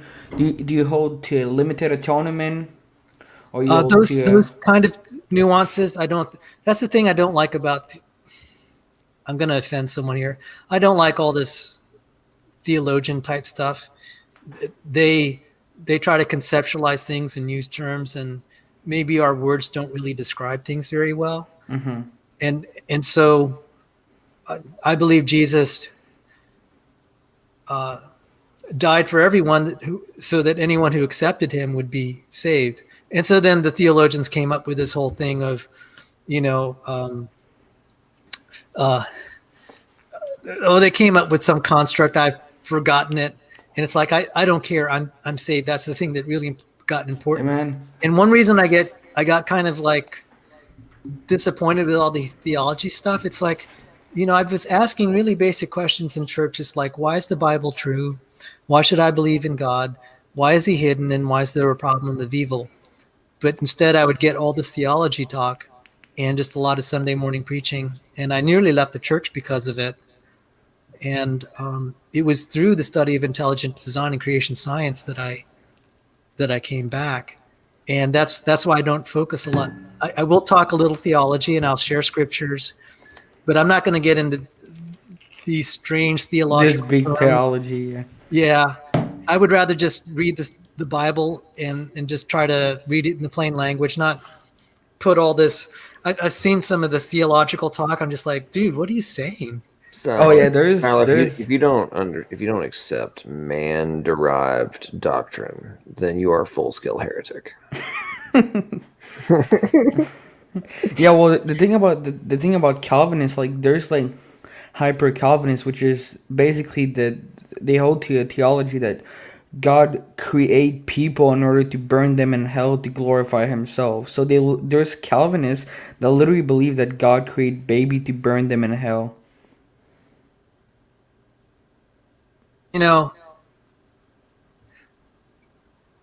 I would just say, just like that blind man who got healed by Jesus, I was blind, but now I see. That's all that matters to me. I mean, I'm not going to get into these. Yeah. I'm not going to be getting into these theological discussions that much, except unless people ask me, why is God being so hidden? And then I'll quote some scriptures. I'll say, well, it says in 2 Thessalonians 2:11, and I think this is actually going to come out in an apologetics book, because I know someone who's going to quote 2 Thessalonians 2:11 and 12, and I heard Kent Hovind quotes this, that God sends them a strong delusion so that they'll believe the lie, so that they'll be damned who love not the truth but have pleasure in unrighteousness. I'm just like, yeah, God's going to make it really easy for people to just send themselves to hell, and that's kind of medicine. And just today I was hearing in the book of Galatians where they say some of these people that are really attacking Christians, they said that's a sign of their perdition. And that's the word that was used to describe Judas, the son of perdition. Yeah, the son of reprobation. Yeah, I don't know all the mechanics of this, but all I could say, I was blind, but now I see. I got a break I didn't deserve. And I think a lot of Christians have said to me too, that they said, yeah, it's a big opening, right? Why did I get these breaks? I got so many breaks in life, and I'm here. And then they'll have unsafe friends that didn't make it. And the thing that I realize is once God like really open your eyes, you're like, wow, what world am I living in? It's like it's a complete different place. I mean, it just switched to like no color, two color. You actually see what's going on. So I guess that's just the thing is we're put in situations where you realize, oh my goodness, I had nothing to do with this and nothing to do with all the good things that happened in my life. And that's the way I view grace. Yep. Now I know where I was headed. So there are things where I'll be confronted where these unbelievers will say, well, why doesn't God show up and do what I ask? And I'm just like, yeah, that's part of the problem. He's testing to see how much you really want it. He's going to let you just follow evolutionary theory and you have no direct evidence of it. And yet you're complaining. You put your faith in this. Some of these guys will spend their whole life for fantasy. And then they complain that they don't have evidence for God. I said, do you see the hypocrisy here? Yeah. I mean, you're trusting in something you can't see, prove, or test. And yet then you're complaining about God not showing up. I said, do you know how ridiculous you guys sound? Yeah, I mean, he did, but they nailed him to the cross. He did reveal himself in real life, but they just straight nailed him to the cross. The whole hiddenness of God, supposed argument from the atheist, agnostic, whatever deniers. In my opinion, especially what we know now, God is not hidden at all. God is obvious. Yep. It's everywhere. You have to do exactly what Richard Dawkins said and say, even though it looks like design, make sure you keep telling yourself that it's not. It's like, so just take that onto the theological level, or the theistic level. I know everything looks like God exists, but just tell yourself he doesn't. And every time you start to doubt yourself, just remember, God does not exist. It's in your mind. He's a sky daddy. I mean, that's what they have to tell themselves, literally. Yeah. To avoid the obvious. And I've actually been thinking about doing a video on, I've been trying to come up with a funny acronym for it. But basically the premise will be, how atheists avoid the obvious, or how atheism requires avoiding the obvious. Yeah. And because you have to. I mean, and the irony for that, and the reason I say that is proven beyond all doubt, at least from my perspective, is how many times whether it be a philosophical, just a straight logical, or a scientific, whatever the argument is being presented to the agnostic or the atheist, they literally claim, they freely admit they don't have a clue. They have no idea. They've never looked into it for themselves. They have no intention of looking into them for themselves. Yet, they categorically accuse you of being wrong. Mm-hmm. When they don't have a clue. Like whatever you're saying is 100% wrong. I have no idea what the hell you just said. I have no idea if what you said is true, false, has any substance, any foundation whatsoever. I'm not going to go look for it for myself. I'm actually going to tell you out loud that I'm not going to look for it for myself. I just know that you are 100% wrong and God does not exist. That's Matt Dillahunty. What? Yeah. That's Matt Dillahunty. He said, well, if God wants me to know him, I'm going to, he'll have to show up because I'd rather go play video games. And I'm just like, okay. He has. Don't you? It's like, I wanted to say, okay, I'm not going to argue with Matt on that. But you see, God is testing who really wants it, who really wants him. I mean, the people that don't want him, he's just going to say, okay. Make your decision. Jesus said, by your own words, you'll be condemned. If they had all the evidence God's real, they would not accept him. Yeah, they'd rather go to hell. And guess who showed up on my channel and said that indirectly? James Downard. He was quoting John Stuart Mill. So there you go. Now, I'm not attributing that to James Downard, but I would like to ask him, do you subscribe to that? Because he said you're a big fan of John Stuart Mill. I'm a big fan of some of his, me personally, I'm a big fan of some of his quotes, like on liberty. But on my channel, I can't believe James Downard showed up. And the first thing he quotes, he said, look what John Stuart Mill said. He said, then I'd rather go to hell. I'm just like, yeah, I wonder if you feel the same way, RJ. Yeah, it's like, I don't remember who said that, but he said if he would see Jesus, like if he were to die and go at the gate of heaven and he were to saw Jesus, he would say, go to hell. Yeah, that was a Downard. Downard has said things very, very similar to that. Yeah, I mean, this is kind of like the hatred of God is really there. And I like how Perry Marshall quoted, we're not trying to prove the existence of God. We're just trying to stop the war between it. And there's like... So God is proving what is in their heart. Yeah, that's based on Deuteronomy 13, verses 1 through 3. And what also surprises me, and John Maddox got this out of Amy Newman, and was saying, well, or if you saw these miracles, would you believe? And Amy just kept saying no. And I'm like, I wanted to say, and I just didn't want to get into it. I wanted to say, so you believe in evolutionary theory and you can't prove it. So that's what I think, this double standard. It's like you'll believe something you can't test or prove or verify either. But then when it comes to even this hypothetical that God shows you something, you're going to suddenly just start being an ultra skeptic. I'm just like, yeah, I get it now. Yeah, it's funny. Sal, a couple weeks after that one, there was another guy, atheist, that came in late night on one of my streams, and I went down a very similar rabbit hole with him as I did with Amy, and exact same response. I just don't know. I just don't know. I don't think so. It wouldn't convince me. It wouldn't convince me. And I'm like, and by the way, Sal, with him, this guy, I got even more detail. One of the examples I gave was he had kids. And I was like, okay, so you have a daughter, son. Oh, I have a young daughter. Okay.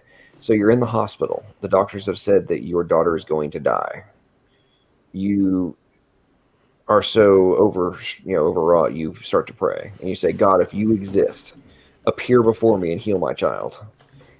And before your very eyes, somebody comes and says, I'm going to heal your child. Goes in, puts his hands on your child. The doctors come in. Your daughter is healed.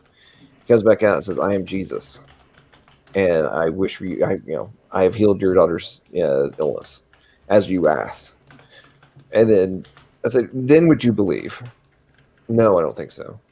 I'm like, so you literally prayed for God to heal your daughter who's about to die. He comes and saves your daughter in front of your very eyes, and you still would not believe. Yeah, nothing will make them believe. Yeah. And then you know what? I'd follow up. I said, do you believe in evolutionary theory? And they'll swear that it's true. I'm just like, yeah, that tells me everything. Yep. Atheist Fantasyland projection complex in full display. Just imagine. Yeah, I mean, it just makes me think about, John when he says, that the light has come to the world, but men love darkness rather than light because they don't want to come to the true light. I mean, you can sense this. There are some atheists I don't like, but there's some that my heart really goes out to them. I actually like the other guy in the debate, James W. He had a really nice, really sweet guy. He was Amy Newman's partner in your debate. Like you said, he's a really sweet guy, and we had a nice talk on my channel. And I was just like, Lord, he's so lost. I'm not going to try to convert him. That's not, all I could do is just be a nice guy to him, and that's it. But I really am a little heartbroken over him. Yeah, James. I mean, that does hurt. There's really nice atheists. Yeah. But here's the interesting thing I found is a lot of the ones that are nice, usually they are just so mentally lost. And I don't mean lost as in they're off being all crazy sinful. That's not what I mean.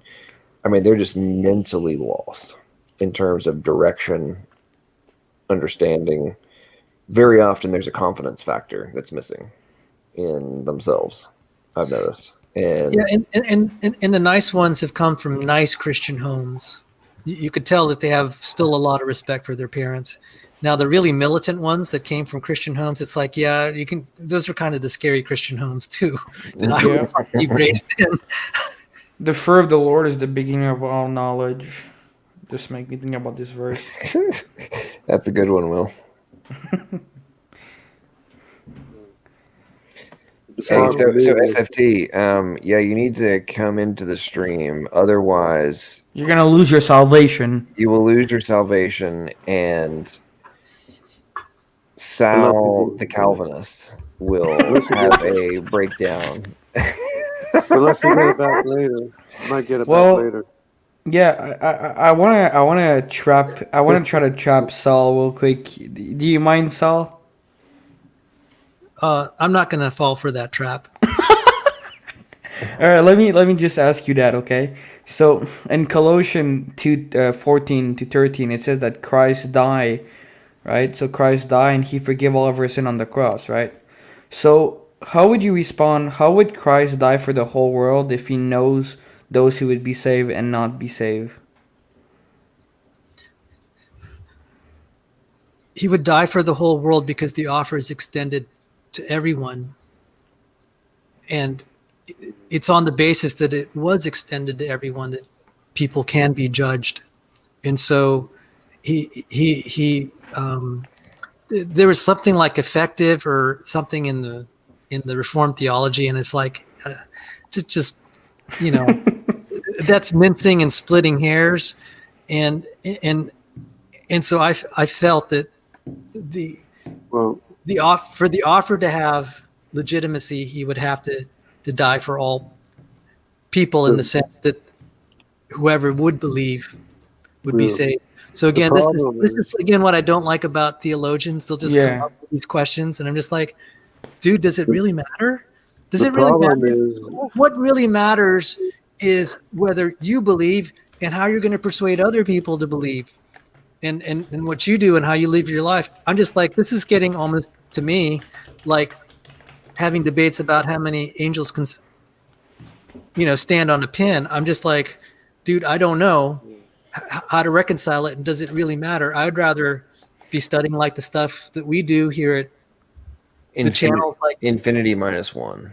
Yeah. The problem with that. The problem with that is that if you say God didn't die for everyone, and then that would mean that they would have to die immediately, and they wouldn't be able to live, because God can't have anything to do with anybody without the provision of the blood of Jesus in order to send them the Holy Spirit to convict them of sin, righteousness, and judgment. Yeah, here's how I respond to Colossians 2:13, 14, when Calvinists point out to me. I respond that Christ died for the whole world, as the scripture says. He says he didn't die only for sin, but for the sin of the whole world. But I say that this sacrifice is for the whole world, but only efficient for the believer. Oh, and just to answer your question more directly, they had the 5 points tulip. Yep. I'm a twip. I'm not a tulip. I'm a twip. So I don't go for this limited atonement. So the whole I may not even be a twip. I don't know what I just, like I said, if people ask me what I believe, I said I was blind, but now I see. No, I got a break that I didn't. No, Sal, I'm sorry. If you don't have full understanding of all doctrine, and reach, you're gonna lose your salvation. If you do not reach a formal conclusion on all doctrine, even the ones you have not studied, therefore you are not saved. Well, the first problem is naming a name other than Jesus. We don't go by any other name other than Jesus. That's the first problem. What about Jesus? Everyone. That's okay. Everyone except the officially lost his salvation in the chat. So, Safety, I'm sorry to tell it to you, buddy, but here we don't hang out with un-Calvinist people. I'm kidding. But, yeah. I tell you what, man. My biggest problem, not with the Calvinists in general, but my biggest problem is with people who, and if anybody does, I apologize for what I'm about to say. Not really, because I think I'm right. But this whole premise that somehow we are saved through works. They don't believe that. It makes absolutely no sense to me whatsoever. No. Literally every single component of the entire necessity of needing a savior is that we do not. Nothing we could possibly do has the capacity to atone for our own sins. Yeah, well... Therefore, if that is the case, then there is literally nothing we can do to merit salvation. And if there is something that we can do, then there was no need for Christ to die for our sins. Christ died in vain. If That's there what was the scripture says. Right. And like that nuance, that's not very nuanced, in my opinion. It's rather directly stated that no man can fulfill the law, and therefore we are all sinners, and therefore since God cannot atone or abide by sin, then we were all doomed. Like, it's clearly stated, it's clearly delineated. And to me, I view this whole salvation through works as a direct slap in the face of the Almighty and a direct insult to the sanctity of our salvation and the fundamental necessity that is the blood of Christ.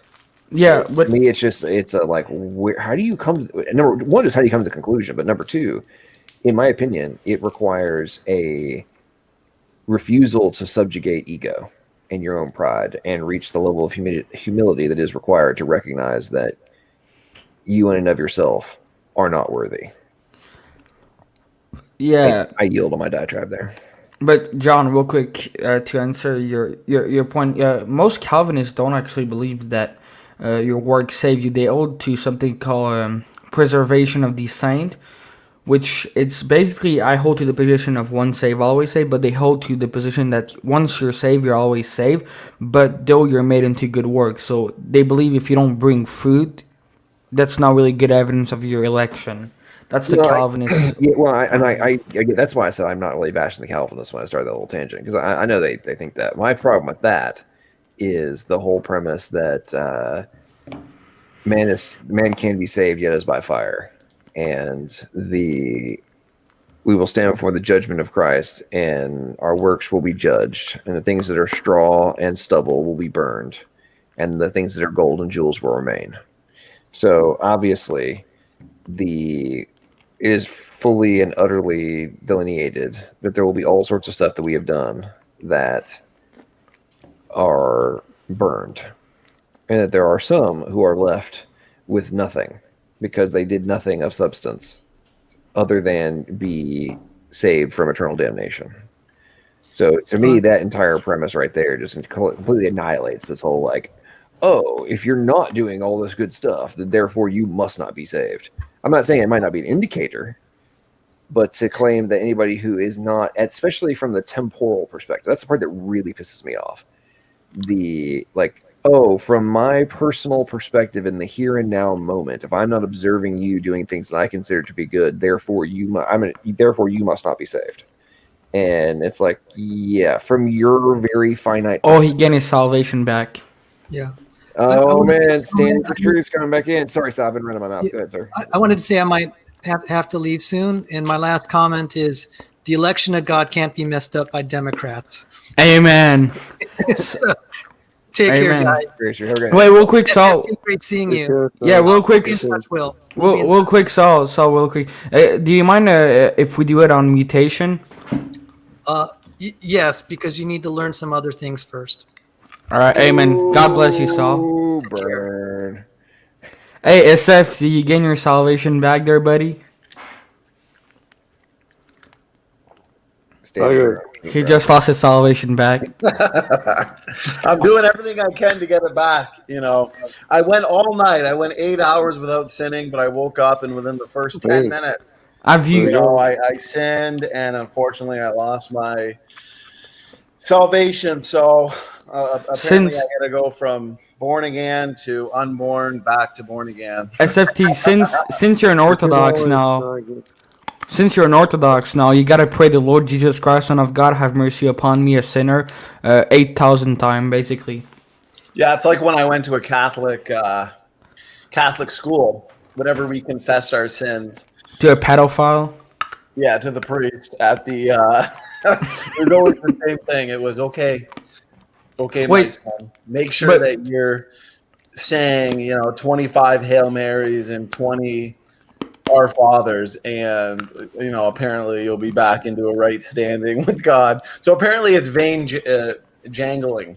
Yeah, does the heathen think because ye pray in repetition, I shall hear them more? And do you know, actually, there's an Orthodox monk. His name is Nathaniel, Brother Nathaniel, they call him, and he prayed literally the Lord Jesus Christ, Son of God, have mercy upon me, a sinner.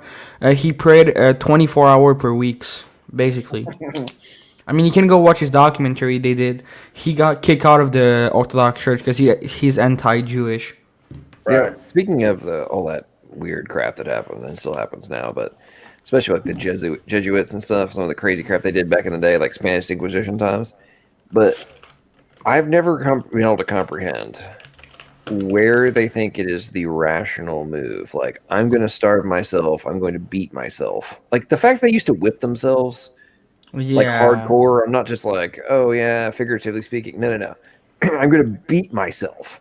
Yeah. Can I share my screen real quick? I want to show you this Orthodox video. Actually, real quick, I was going to answer because Jamie Russell had a good question in the chat. Oh, he lost his salvation. Yeah, let me answer his question because it's a good question, and I think he's legit looking for an answer to it. So he says, someone help me with what you do with the verse in John. He who says he knows him. There we go. Easier to read that way. And keeps his commands and keeps not his commands is a liar and has no truth. And Jesus, okay, so for example, when we're born again, and John and I talk about this, the part of us that is born again is our spirit. We're given the new man. So when we walk in the new man, as Paul says, to walk in the spirit, put on the new man, forsake the old man, right? Our old man dies daily. We're told to die daily. But we always have our old man. We always have the flesh. If we're walking in the flesh, then we're not following his commandments, and we are made a liar. But when we walk in the new man, walk in the spirit, the Bible tells us in 1 John that he that is born of God, which is the spirit, the new man, doth not sin, which literally means not one sin. So if we're walking in the new man, we're not sinning. If we're walking in the old man, the unregenerate flesh who does not inherit the kingdom of God, we will sin. And we will sometimes lie. If we're not following his commandments, we make ourselves a liar. So it's just the difference between the old man and the new man. And the other question... Can I answer that real quick? Yeah, real quick, before I lose my train of thought. And then he asked, and Jesus says, you never knew you. So it's the verse where it says, I never knew you, ye who practices lawlessness. So in that verse, I've done an entire 2-hour stream on it where those people, and Will, you can touch on this too, you're great at this. In that verse, and I've done a full exegesis breakdown of it, but just in a matter of seconds, those people in Matthew 7, they are not doing the will of the Father, the Bible says. That's why Jesus says, I never knew you. So Jesus doesn't say, I once knew you, then you lost your salvation and I no longer know you. No, the Bible makes it clear that Jesus knows his sheep. He says, I know my sheep. So these people he never knew, which means they were never saved because they were not doing the will of the Father. And when we read what the will of the Father is in the scriptures, John 6:30, the will is to believe on the Son, right? So these people were not believing on the Son. So when you read what they were actually trusting in, you can read down the list. What are they trusting in? Well, they're saying things like, Lord, Lord, haven't we? So they're looking at themselves. They're boasting. Many wonderful works. So they're trusting in themselves. They're trusting in works. They're not doing the will of the Father, which is to believe on the Son. That's why Jesus is casting them into hell, because they're not believing on Jesus Christ. They're trusting in themselves as compared to Jesus. If any of us were standing in front of Jesus and Jesus says, why should I let you in? We're all going to say, because of what you did. I'm putting my faith and trust on your finished work. Those people in Matthew 7, they were not putting their faith in Jesus Christ's work. So good questions, Jamie, and I hope those answers help, brother. Yeah, I'm gonna basically to get into heaven, I'm gonna do some like hardcore name dropping. Yeah, can I just address that point real quick? I kind of know the man. Okay, like yeah, Jesus Christ. Yeah, he saved me. I'm in. Yeah, that's good. That's good. I know the man. Jesus. Peter, I'm no longer a Peter, sinner, I know you're guys. at Pearly Gates right now, bro. But we both know the same. Like I know you knew him before me, but like I know him too. So we're cool, right? Okay, awesome. Appreciate you. No, what I'm going to say is, I'm going to say, Lord, I've had over 250 debates. I mean, Lord, let me in. Lord, look at that. Oh, I've done so real quick. I want to address the point he says. So when he says that if we don't keep his commandment, we don't know him. So basically, that verse is referring to 1 John 3:23, where it says, "This is the commandment that we believe in the name of the Son of God." So the commandment that's speaking about here, it's not the whole commandment. It's just we have one commandment to do is believing on the Lord Jesus Christ, and he addressed that the commandment to do in order to fulfill the laws, it's basically believing in Jesus. And real quick to address your point, when the commandment, Paul says that once the law came upon him, he break it and he dies. So according to us, when we're born again, we have died to the laws. We're now under the laws of grace, which we abide by grace in Christ. And I'm gonna touch real quick on Matthew 7:23. So when he says, "I never knew you," he's talking about the goats. So in Matthew chapter 25:31-34, you have he speak about his goat and his sheep. He says to his sheep, "Come, you're blessed of my Father, and inherit the kingdom of God." And his goat are kind of the unbeliever. And he says, "Go into everlasting punishment. I never knew you." So that's how I explain Matthew 7:23. Right. And here's the thing. Yeah, that's a good point. If Jesus says, "I never knew you," goats were clearly horrible examples of evolution. That's why they're not welcome. So for example, Jamie's point, yeah. So anybody who's not saved, anybody who's not born again, okay, when we're born again, our sins, past, present, and future, are forgiven. That's why I typically like to make the distinction between our position and our condition. And I'm going to read a quote here, which I think is really good. Let me see here. Okay. How can we both be justified and sinful? Both claims are true of a believer in Jesus Christ. We are just or justified in our position, but still sinful in our condition, right? Our position deals with our current place seated at the right hand of God the Father in Christ. That's why we can never lose our salvation, because our position is secure. But our condition on earth right now certainly does not conform to our position in heaven. We still struggle with the sinful nature and do things we know are not Christ-like. Nothing in our condition can ever change our position, but a focus on our position can radically improve our condition. Here's the thing. The unsaved, they're not born again. They don't have the new man. So guess what? When they're judged according to their works. But works can never get us to heaven. Nobody can follow the law perfectly to get to heaven. Only Christ. In one sin, breaking the law in even one point, you're condemned. So these people that Jesus is saying, "Depart from me, for I never knew you," they were never saved. They were never regenerated. So now they're essentially relying on only themselves to get to heaven. So yeah, they are trying to be justified by the law, and Jesus is going to say, "I never knew them." So us, we're saved, therefore we're justified because of His work. It's just as if I'd never sinned. So those people in Matthew 7, it's clear. I would tell Jamie. So good question. I would tell Jamie to go read Matthew 7, where it says that they did not do the will of the Father, and then go cross-reference. Interpret scripture with scripture, you'll see that the will of the Father is just to believe on Jesus Christ. And these people,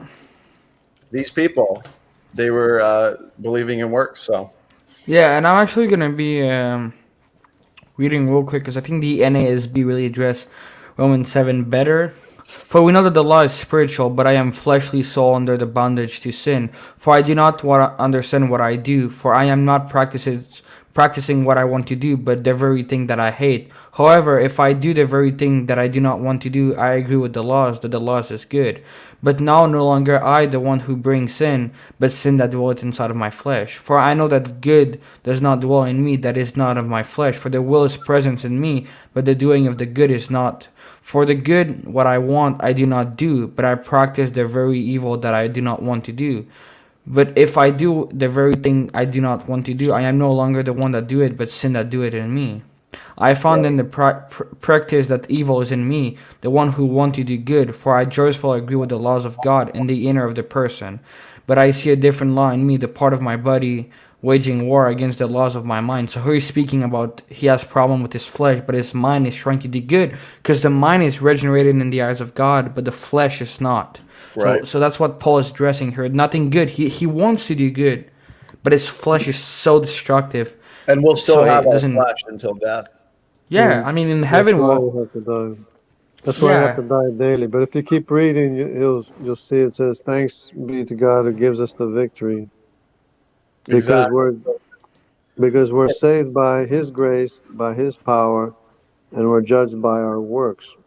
But the thing is that the believers are really very different from unbelievers in that the believers are telling the truth about the work of God and salvation, and the unbelievers are not. So that's a very big difference between them. But God does say that He's able to keep us from falling. He's able to make all grace abound towards us and everything. So there is the standard of perfection still, Yeah, but here's the thing. The difference is that He is able to accomplish that in us. He's able to change our heart so that we can do what's right. And what's important to realize too is what John mentioned earlier, that if we are walking in the flesh, okay, and we're not preaching the gospel, bringing forth spiritual babies, doing the good works that will profit others, of course, then our works will be burned up. We'll lose rewards in heaven, for example. And that's a problem. because who wants all their works to be burnt up? You know, we should want to strive to be the best Christian that we can be. And that's why I love that passage too, that Will was just reading, because he says, if then I do that which I would not, I consent unto the law. Actually, no, I want to try something real quick. Will, mute yourself for a second. I want to see if the echo comes from your end, brother. Yeah, it comes from me for some reason. Yeah, it comes from my. Oh, it is you. And If Paul, then- yeah, Paul see, so said, it's gone. Yeah, I don't know, dude. I'm gonna return that mic. Like, I freaking pay so much expensive for that mic, and there's like echo. Like, I have a headset apart from my well, microphone. it's usually the headset. It's usually the headset. No, that my does it. headset doesn't. My headset doesn't have a microphone. I mean, it doesn't Oh. have a microphone. I just have a stand microphone. Just make but- sure you know where all your microphones are, because Well, sometimes let there's me- microphones that are picking up stuff. Let me try to let me try to load down my microphone, guys. Okay, can you guys need still to hear load it? down your laptop, which you. That's No, I'm why not on the laptop. Can you guys still hear the echo? No, it sounds good now. Can you hear me good? That's yeah, good. oh, yeah, Yeah, you sound yeah. good. Actually, no more feedback.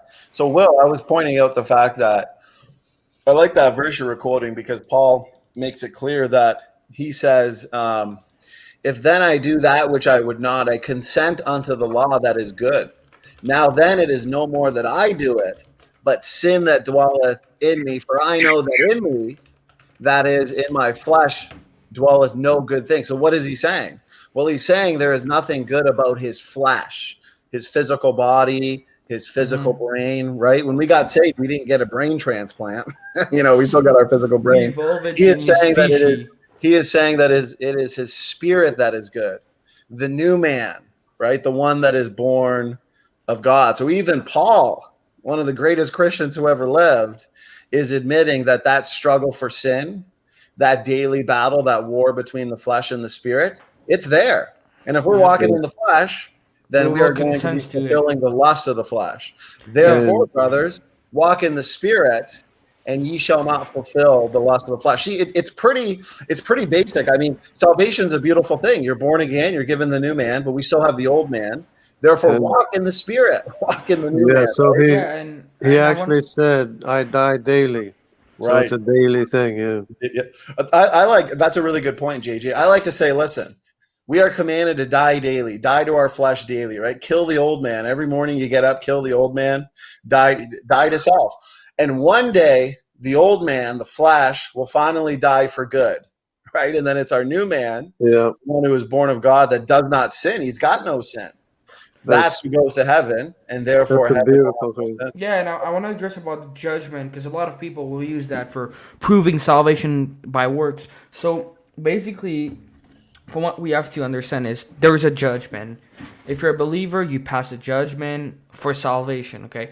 So the unbeliever will be judged by their works to condemn them. That's what the Bible says, by our work, our word will be condemned. So once you're saved, you're clothed with Christ's righteousness during the judgment day. So you're judged by your works, but apart from salvation. For your reward in heaven, you have the crown of righteousness, crown of life, all that type of stuff. So we're not going to be judged by our works to be saved, but we're going to be judged by our works for a reward. And I just want to address Romans 3:20, where he literally says, but now, apart from the laws, the righteousness of God has been revealed, being witnessed to by the laws of the prophet. But if the righteousness of God through faith, of God through faith in Jesus Christ for all those who believe, for there is no distinction. For all have sinned and come short of the glory of God, being justified as a gift by His grace through the redemption that is in Christ Jesus, whom God displayed publicity as propitiation in His blood through faith, that which is demonstrated of righteousness, because in God merciful restraint He let the sin previously committed to go on punishment, for the demonstration that is which righteous at the present time, so that He will be just and justify the one who has faith in Jesus. So basically, we're not even justified by the laws. Right. Keep going. Oh, he's moving to prayer stream. Is that what he's saying? No, you're going to sleep, LPP. Say, give us a little prayer before you go in. Oh yeah, John. Before you go, I just wanted to tell you about my my garage, that I installed a garage opener on the door. Like I feel like Batman. coming out of the back cave and going back in. Are you in New Jersey or up in the woods, bro? No, the one up in the woods. I installed a garage door opener. Yo, so I just LPP, let push me the share my button screen. and I go in and I push the button and come out. Yeah, can you let me share my screen before you leave? LPP, I wanted to show something to Standing. Actually, I wanted to I wanted to make one. I just had a chance to look at the chat right now, and Brother Jamie makes a good point. I'm hearing the feedback, bro. I don't think that's me this time because I can hear them too. Oh, really? Yeah, let me mute my mic. Let's oh yeah, Yo. I think it's Standing. Is it me? No, I'm pretty sure. Is it me? Oh, maybe it's because of my screen sharing. Yeah, it could have been. Well, screen. I just wanted to address one thing that I agree with Jamie. He made a good point. He says, he says we will still have our. Oh, here it is. Yeah, we'll still have our exactly. So we'll be given our glorified bodies, right? So our flesh isn't regenerated, but we will be given our glorified, regenerated, perfect bodies. We're going to receive that. And what's amazing is that at the last day, the rapture, those that are alive and remain, they will be caught up in the air and they will be changed in a moment, in the twinkling of an eye, be given their regenerated body. Oh, that's a good point here too from John. I'm gonna be or if you want to go, you can address it. So he says, "SFT, can you address the verse in the Revelation about blotting the names out of the book of life?" Do you want to go for this one, SFT? Well, I could probably go on a huge diatribe on that. So why don't you go? Yeah, I'll make it real quick. So the Bible says that all the name are written into the book of life. Every name are written into the book of life, but he'll blot out name that remove from the Bible. So example, someone remove passage from the Bible, they basically become a reprobate. So God blot out their name. So during the whole judgment day, God is going to blot out the name of the unbeliever, and the believer will stay into the book of life. That's basically how I address it. Let me just pull up the verses where it says everyone's name is in the book of life. Yeah, it sounds like to me, without pulling up anything on it, because I've got a ton of books on this, it sounds like to me everybody's name is in the book of life. Yeah. There's a select few people. There's a select few people that during this lifetime they can become twice dead. They could be given over to a reprobate mind. So therefore, their name could be blotted out early. But anybody who die, but for the most part, the unregenerate, if they don't believe on Jesus Christ and get saved and they're not born again, when they die in an unregenerate state. So then their names are blotted out. But us who are saved, born again, our names will always be in the book of life. So that's my understanding. Yeah, so here you go. So Revelation 3:5, he that overcome, the same shall be clothed in the white raiment, and I will not blot out his name. So he says, I will not blot out his name out of the book of life. So here it's saying that your name is already in the book of life. So, right. It implied that everyone's name is in the book of life. Because if you look, it says, the same shall be clothed in white raiment, and I will not blot out his name of life. So this guy's already in the book of life. That's what he's implying. He who overcoming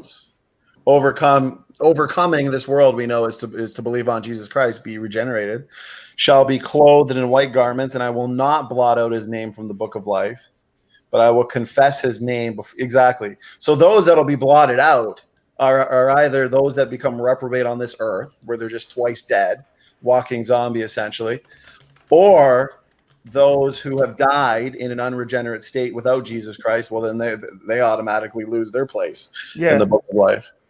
I would recommend you to watch everyone. If you guys have question about Once Save Always Save, there's a YouTuber. I'll drop his link in the chat so everyone can take a look at it. So he's basically a Baptist, and he just holds to Once Save Always Save, and he has like all the verses that people use to prove you can lose your salvation, and he addressed them. I'll drop out his name. So you guys can take a look at him. But how is it going, SFT? I haven't seen you for a long time. Good, brother. Good. We've been, Matt and myself, we've been doing a lot of writing, and we put out a couple articles. So if you go to our website, creationistclothing.com, we have a couple new articles we just put out. One on Neanderthals, another one on refuting the critics on Adam and Eve. So I gotta get some t-shirt. Yeah, there you go. We got some new t-shirts and stuff. I did a lot of, we did a lot of videos, a lot of streaming the last week or two. So I was like, I got to take a couple days and make sure that I'm finishing up these articles and stuff. So what about you? How you been, brother? I mean, I've been doing good, but I gotta look on losing some weight. I'm starting to take a bit too much. I mean, I've just been like, I've been studying a lot of, I've watched like all Perry Marshall video and take a lot of notes on the side. Can you go for dogs over there in Canada? Yeah, well, there's a bunch of ice outside, so it's not the best time right now. You're in Quebec. My bad. Yeah. You can go unicycling on ice, which I used to do. Yeah, I'm proud. In the chat, bro. I miss you, Ramat. Yeah, Ramat should get on sometime. I haven't seen him on the stream, except for when I've seen him on Saw, but otherwise I haven't seen him for a long time. Actually, that reminds me. I just looked at the time. I was gonna wait until, because John went live at 10:30, so I didn't want to have conflicting streams. But I've had a stream planned for tonight because I wanted to refute some critics on genetic entropy. So I'm going to head over and get my stream going. I'll probably go live for maybe an hour, hour and a half. And I was going to, there's a couple arguments I've seen that I wanted to debunk. So I just didn't want to stream at the same time as John. But since John's on his way to bed, I think I should get that over with before it gets too late. So open chat. Yeah, I'll be moving there too. I've been listen. I'm gonna go listen to SFT. We can jump streams. What? Yeah, no, you guys can certainly stay here. I'm looking at the chat. A lot of good people in the chat. No, I'm talking about your stream. Is it going to be like a live stream? Like, can you join, or is it just going to be you talking?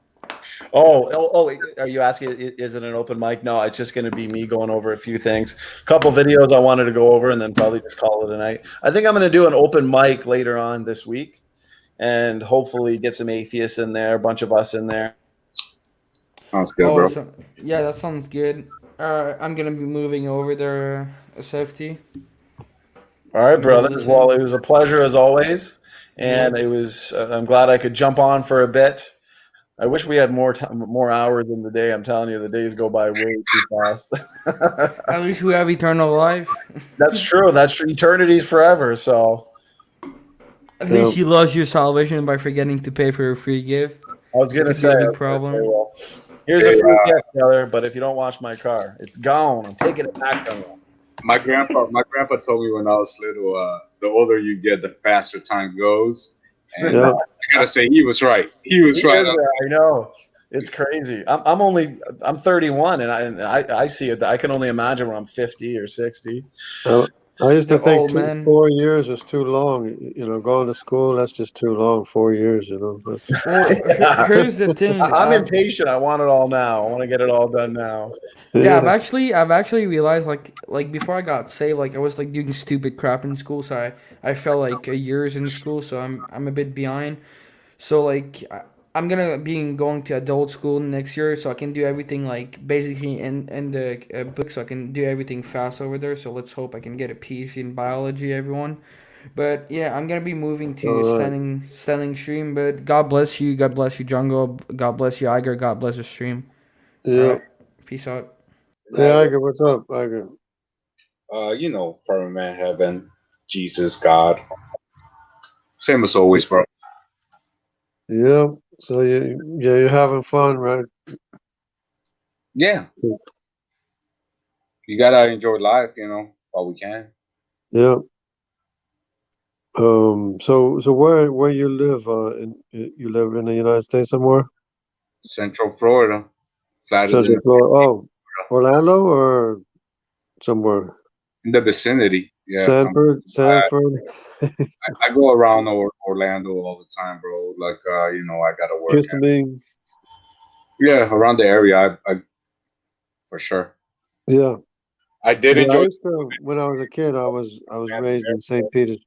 I used to live in St. Petersburg when I was a kid. And then I've been to Orlando. I've been around there. That's pretty, bro. You can go. I go to St. Petersburg to watch the sunsets. I Clear have, Sarasota, that area. It's so pretty. yeah, That's the west coast of Florida, so then you can watch the sunset. yeah, that's nice. And I have relatives from Fort Pierce, Melbourne area and stuff like that. So That's the East Coast, yeah. yeah, Fort Pierce in the East Coast, right? In Florida. yeah, that's Melbourne, Fort Pierce, Cocoa Beach, all that stuff. Yeah, Yeah. Daytona. You can't forget Daytona. Daytona, Jacksonville, West Palm Beach, Hollywood. You know Bro, Hollywood, where do right? you live at? Right this minute, I'm in New Jersey, near the airport. Well, that's where you live at in the city, but where you living at with the woods and stuff? Oh, the woods is in Missouri, Missouri. All right, cool stuff, bro. in the Ozark Lakes. Ozarks Lakes. The Ozarks, yeah. I gotta look that up. That's nice. And I just put in a garage door opener so that I don't have to stop and get out and pull up the door and put it down. Well, So now I feel like Batman. I feel like Batman now. Just go in and out. Are you in New Jersey now or in Missouri? I'm in New Jersey right now. Well, I'm going to head back to Missouri in a little bit. A little while. Good stuff. And then I got to go to Florida. I come by, bro. Again. Come by. I'm gonna shoot you an email. Yeah, that's a long haul going through Florida, right? But yeah, I mean, even one time I went to the Keys and I was surprised about how long it took to get. Then you go to the Keys and that's forever. That's forever to get 2 hours. I'm saying, not 2 Yeah. 2 hours. It was like 100 miles down there. Yeah. My gosh, Yeah, we're gonna get there. Crazy. I've made that trip at least 2 or 3 times. 2 or 3 times I've made that trip. Yeah. Yeah, it's pretty. I've been up as far as New York, so I stopped at New Jersey, Connecticut, Hartford, and Virginia. I spent some time in Virginia, just on vacation, not live there. I lived in Florida most of my life. I remember one time I was coming in on the airport from Caracas, Venezuela or somewhere. And then we were coming into Miami, right? And you see all the tractor trailers and everything. And so I was looking out the window and I said, look, it's Miami. And my little sister was at the age, where everything belongs to her and everything. Mm-hmm. She says, no, it's Miami. Miami. I said, look, it's Miami. She says, no, it's Miami. It's crazy, bro. That's fine. Hey, you know what? Since it's just me and you, bro, I do want to give a quick shout out to Jungle Jurgen, bro. His when I heard about him talking about how the Pangea event happened after the flood, after Nimrod, in the days of Peleg. That was pretty interesting, and now I look back at it. I look at the Bible, and you definitely see it where it says in the Bible, in the days of Peleg, when the earth was divided. It's kind of crazy, bro. I don't know if you can tell me more about that. Yeah, and Nimrod never went back back. I keep saying back, but Nimrod never went to Africa because they landed in Mesopotamia, and that's where he made his kingdom in Mesopotamia. But Nimrod is Cush's son. Cush is one of the sons of Ham that they all went to Africa.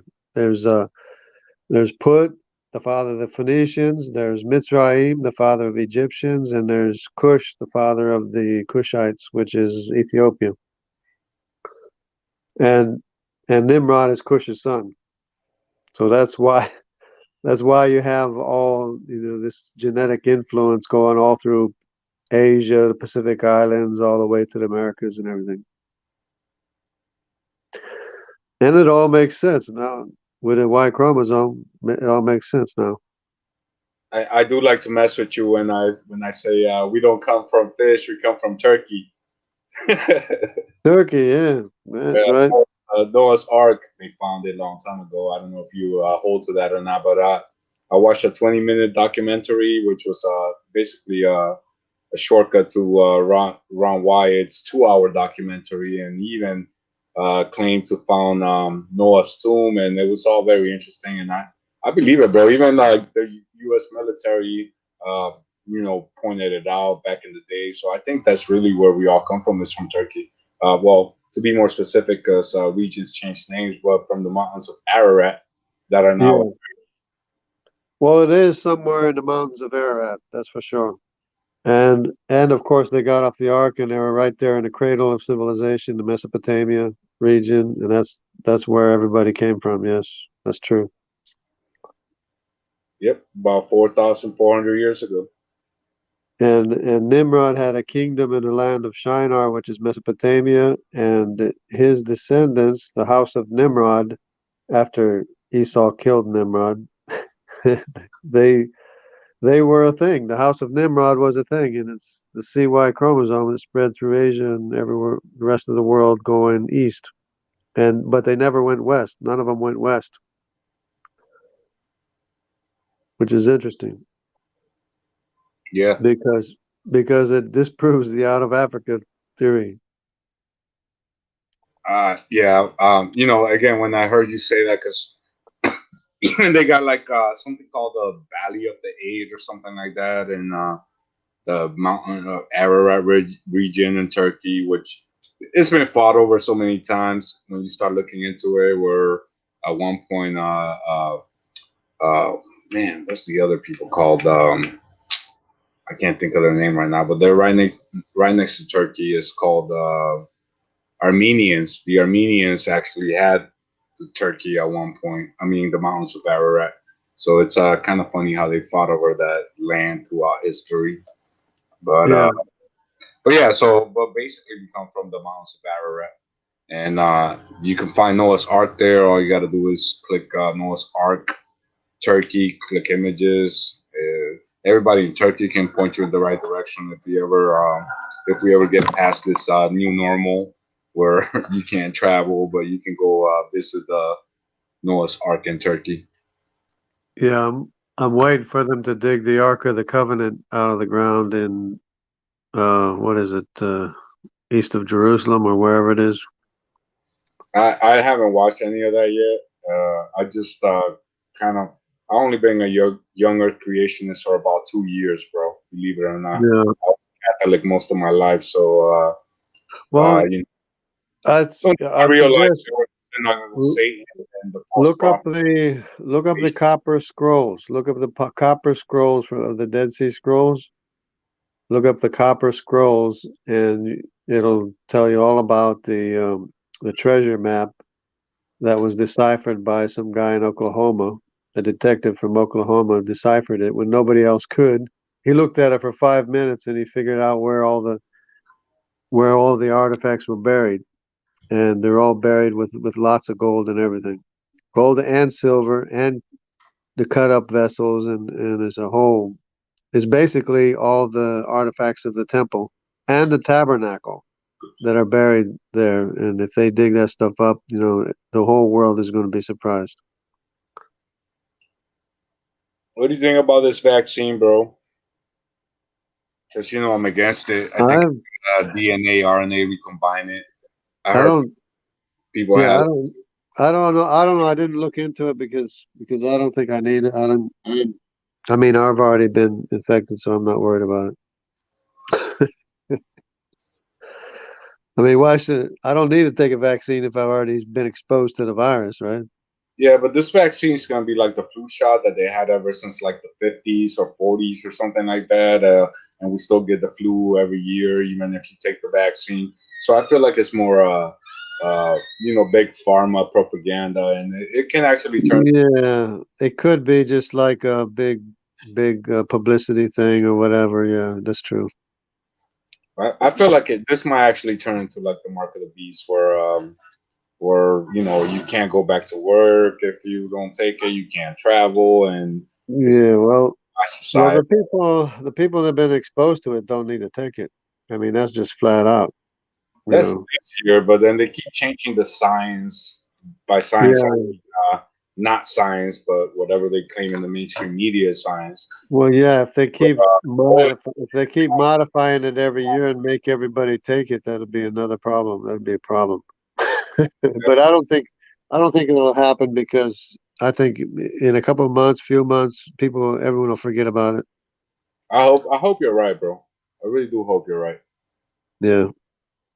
Well, for me, it seems like how everybody's wearing masks nowadays, wherever you go.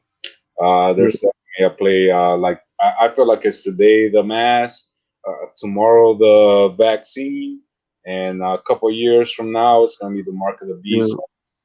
Because that's a violation of the law to make people wear masks and stuff like that, and for all intents and purposes, it's a violation of people's rights. They went around the law to be able to make the law like that. I mean, to fine people for not wearing masks and stuff. America, it's all over the world, so we never seen something like this happen before, and that's a constant thing that's playing in my mind. Yeah, and so they don't. I mean, they're making laws that aren't even lawful, which I guess maybe they can work that out too. When did you become a young Earth creationist, Jungle? Because I've only been a young Earth creationist for 2 years. So I've always believed in young Earth. I've never been an old Earth creationist. This goes back 50 years.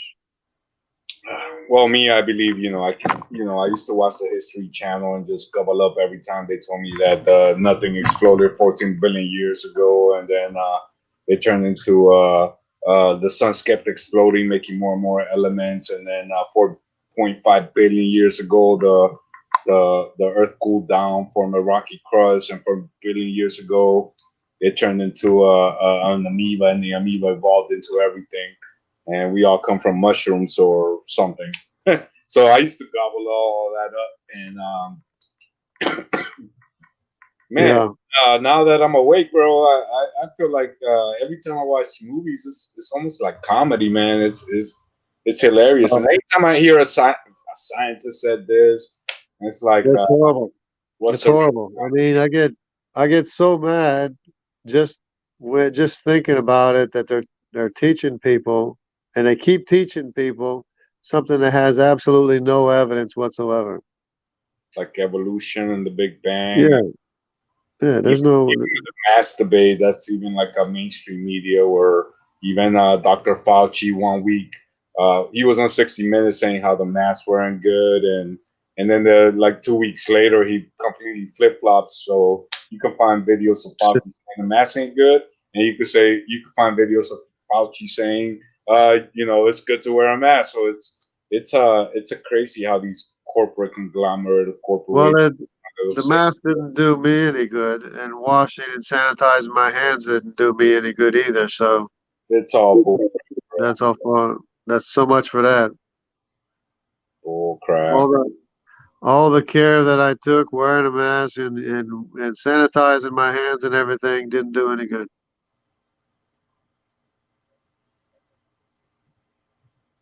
Because it's airborne. The problem with it's airborne. That's the problem. Yeah. Last couple of months, actually, I started watching a channel called EatTheWeeds.com. They got a website, but it's on YouTube as well. And this guy goes around Florida, and he tells you all the different weeds that have been edible. So it's kind of curious. I'm not saying eat all the weeds, because some of them are poisonous, but then into the medicinal properties of plants, and you're like you're a lot older than me. I'm just curious, like, what do you think about the medicinal values of plants? Yeah. Just watch out for the poisonous ones and make sure you don't eat poisonous plants. But there's supplements that you can buy, milk thistle and all that, the root or whatever, these plants. And I take the supplements myself. Yeah, I have them right here with me right now. The milk thistle and all those, like you said, those plants. And believe it or not, have you ever eaten dandelion? If you go to the, I haven't, because I haven't found any. But if you go to the Chinese or the Hispanic stores, they might have dandelion. It's good, just like a lettuce. I mean, it's good. You fry it up with whatever, and or just eat it raw. It's good. I was surprised how good dandelion is to eat. I haven't tried any, honestly, bro. But I've been eating Biden's Alba, also clovers, bro. Those things are they taste like lime. It's one of my favorite things to eat that I found around here. You know, like the 3-leaf lucky clover. I mean, the 4-leaf lucky clover. I never found a 4-leaf clover, but I found plenty of. I found 4-leaf clover before. I haven't. So you got lucky. Well, I'm 65% Irish, so. True that. Yeah. And I just made a playlist on my channel about edible weeds and the medicinal values of plants, and that's I think I'm gonna start a new channel because I got blocked from doing live streams on this one. So I'll be starting a new channel. I think maybe next year. We'll see if they let me do live streams again on this channel. But I already recycled the evolution lie and the Big Bang lie, and Young Earth. I came to a realization as when my channel started, because it's all the deception from the big corporations, and ultimately it boils down to the synagogue of Satan, whether you want to call them secret societies or Jesuits or whatever other secret societies you want to call, Skull and Bones or whatnot. But these through corporations, they control the mainstream media, and we get our information. Yeah, it's big money, drug companies, and big media, and it seems like all the major international media is all leftist communist. It's been that way for decades, even in South America, everywhere, even in Europe, of course. It's all leftist media everywhere. Oh yeah, even if you Google up how many corporations control the media, and it's 6 corporations. It might be down to 5 now. I don't know. I haven't been keeping up, but it seems like we're going into this monopoly that's controlled by ultimately the synagogue of Satan. They're all together. They should break it up because it should belong to the people. It shouldn't belong in the hands of a few people. I mean, a few people shouldn't be determining truth for us. That's the same thing as government telling us what truth is. So media telling us what truth is no different. The separation of media and the people, right? Yep. But I'm watching the chat. I see this guy Jeremy. He says dandelion is good for bile flow in the liver, and I'm sure it's good for more than that. It's crazy how I actually saw a video the other day about how you can make coffee out of dandelion root, but it doesn't have caffeine. But eating anything from nature is gonna give you a spark of energy. Yeah. No, but it's all those supplements. I basically take a wide variety of supplements that are plant-based supplements. And I actually, when I had the burning lung sensation for like the week after I got the really bad headache, the burning lung situation I had like just before I was going to bed, and I took the NAC supplement, and by morning it was gone, and then it came back again. I took the supplement again. I did that for like 3 days, and then it was gone for good. No burning lungs. What was the supplement? NAC. I don't know what it stands for. It stands for something, but it worked. It seemed to work. I mean, because I was watching when they were talking about this virus thing and everything. I was paying close attention to these medical doctors and what worked, what didn't work, and they were saying NAC works. NAC. I don't know what that stands for, bro, but I feel Yeah, like the all these supplement. plants have Get off Amazon probably the supplements. NAC. But yeah, I like all the plant-based supplements. Actually, the main one I take is resveratrol. So you might want to look into resveratrol. Yeah, I heard about that. That's what Trump took, but I'm much rather hear about what you took because I hold you in a higher standard than Donald Trump, bro. Because I feel like he might just be another Illuminati puppet or whatever. No, not that.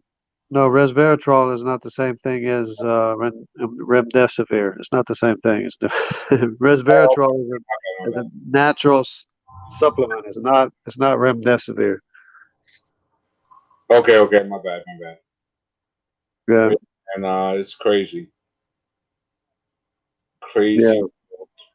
Plant-based. Stick with plant-based supplements. What kind of plants you got over at your house there in Missouri? You can't go wrong. You know what I found on my lawn when I was mowing my lawn? You know what maracuja is? What? Maracuja or maracuja? It's passion fruit. Oh yeah. I love passion fruit, bro. I found that growing in my lawn in Missouri. Bro, let it grow, bro. That stuff is expensive. It's delicious too. It's delicious and expensive, bro. Oh yeah. I'm not even gonna think about trying to buy it. Yeah, exactly. As a matter of fact, I should grow it and sell it, right? Yeah, you might as well, bro. If you got it growing wildly, I mean, I got them growing wild, and they're rooted in my lawn and my how much property. land you got up there, bro? What? How much land you got up there? I got some acreage and stuff like that, but I got see on my shed I got a property. I mean a lot to the side of the shed. There's a lot, and that's where the maracuja was growing, and I got a couple other little properties. There's no houses on them, just property, just land. Good stuff, bro. Yeah. You could build some log cabins or something, man. Turn it into a little state park or a little. Yeah, the next thing I gotta get will be the sawmill, portable sawmill, so I can cut my lumber and build my little cabin. Because right now I just got a makeshift log cabin. Yeah. But if I get a lumber mill, yeah, I'll be able to cut my lumber for the cabin, and then I'll be in business. I'll be building cabins all over the place. Are you selling little lots yet? Because I'm thinking about buying some land here shortly. What's that? Oh, we still can. Are you selling land up there yet? You gotta get on. You gotta get on it, bro. You don't have that much time left. Am I selling? I was planning on building a house and then trying to sell it, but I don't know how. I'm trying to sell this place here. I'm not sure how that's going to go, if I'm going to be able to sell it or not. Right. Who wants to live in New Jersey nowadays? It's actually a good location. The only problem with where I'm at right now is there's no parking place. You have to park on the street. Oh yeah, that sucks, bro. Yeah, it's horrible, but it is an excellent location as far as location is concerned. If you don't if you work at the airport, you don't have a car, you take the bus to work. or a car or whatever, it's ideal. But anyways, I gotta try to fix it up and see what I can do with it. I don't know. You got this, bro. I got faith in you. Yeah, well, right now I'm trying to move my stuff out, and that's painstaking. I mean, it's a lot of work and it takes a long time by myself. I'm looking to buy some land around here, bro. Like in Florida. In Florida? Yeah, if we get trapped, then I like it here all my life.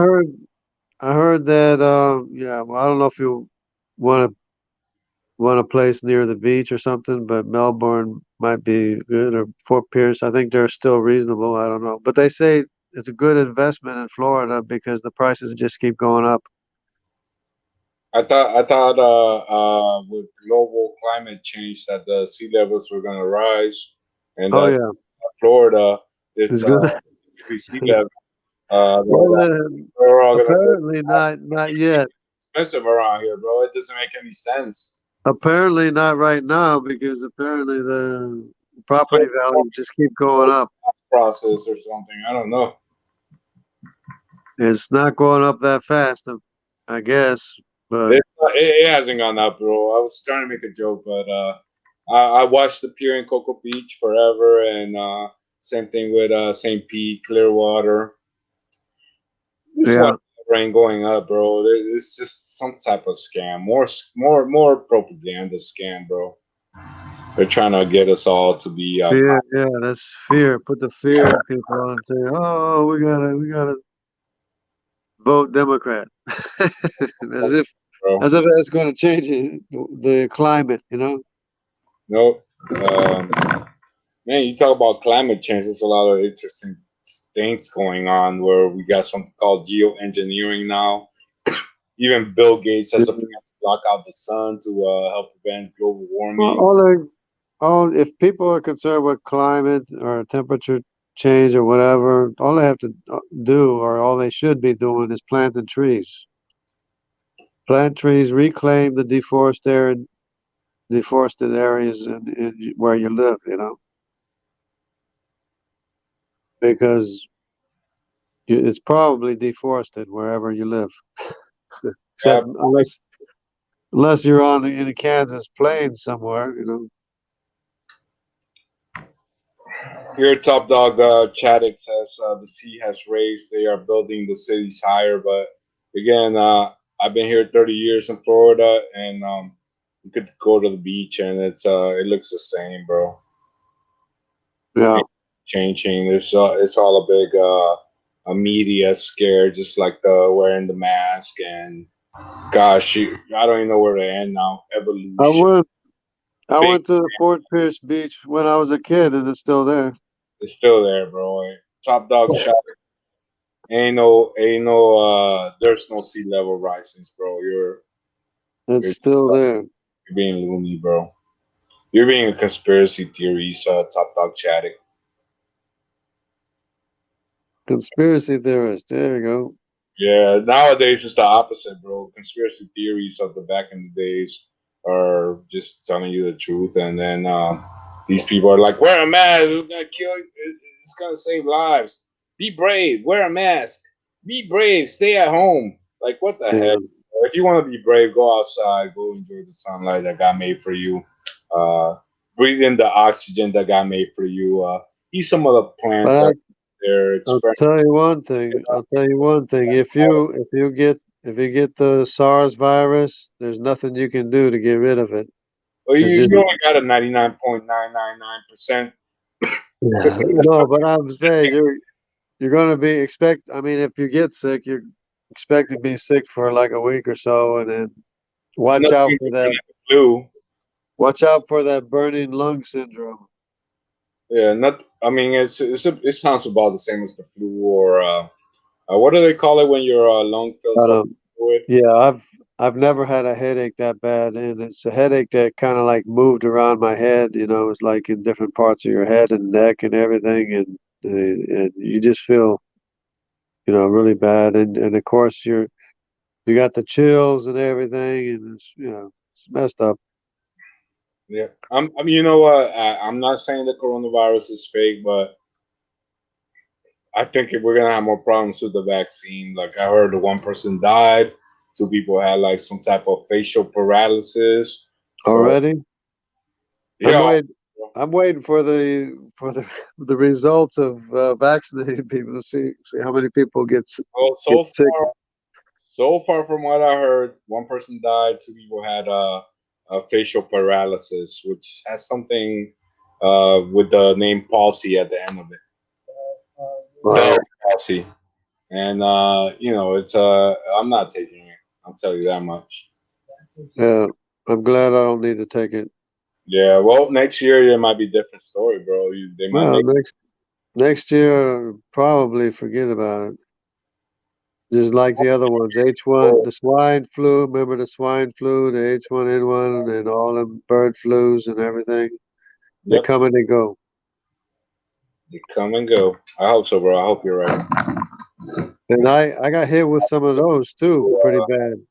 There was one virus that it just knocks you out, and you can't do any. All you can do is like lay in bed all day long. Yeah.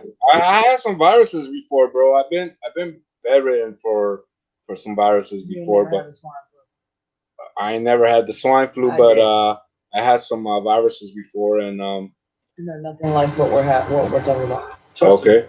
Trust me, I had the swine flu. All right. My temperature was 106.5. Yeah. Hit by a Mack truck. Yep. These viruses are not fake. No, I'm not saying they're fake. I'm just saying this one is it seems like they're weaponizing it or mediatizing some type of I know what it's like to have a temperature of 105, and that's not. You touch your forehead and it's literally hot to the touch. You remember back in the days people used to put towels on their head and stuff like that? I had malaria, had 105-degree temperature, and they looked at the thermometer, looked at me. I said, "What's it say?" And they didn't answer. And so then they called a doctor, and the doctor gave me a shot of penicillin immediately. It brought my temperature down. I feel like this vaccine is gonna cost the virus more than it is helping it, bro. I think that when they're injecting stuff into your bloodstream, is they got more of a chance of spreading this, man-made virus around. That's patented. Yeah. Well, they see the thermometer. I could have had maybe even a higher temperature. Probably did, but it was as high as the thermometer went, was 105. It was maxed out. All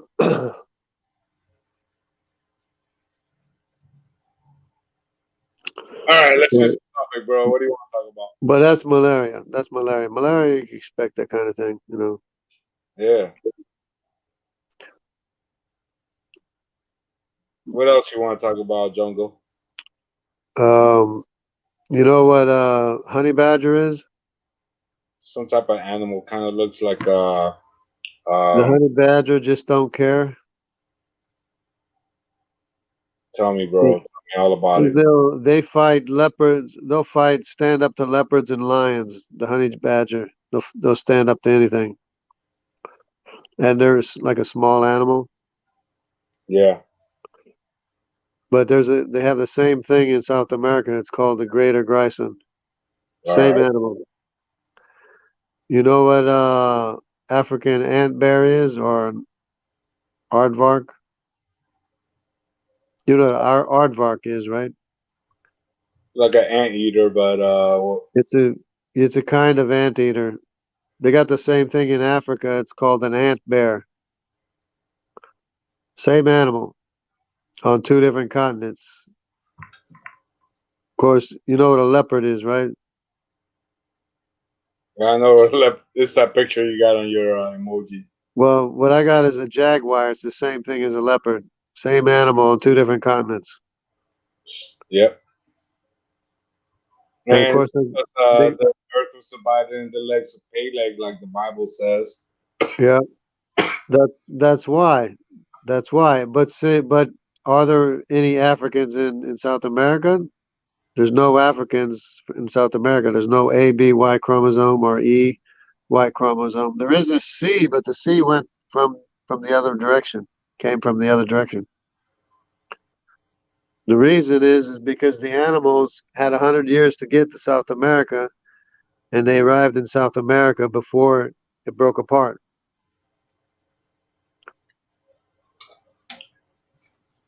So that's why there's identical animals both in South America and Africa, and that was like the second evidence that I saw that it broke apart after the flood. The first evidence was that the sediment layers match up between South America and Africa, and of course the sediment layers are deposited by the global flood.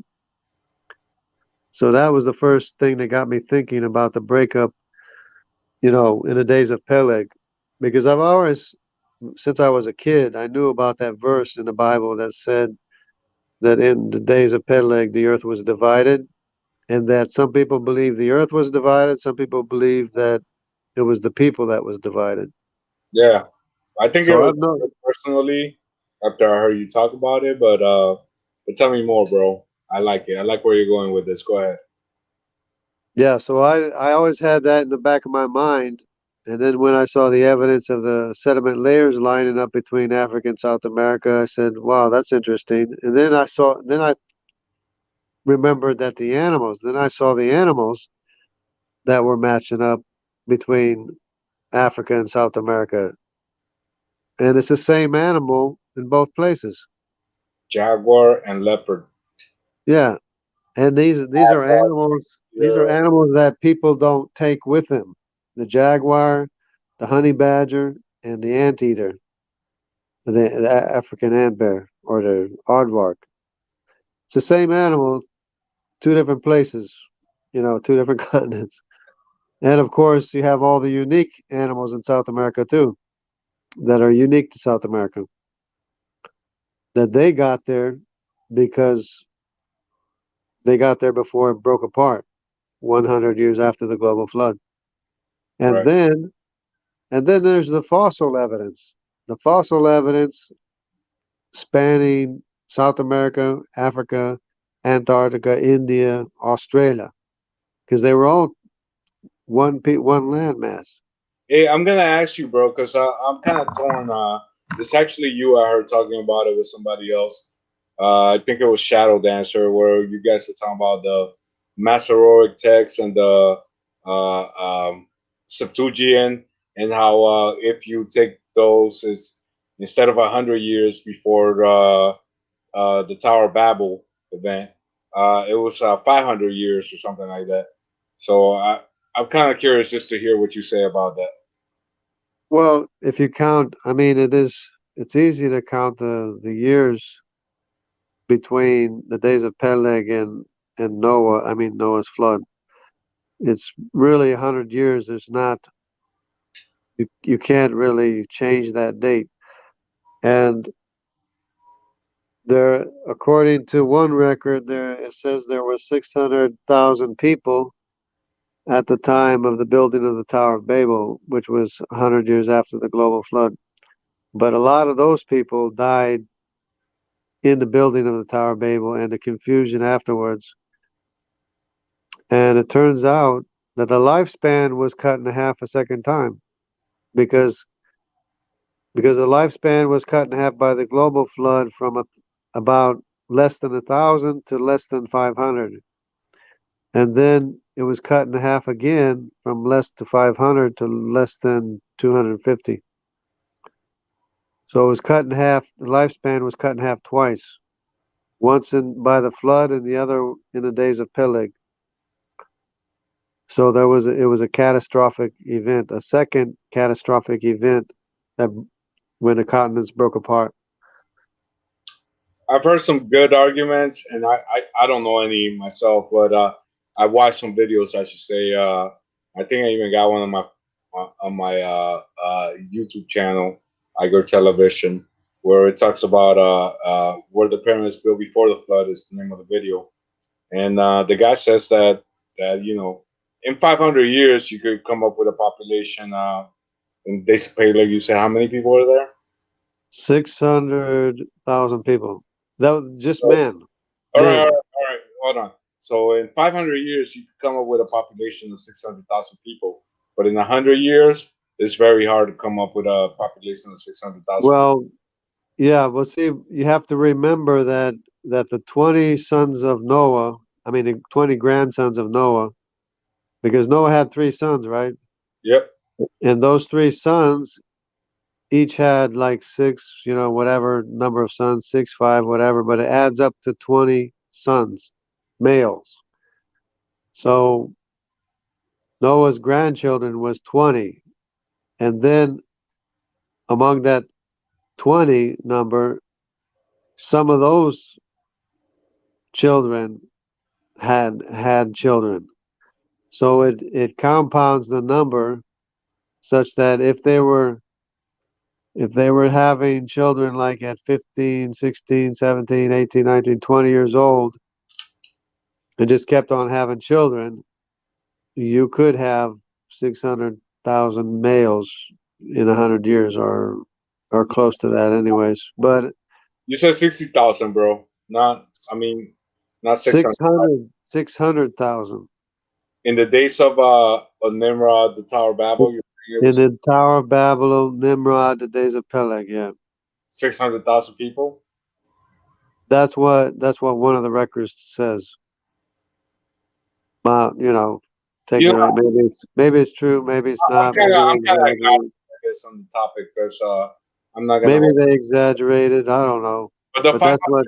If in 500 years, I feel like you come up with crazy numbers, but in 100 years, it's kind of hard. It was 100 years though.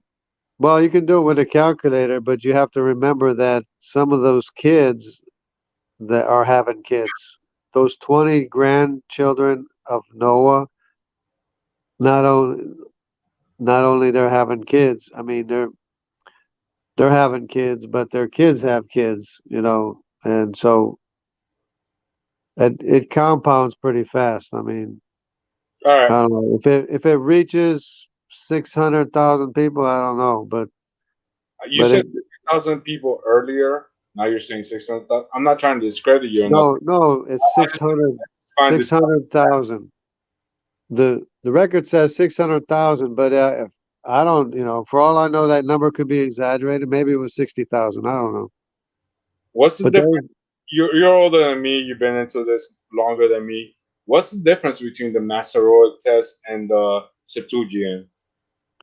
Oh, the Masoretic text and the Septuagint. The Septuagint is the Greek translation, and I guess the Masoretic text is the original Hebrew or Aramaic translation. And that's interesting too, with the word Peleg. Which one's the one that holds to 500 years after the flood, Nimrod, or 100 years?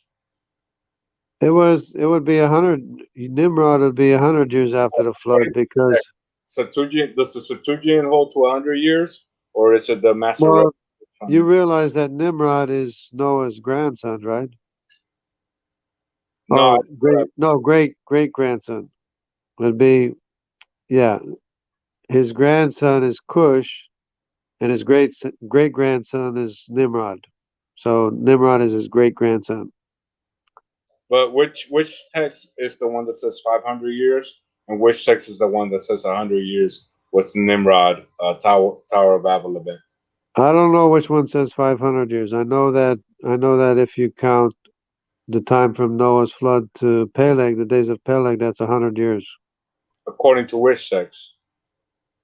According to the genealogies, that would be. According to the Masoretic or the. It'd be I guess it's the Masoretic text, yeah.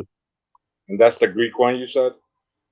The Hebrew. Well, it starts out Hebrew, but then because it's interesting that the word Peleg means divided in Hebrew, but then when they start writing in Aramaic, Peleg doesn't mean divided anymore. It means as the waters flow. So the Earth was divided, and then there's waters flowing between the continents, and it doesn't mean divided anymore. It means as the waters flow. Which one does the King James Version subscribe to, the Masoretic or the Septuagint? Masoretic, the Hebrew, the original text, the Hebrew text. The Septuagint was made from the Greeks. The Septuagint is a Greek translation of the Hebrew text. 500 years or so, right? Yeah, in other words, like flood and I think it's the Septuagint that translated the text virgin instead of maiden, which is basically the same thing anyway. You know when it says unto us, or a child is born, unto us a son is given. Well, let me see. Which is the one? That was fun and all. It's all kind of new to me, but I'm still agnostic to the topic or whatever. So, but I got a better understanding listening to you explain it to me. So I appreciate that, bro. Yeah, as far as I know, it's 100 years between Noah and the Tower of Babel, when the earth was divided. Holding to the Masoretic test, where the Septuagint holds to 500 years in between that, and that's where the big debate comes from, I guess, that I've seen a couple times. I haven't seen it much because you got to be really, really into it to look into it. So it's kind of interesting topic. Well, hey, look, it could be that the earth was divided 100 years after the global flood, and the Tower of Babel was 500 years after the Tower of Babel. But I mean, after the flood. But I think the Tower of Babel was the same time as the division of the continents, which is 100 years. Yeah. According to the Masoretic test, it's supposed to the Septuagint, Yeah, but then, to that 500 years, which is a very interesting topic, bro. And yeah, it'd be an interesting study. I think I have to look at it some more, maybe. Probably. Thank you for telling me what you know, bro. I appreciate it. And then, it's just interesting. But either way, to argue whether the Pangea event happened 4 billion years ago or whatnot, so as opposed to 4,000 or 4,400 years ago or 5,000 years ago, it's kind of interesting. But again, when you're trying to bring people to Christ and away from evolution and the Big Bang, it doesn't make that much of a dent or a difference in the creation evolution debate. But it's interesting topic, anyways. But I appreciate you telling me what you think about it. Right, because it's not, like you said, it's not that much difference. It's all civilizations started at that time 5,000 years ago or less. Yeah, it's a little hiccup, and we know the devil, Satan, has been trying to corrupt God's word. Yeah, because some of the records are not accurate, so Yeah, it's they're not going to. But other than that, like, the Bible's pretty consistent, and it never fails. The Bible is the most consistent. So anyways, you have the fossils line up between all the continents, between Africa, South America, India, and Australia, and Antarctica. They all line up, the fossils. So that's another strong evidence. But you know what's really the strong evidence? The very, very, very strong evidence that they broke apart 100 years after the global flood? You know what it is? What is it? It's the glacial scrapings or markings in India, which go from south to north in India. They go from south to north because India was connected to Australia, Antarctica, and Africa and South America until the breakup of the continent 100 years after the global flood. So the first thing that happened after the global flood was glaciers at the poles. So there was a lot of ice and glaciers at the poles, which carved glacial markings in India going from south to north until they broke apart 100 years after the global flood. And then, of course, India went up and smashed into Asia, and Australia separated, and Antarctica separated, Africa separated, and South America separated. So the Earth was divided 100 years after the global flood. So to me, that's a lot of evidence that you cannot refute that it broke apart 100 years after the global flood. You know, like I said, to me, I only been a young Earth creationist for 2 years, and you know, I woke up to that everything we see on TV is basically a lie. And so when I heard you talking about that, it kind of clicked on my head with the Pangea event, and then looking at the Bible, Days of Peleg, I was like, oh my gosh, Jungle Jurgen makes so much sense. So I'm not here to debate you on the topic, bro. Right. But I did find out 100 to 500 years between the Masoretic and the Septuagint difference. You know, it's pretty interesting, and that could be. It's definitely it's all interesting, bro. It's all interesting how the Bible keeps proving itself every freaking day. Every day the Bible just keeps proving itself, no matter where you look. So that 600,000 number might not be the correct number.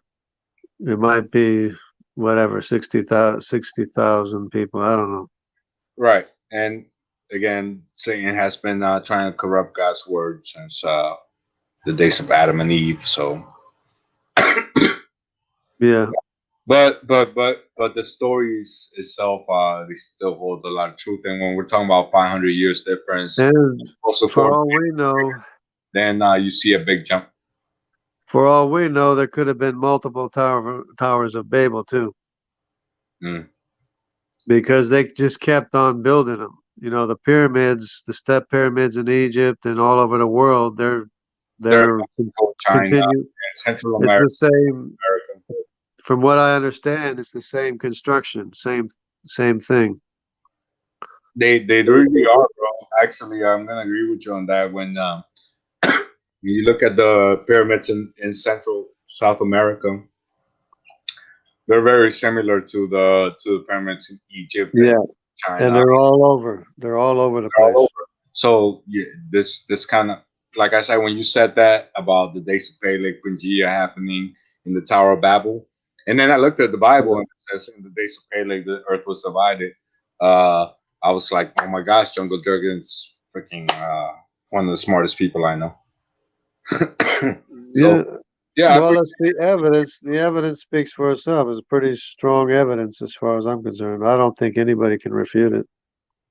Well, a lot of people do refute it, but they start. Well, I mean, they try, but I don't think they've actually seen. I don't think they've seen the evidence, though. Right. That's the thing. Yeah, you're right, bro. And oh my gosh, bro, when you're talking to atheists, it just it never ends, bro. They're gonna debate you whether the sky is blue or black. Because that solves the problem of how did the kangaroos get to Australia? How did the marsupials? How did everything get to where it was going? You know, Madagascar is right there too. How did the lemurs get to Madagascar? All those questions are answered by the breakup of the continent 100 years after the global flood. And the days of Peleg, that's actually mentioned in the Bible, which is the oldest historically accurate history book that we have. And atheists like Top Dog Chaddick in the chat, they think the Bible's a fairy tale book or whatever. And the thing is, Top Dog, I used to be you 5 years ago, bro. Yeah. And the thing is, it actually says the earth was divided. So that made me think it just keep in the back of my mind, well, maybe it was the earth that was divided, you know. I honestly think it was, bro, because I think that earth was, all solid at one point. And I actually believe that was the cause of the division of the languages too, because people got shook up. People got shook up, and where do you go when something catastrophic happens? When something catastrophic happens, you run to your family and see if they're okay and take care of your family, right? Yep. So people isolated into family groups because of the breakup of the continents, and they started speaking different languages, and they gave up on the construction of the Tower of Babel. It makes sense to me. You know, actually, you can look up the Tower of Babel, and there's a location for it. It's in Iraq, I think. Yeah, but I think there's actually multiple Towers of Babels. I think there's. I don't know. I think there's one. I think it's in Iraq, but I think there's a lot of pyramids. But I think there was one Tower of Babel. Yeah, but I mean, there in the Bible, it doesn't talk about multiple Towers of Babel. No, not in the Bible. No, the Bible talks about the first one, but I think other records talk about other Towers of Babel. I think. Well, it would be like kind of like the technology of the times. That's why we got pyramids in America and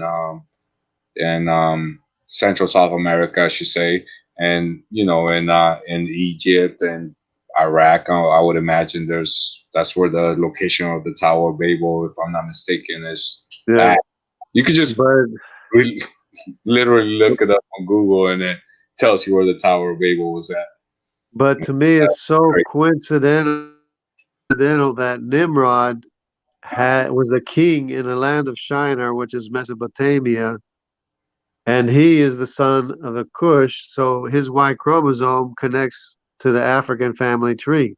But he's never went to Africa. The CY chromosome never went to Africa. It went the opposite way. It went east. All of his descendants went east. None of them went even close to Africa. So, but they belong to the African family tree because Nimrod is Cush's son, who is the father of all the sub-Saharan Africans. And the same thing with the Andamanese, which is a DY chromosome. They never went to Africa until much later date. And some of them went back to Africa at a much later date. So it's both the C and the DY chromosome never went to Africa initially. I mean, to me, that's powerful. That's powerful evidence because the C and the D belong to the African family tree, but they're not found in Africa. They go east. The Andamanese live in the Andamanese island off of India and into Asia, and their descendants go all through Tibet, all the way to Japan. The DY chromosome, 1/3 of Japanese have a DY chromosome from the Andamanese. And the Tibetans that have a DY chromosome. That's belongs to the African family tree. To me, it's so much evidence of the biblical account of history, human history. Hey, Jungle, I'm about to go ahead inside, bro. It's about 4:15 for me. Sounds good. I don't know, man. I got like 5 minutes left, I guess. But I gotta go in and hit the sack pretty soon. I don't know anything you got for me. If not, I'm close out with a serenity prayer and a sinner's prayer. But I'll wait a minute before I do that. I'll see if you got anything you want to talk about before I bounce. I think I pretty much covered everything. I covered You did the living animals, the fossil animals, the sediment layers, the glacial ice markings that always go from south to north in Africa, South America, India, Australia.